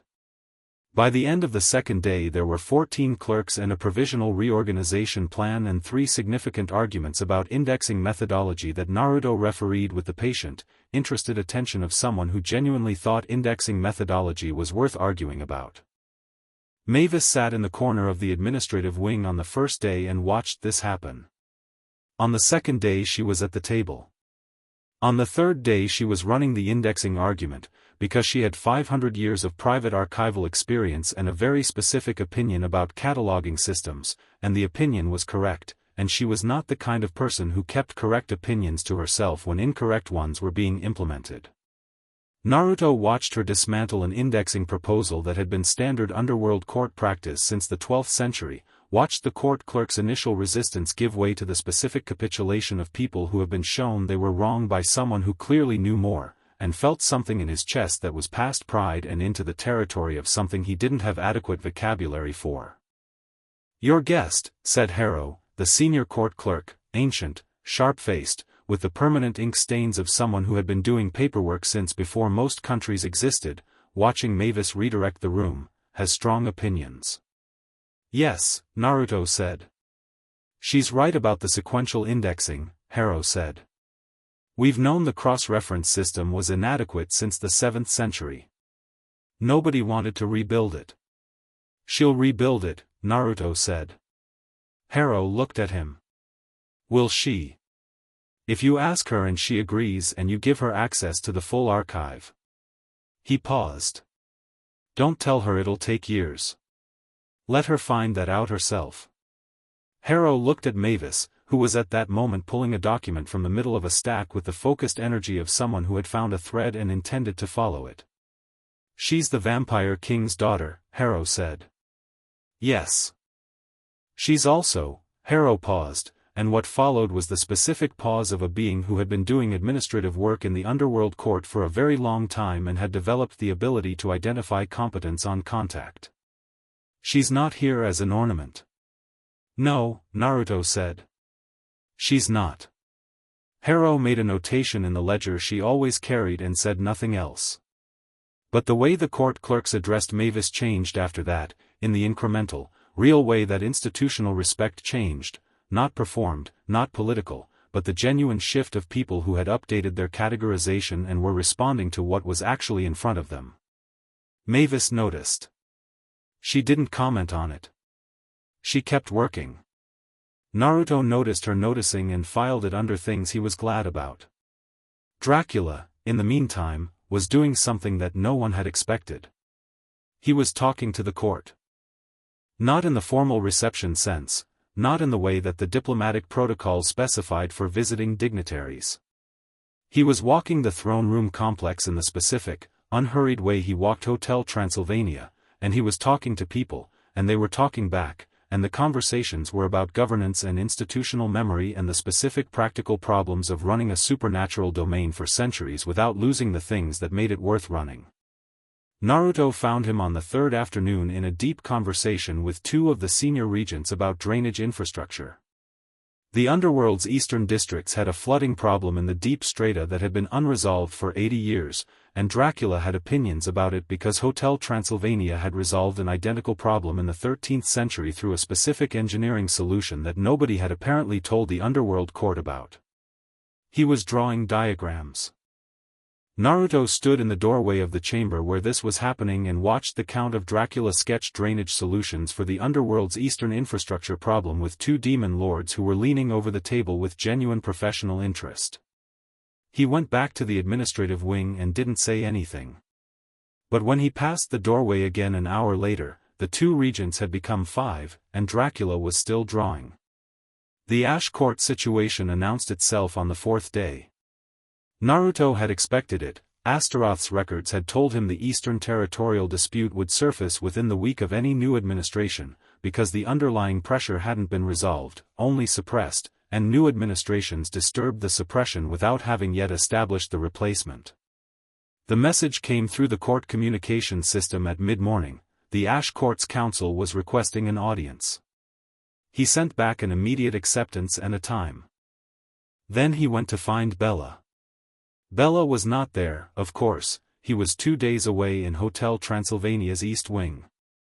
But Naruto spent the hour before the audience reviewing everything Bella's preliminary negotiation had produced 4 years ago, the records Astaroth had suppressed when he overrode the approach with force, the specific relationship threads that Bella had built and that 4 years of force resolution had damaged but not severed.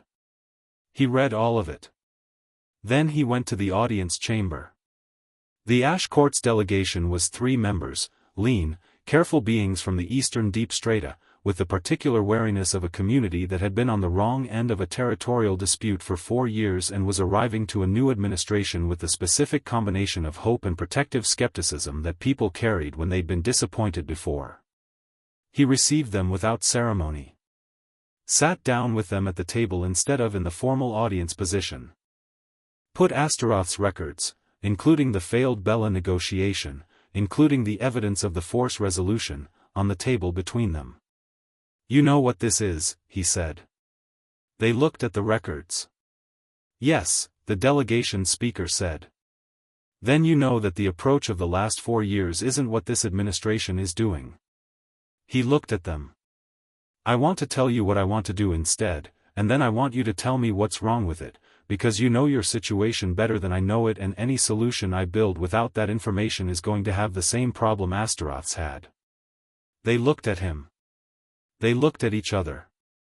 The delegation speaker said, "The previous administration never asked what was wrong with its proposals." "I know," Naruto said. "That's why the proposals kept failing." He leaned forward and started talking, and they started talking back, and the conversation that followed was not the managed, formal exchange of a diplomatic audience but the specific, productive mess of people actually trying to solve something. Interruptions, corrections, 3 separate moments where Naruto's initial read was wrong and he said so and adjusted, and 1 moment where the delegation speaker made a point that reframed the whole problem and Naruto stopped and sat with it for a full 30 seconds of silence before responding. The audience was scheduled for 1 hour. They were there for 4. At the end of it there was no resolution, for years of suppressed conflict didn't resolve in 4 hours, but there was a framework, and there was an agreement to continue, and there was the specific quality in the room of people who had arrived guarded and were leaving less so. The delegation speaker stopped at the door. "The preliminary negotiation," he said, referring to Bella's work, 4 years ago. "The one that was overridden." He paused. "The person who did that work, will they be involved in the continuation?" "If they're willing," Naruto said. "Yes." The speaker nodded. They left. Naruto sat in the empty chamber for a moment. The 4th day in the Underworld. The filing system partially addressed, the Ash Courts opened, Dracula doing infrastructure diagrams, Mavis rebuilding the court archives indexing. He thought about what Astaroth had said. 17 years of cold clarity. For territorial conflicts prevented, 1 war avoided. Real work, real outcomes, real costs. He thought about what his mother had said, according to Astaroth. Darkness as a medium, not a governing principle. He thought that the work of his reign was going to be, for a very long time, the work of changing the second thing into the first. Not eliminating what the underworld was, it was what it was, ancient and dark and full of things that had no soft equivalents, but governing it like the beings in it mattered. Like the clerk's opinions on indexing were worth 6 hours. Like the Ash Court's knowledge of their own situation was more valuable than a predetermined solution. Like power was for something other than its own maintenance. He stood up. He had a meeting with 3 other regional councils in the afternoon. He was going to be very late for dinner. He made a note to send someone to tell Mavis not to wait for him. She would wait anyway. He knew this. He was going to tell her not to anyway, because it was her choice to make. He went to the afternoon meetings. The conversation with Astaroth happened on the 5th day, and it was different from every conversation they'd had before it. Astaroth came to Naruto's working space, not the throne room, not the formal chambers, but the smaller office adjacent to the administrative wing where Naruto had been doing most of his actual work. He came in the early evening, with the contained, deliberate energy of someone who had been preparing for a conversation and was ready for it. Naruto cleared space on the desk. Offered the chair. Astaroth sat. "The Ash Courts," Astaroth said. "Good meeting." "I heard." Something in the former regent's expression moved. 4 hours. It took that long. My audiences with the Ash Courts averaged 40 minutes, Astaroth said. Inclusive of the formal objections and counterpositions and, he paused. They never talked for 4 hours. They had a lot to say, Naruto said. Nobody had asked them to say it. Astaroth was quiet. The infrastructure delegations have been approaching the Count of Dracula, he said. I know. He's not a court member. He's a visiting dignitary with 600 years of institutional management experience and a genuine interest in drainage problems, Naruto said. The court should take the help. It's irregular. Most things that work are, at first.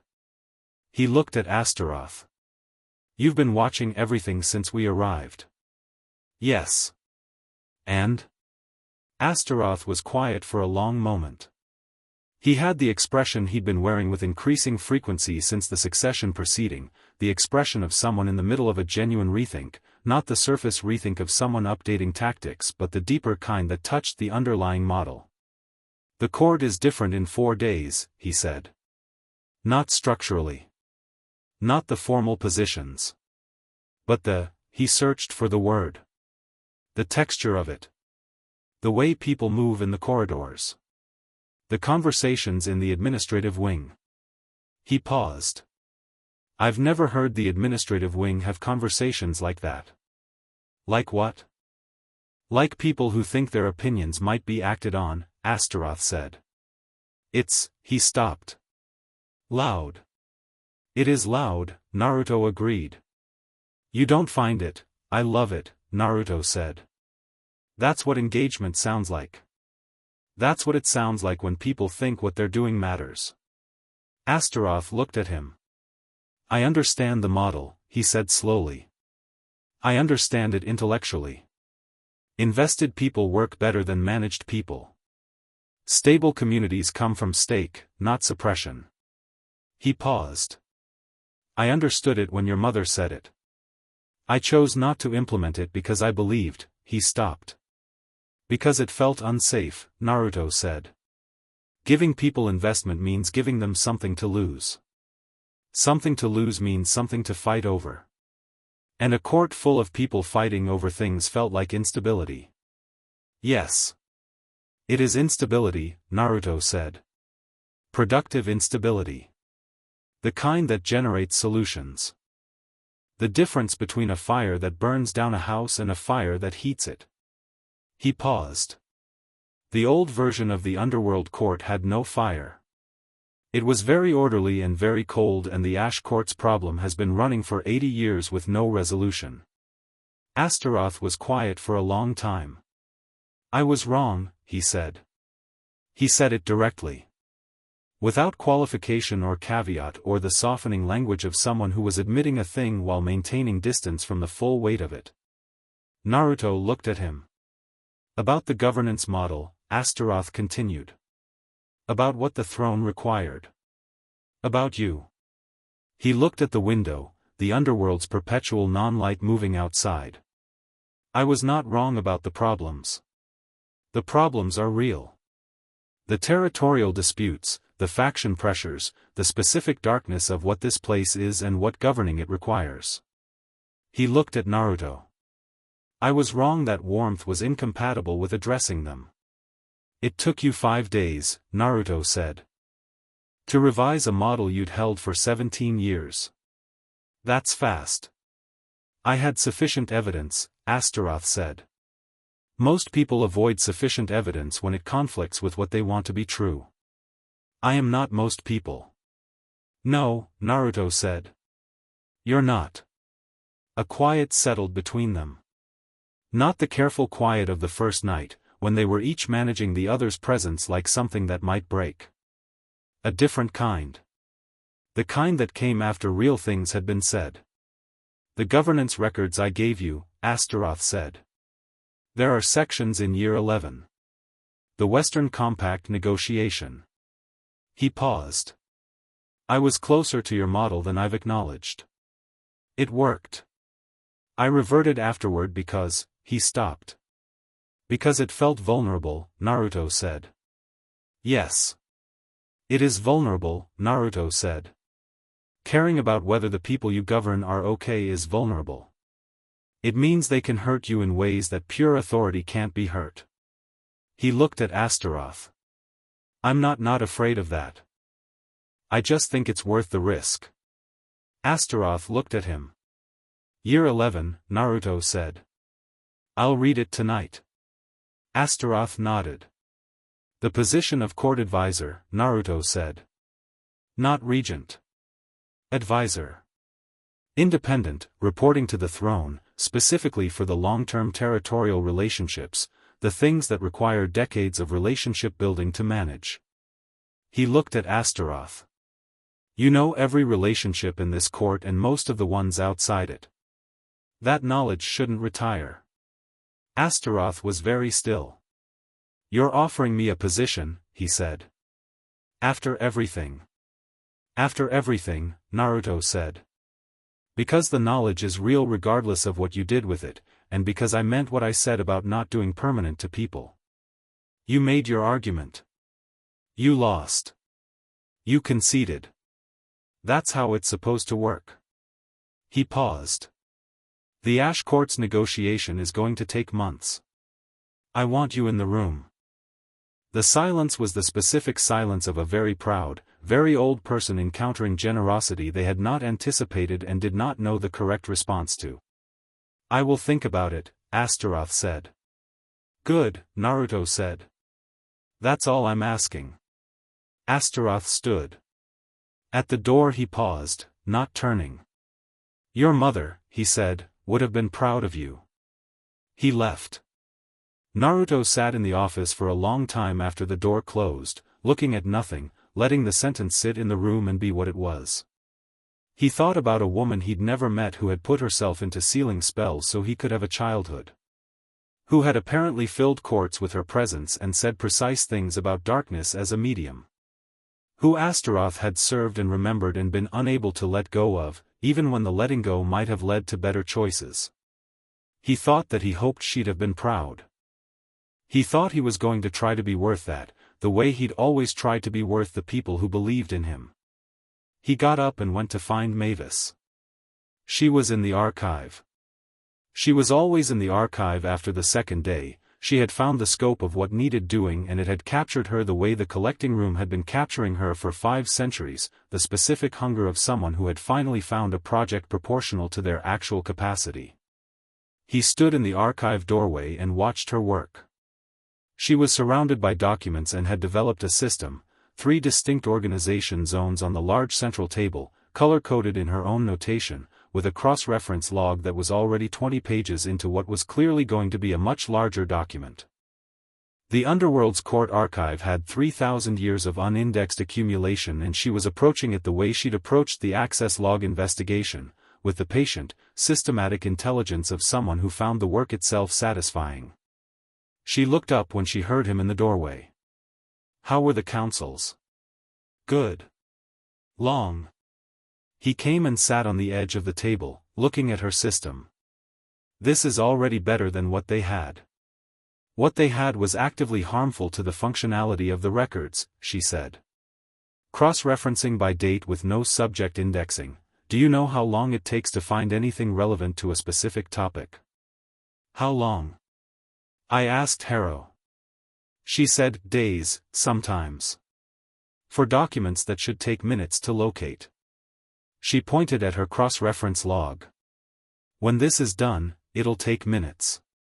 For everything. He looked at the scope of what she'd laid out. This will take months, he said. I know. He looked at her. She looked at him. I know, she said again, more carefully, meaning something different by the same words. He was quiet for a moment. You've been thinking about it. Since day 2, she said. When I realized what the actual scope was. She set her pen down. I'm not going to commit to something without telling you. That's not how I do things. What are you thinking? I'm thinking, she paused, gathering the thoughts she'd clearly been organizing, because she organized everything. I'm thinking that the archive work matters. Really matters. Not just intellectually, it matters for how the court actually functions. And I'm thinking that I want to do it. She met his eyes. And I'm thinking that doing it means spending significant time here. Not just this trip.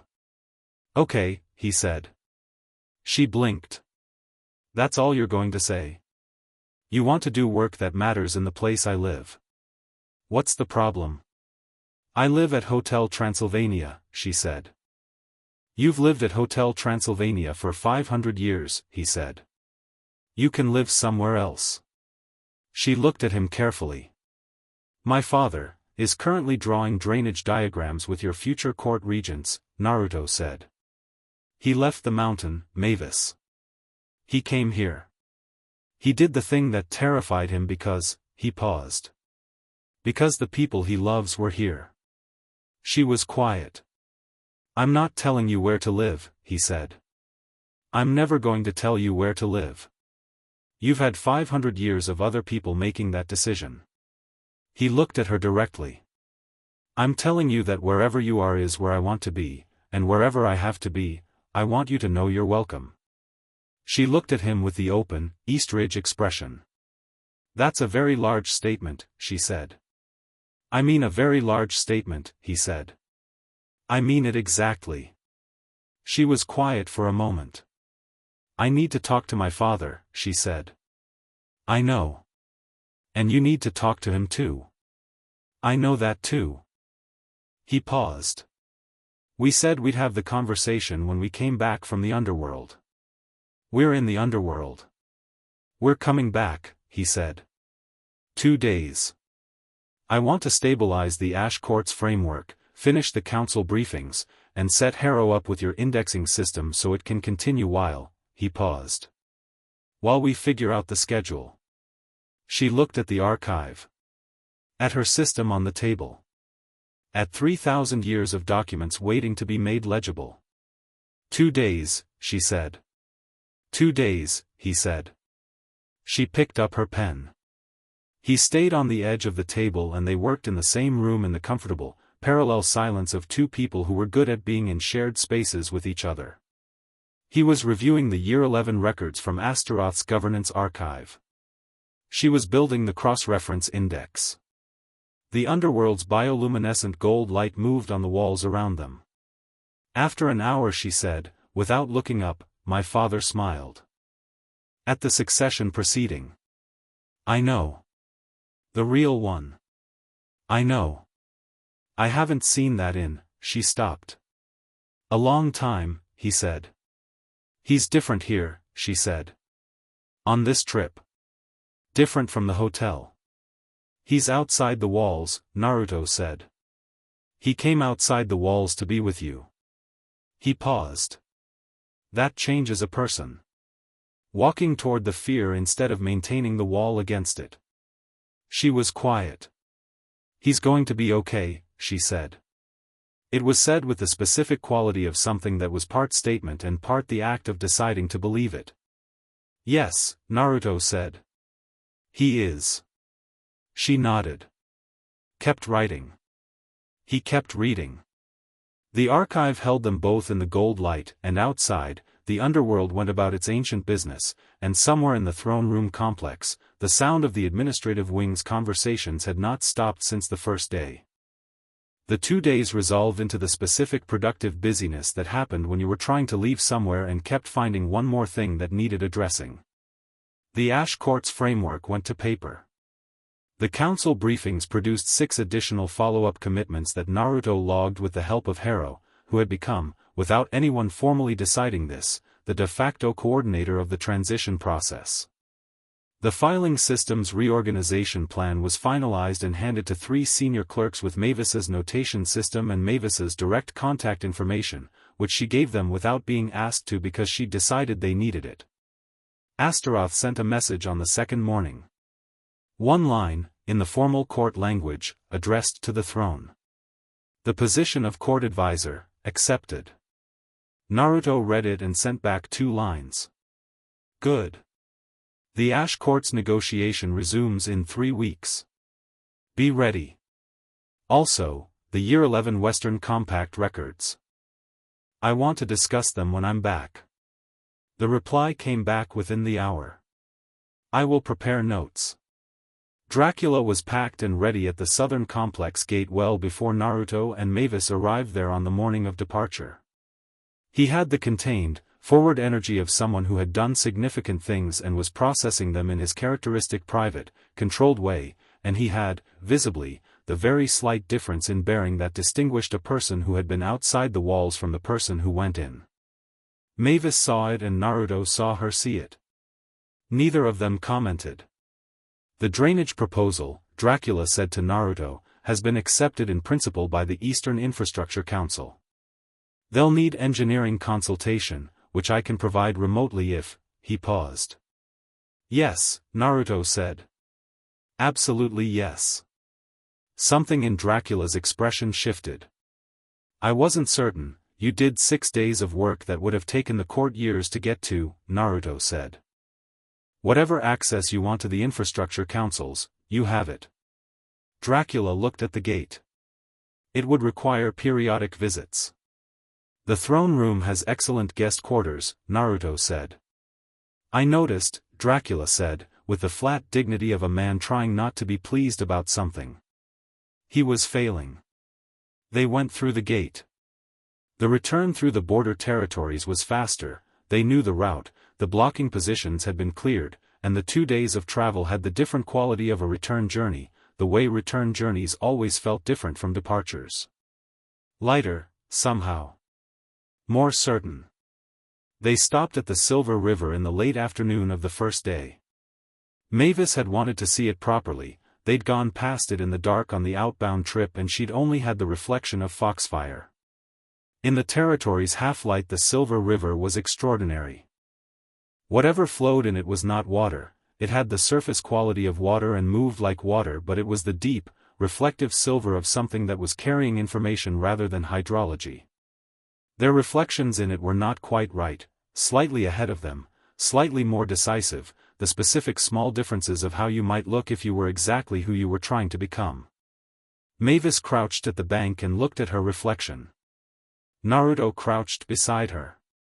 What does it show? He asked. Me, she said. But, she looked at it. Moving. Yeah. Like it's looking at what I'm going to do instead of what I'm doing. That's what they say about it, he said. I don't know if it's predictive or if it's just, he looked at his own reflection. Clarifying.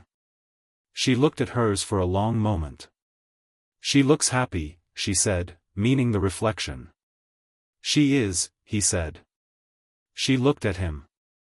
He was looking at the river and she looked at the side of his face, the blonde hair and the marks on his cheeks that were the visible trace of what he was and had always been, the specific, human-readable record of a bloodline that had been hidden and then revealed and had turned out to be extraordinary. She looked at him with the full 500 years of her careful, precise attention. I love you, she said.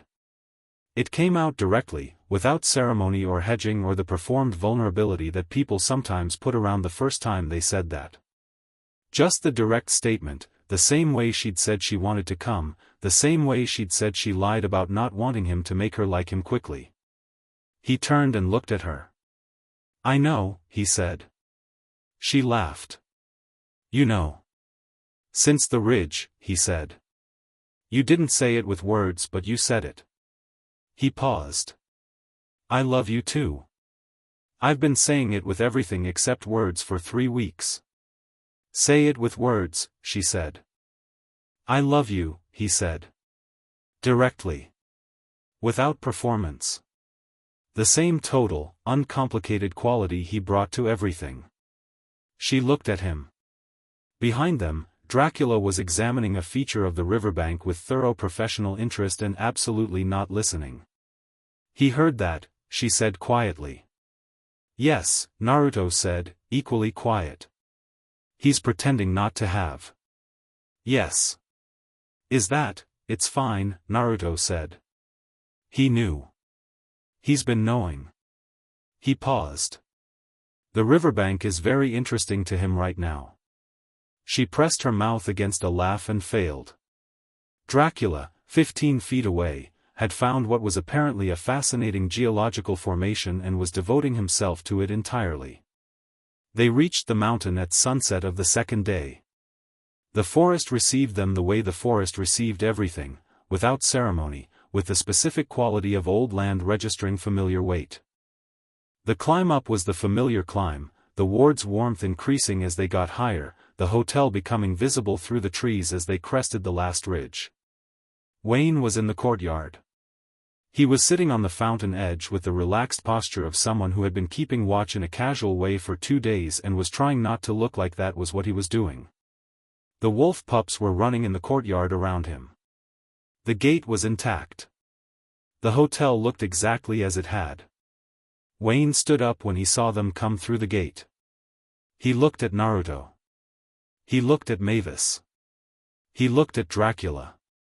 He looked at all three of them together, at the quality of how they moved in relation to each other, the closeness that was different from the closeness of people who had been traveling, more settled, more chosen. "Nothing burned down," he said. "I see that," Naruto said. "Griffin took the dispersal units apart." "I know." "And put them back together," Wayne added. "Mostly." "Good enough." Murray found a new column. Wayne paused. He didn't wrap himself around it. He just, Wayne gestured vaguely, appreciated it. "Progress," Naruto said. Wayne looked at him for a moment with the expression of a person who had something to say and was deciding whether to say it. "It's good," he said. "That you're back." It was simple. It was exactly what he meant. From Wayne, who said what he meant and meant what he said, it carried everything the larger statement would have carried without needing to be the larger statement. "Yeah," Naruto said. "It's good to be back." The wolf pups had converged on Naruto's legs in the way wolf pups converged on people they decided were theirs, with the total, non-negotiated certainty of small creatures who didn't have the self-consciousness to approach anything less than completely. He crouched and let them, because they were wolf pups and there was no dignified alternative, and the foxfire appeared without his asking for it, just small warmth, drifting up from the courtyard stones, Kurama saying hello, we're home in the only language he used for things he actually felt. Mavis watched the foxfire rise. She watched Naruto in the courtyard, surrounded by wolf pups and foxfire, looking up at the hotel with the expression she'd seen on the first night when he'd said, "This is the greatest place I have ever been." He still looked at it that way.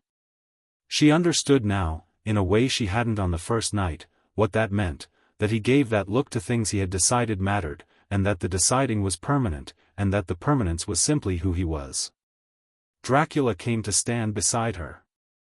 Father and daughter, in the courtyard of their home, watching the young man who had arrived through their gate 22 days ago and had become, without either of them having a specific moment when they decided it, part of the fabric of what this place was.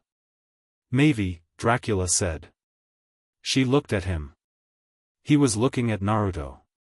His expression was the complicated, honest, fully arrived thing that had been building since the tower room conversation, since the stars, since the succession proceeding and the drainage diagrams and the 6 days away from the mountain that had changed what he knew about what home meant and what walls were for. "He loves you," Dracula said. "Yes," she said. "I know that." He paused. "I have known it for some time." "I have been," another pause. "Coming to terms with it." "And?" He looked at her. "And," he said, with the precise, careful delivery of a man choosing his next words as if they mattered, "I think your mother would have liked him enormously." Mavis looked at her father. Something in her face broke open in the specific, quiet way that very private people break open when the thing they've been hoping for arrives without fanfare. "Yeah," she said. She would have argued with him constantly, Dracula said. About everything. And she would have loved every argument. He paused. "She argued with me about everything for 300 years. He looked at the courtyard, at Naruto disentangling himself from wolf pups. There are worse qualities in a person. Mavis reached over and took his arm, the same automatic, affectionate gesture she'd given him since before she could remember, the gesture of a daughter who loved her father in the specific, lifelong way that was beyond circumstances. He covered her hand with his. "I have things I need to say to him," Dracula said. "Properly. The conversation we agreed to have." "Tonight?" she said. "Tonight." He straightened, the Count of Dracula, 5 centuries of authority in a single posture, also just her father, who had left his mountain and come back carrying something new. "But first I need to check what Wayne has done to the security rotation because the way he described it to me on the way up suggests he has reorganized my entire perimeter protocol." "He did," Mavis said. "It's better," she added. Dracula looked at her. "He also got the drainage thing in the East Corridor sorted," she said. "That was unresolved for a week," she said. "He sorted it the first day." Dracula pressed his lips together in a very specific expression. "Don't tell him it's better," he said. "Dad. Let me tell him. He already knows." "Let me tell him as if it's news," Dracula said, with the precise dignity of a man who had certain ways of doing things. "It will go better." She almost laughed. "Fine," she said. "Go check the security rotation." He went. She stood in the courtyard alone for a moment, in the hotel's warmth, in the specific quality of an October night on a supernatural mountain with foxfire on the stones and wolf pups running circuits and the sound of the building full around her. She had been here for 500 years. She had been somewhere else for 6 days. And when she'd come back through the gate tonight, the feeling had been different from every other return she could remember, not the feeling of returning to the only thing there was, but the feeling of returning to something she had chosen. The distinction was small. The distinction was everything. Naruto came and stood beside her. The wolf pups had been called in by their parents. The courtyard was quiet. The foxfire was fading slowly, Kurama receding from hello back into his perpetual present, the two of them as integrated and distinct as always. "Your father is checking the security rotation," Naruto said. "Yes. Wayne is about to have a very dignified conversation." "He is." She paused. "My father wants to talk to you tonight." "I know." He looked at the hotel's facade, the towers, the old stone, the green flame torches. "I'm ready." "Are you nervous?" "No." She looked at him. "I'm never nervous about real conversations," he said. "Only about the ones where I have to perform something I don't feel. Your father and I don't have to perform anything at this point." He paused. "He's going to say something about what I am and what the throne means and what his daughter's safety requires, and I'm going to tell him the truth about all three, and the truth is sufficient." She believed him. She always believed him when he said things with that quality, the flat, settled certainty that wasn't arrogance because it wasn't about winning, it was just about what was true. "Come inside," she said. "It's cold." He looked at her sideways. "You're a vampire." "You don't, I like the warmth," she said. "Your warmth specifically." She met his eyes. "I've decided I'm keeping it." He grinned at her. The real one, full and total and entirely his. She walked toward the hotel entrance. He followed. The conversation with Dracula happened in the tower room at midnight, and it was everything it needed to be. Naruto told the truth. About his intentions, about the throne, about what the future looked like from where he stood and how Mavis existed in that picture and how she existed in that picture on her own terms, as herself, as someone who had chosen her own story and who he was committed to making sure kept choosing it. Dracula listened the way he'd been learning to listen over 22 days. Not for evidence to counter. Not for reassurance to accept. For the actual content of what was being said. He asked 3 questions. Naruto answered all 3 directly. Then Dracula was quiet for a long time. "I failed her," he said. Not to Naruto. Just said. The specific sentence of someone who had been carrying something and had decided to put it down. You loved her, Naruto said. Those aren't the same thing. No. But they weren't incompatible. I made them incompatible. You made them incompatible with what you had available to you, Naruto said. Which is what everyone does. You had grief and a mountain and 5 centuries of practice building walls. You built what you could. He paused. She doesn't need you to have been perfect. She needs you to be here now. Dracula looked at his desk. She told me, he said slowly, the morning after the birthday party, that she'd made a wish. She wouldn't tell me what it was. Naruto said nothing. I think I know what it was, Dracula said. Probably, Naruto said. I think it was already in the room when she made it, Dracula said. I think she knew that. Naruto was quiet. Dracula looked at him. She is my daughter, he said. She is 500 years old and extraordinary and entirely her own person, and he paused. I have spent 5 centuries being her father in the only way I knew. I am going to spend the next 5 centuries learning a different way.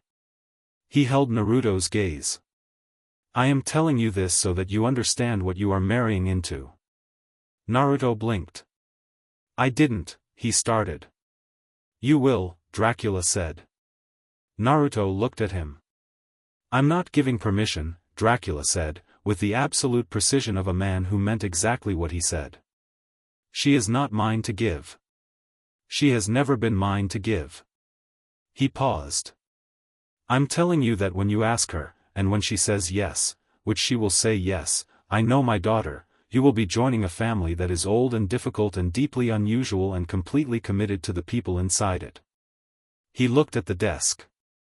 You should know what you're walking into. Naruto looked at him for a moment. I walked in 22 days ago, he said. I knew what I was walking into before I finished dinner. Dracula was quiet. Thank you, Naruto said. For the warning. And for the welcome. Even when it didn't feel like a welcome, it was. He paused. You're part of this too. Not just Mavis's father. Part of this. Dracula looked at him.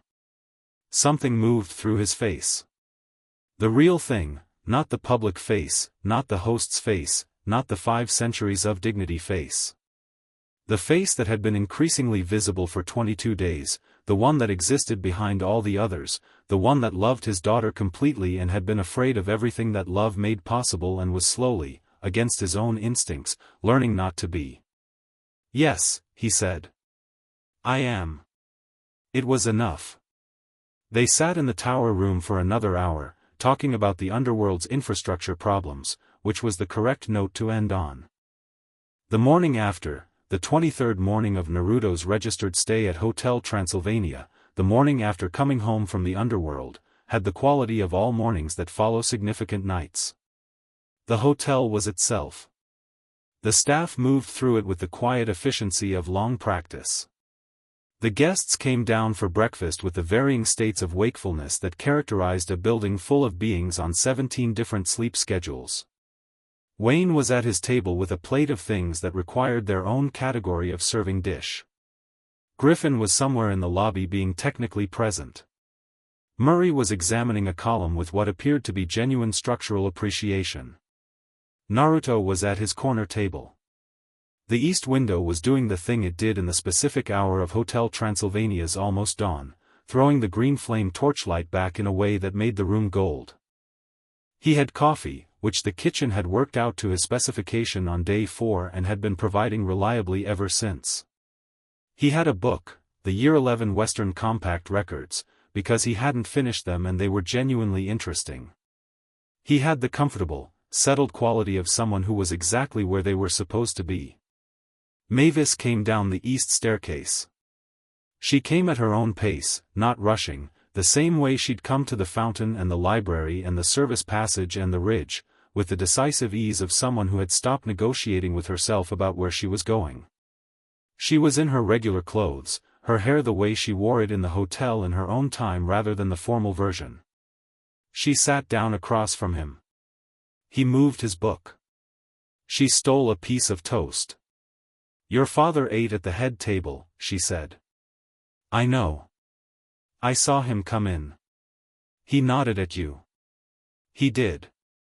That's a significant gesture for my father," she said. "I know that too." She looked at him. "How was the tower conversation?" "Good," he said. "Really good." She was quiet for a moment. "He told you he wasn't giving permission," she said. Naruto looked at her. "He told me the same thing when I came home last night," she said.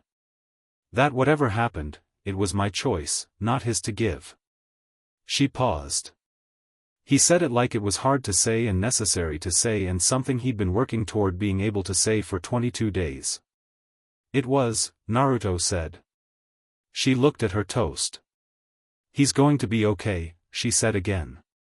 The same sentence as the archive, but different, more settled, more certain. "He's going to be more than okay," Naruto said. "He came to the Underworld, Mavis. He drew drainage diagrams with demon lords. He's going to make the Eastern Infrastructure Council's decade."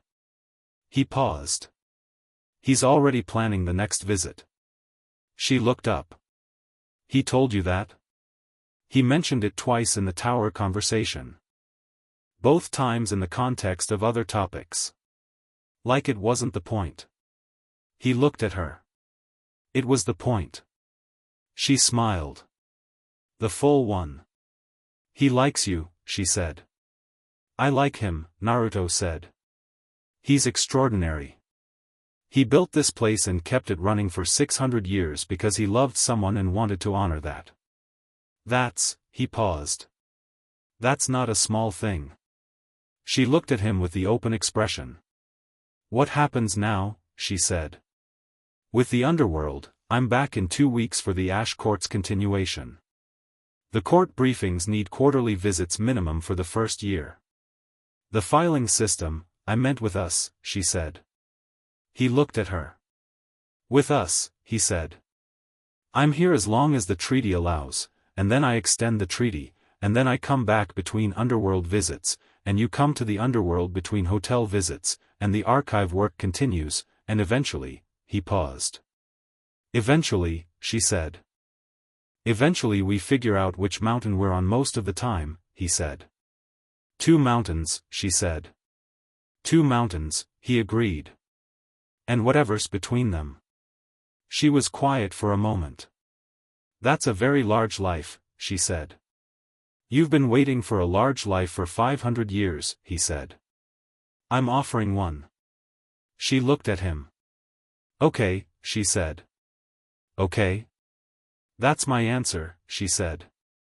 "To whatever the question is." "Okay." He looked at her. "I haven't asked the question yet," he said. "I know," she said. "I'm giving you the answer first. So you know when you ask."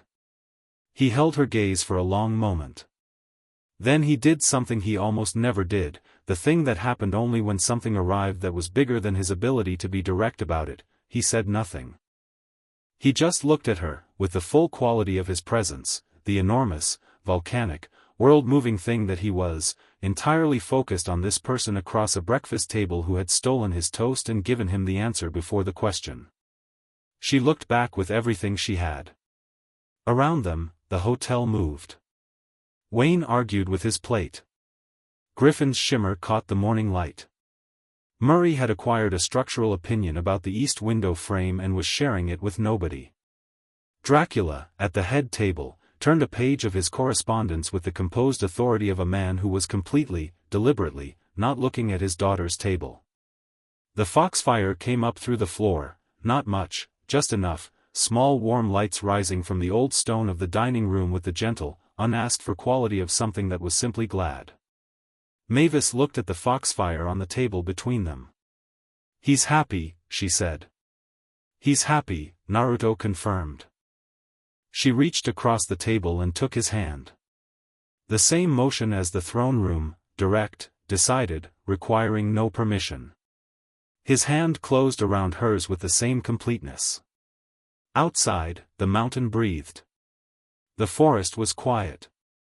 The gargoyles on the gate were still. The banshee fog drifted in its centuries-old patterns, parting for what it recognized and holding for what it didn't, and on the southern slope, where the watchers had been for 23 days, there was now simply nothing. Clean mountain air. Old trees. Whatever had been waiting there had gone home. In the dining room of Hotel Transylvania, breakfast continued. The king of the underworld drank his coffee and read his book and held hands across the table with the woman who was going to rebuild the oldest archive in the supernatural world, and who had flown to 80 feet on her birthday just because she could, and who had said okay before he asked the question. Mavis Dracula stole the last piece of toast. He let her have it. He had, as it turned out, always been going to let her have it. Some things you know before you know them, in the way you know certain places are home before you've learned the word, in the bones, in the deep instinctive register of a person who had spent their whole life knowing they were different and not knowing why, walking into a room one day and understanding, without ceremony, without announcement, simply and completely, here. This. These people. This mountain. Home. The foxfire rose. The hotel held them all.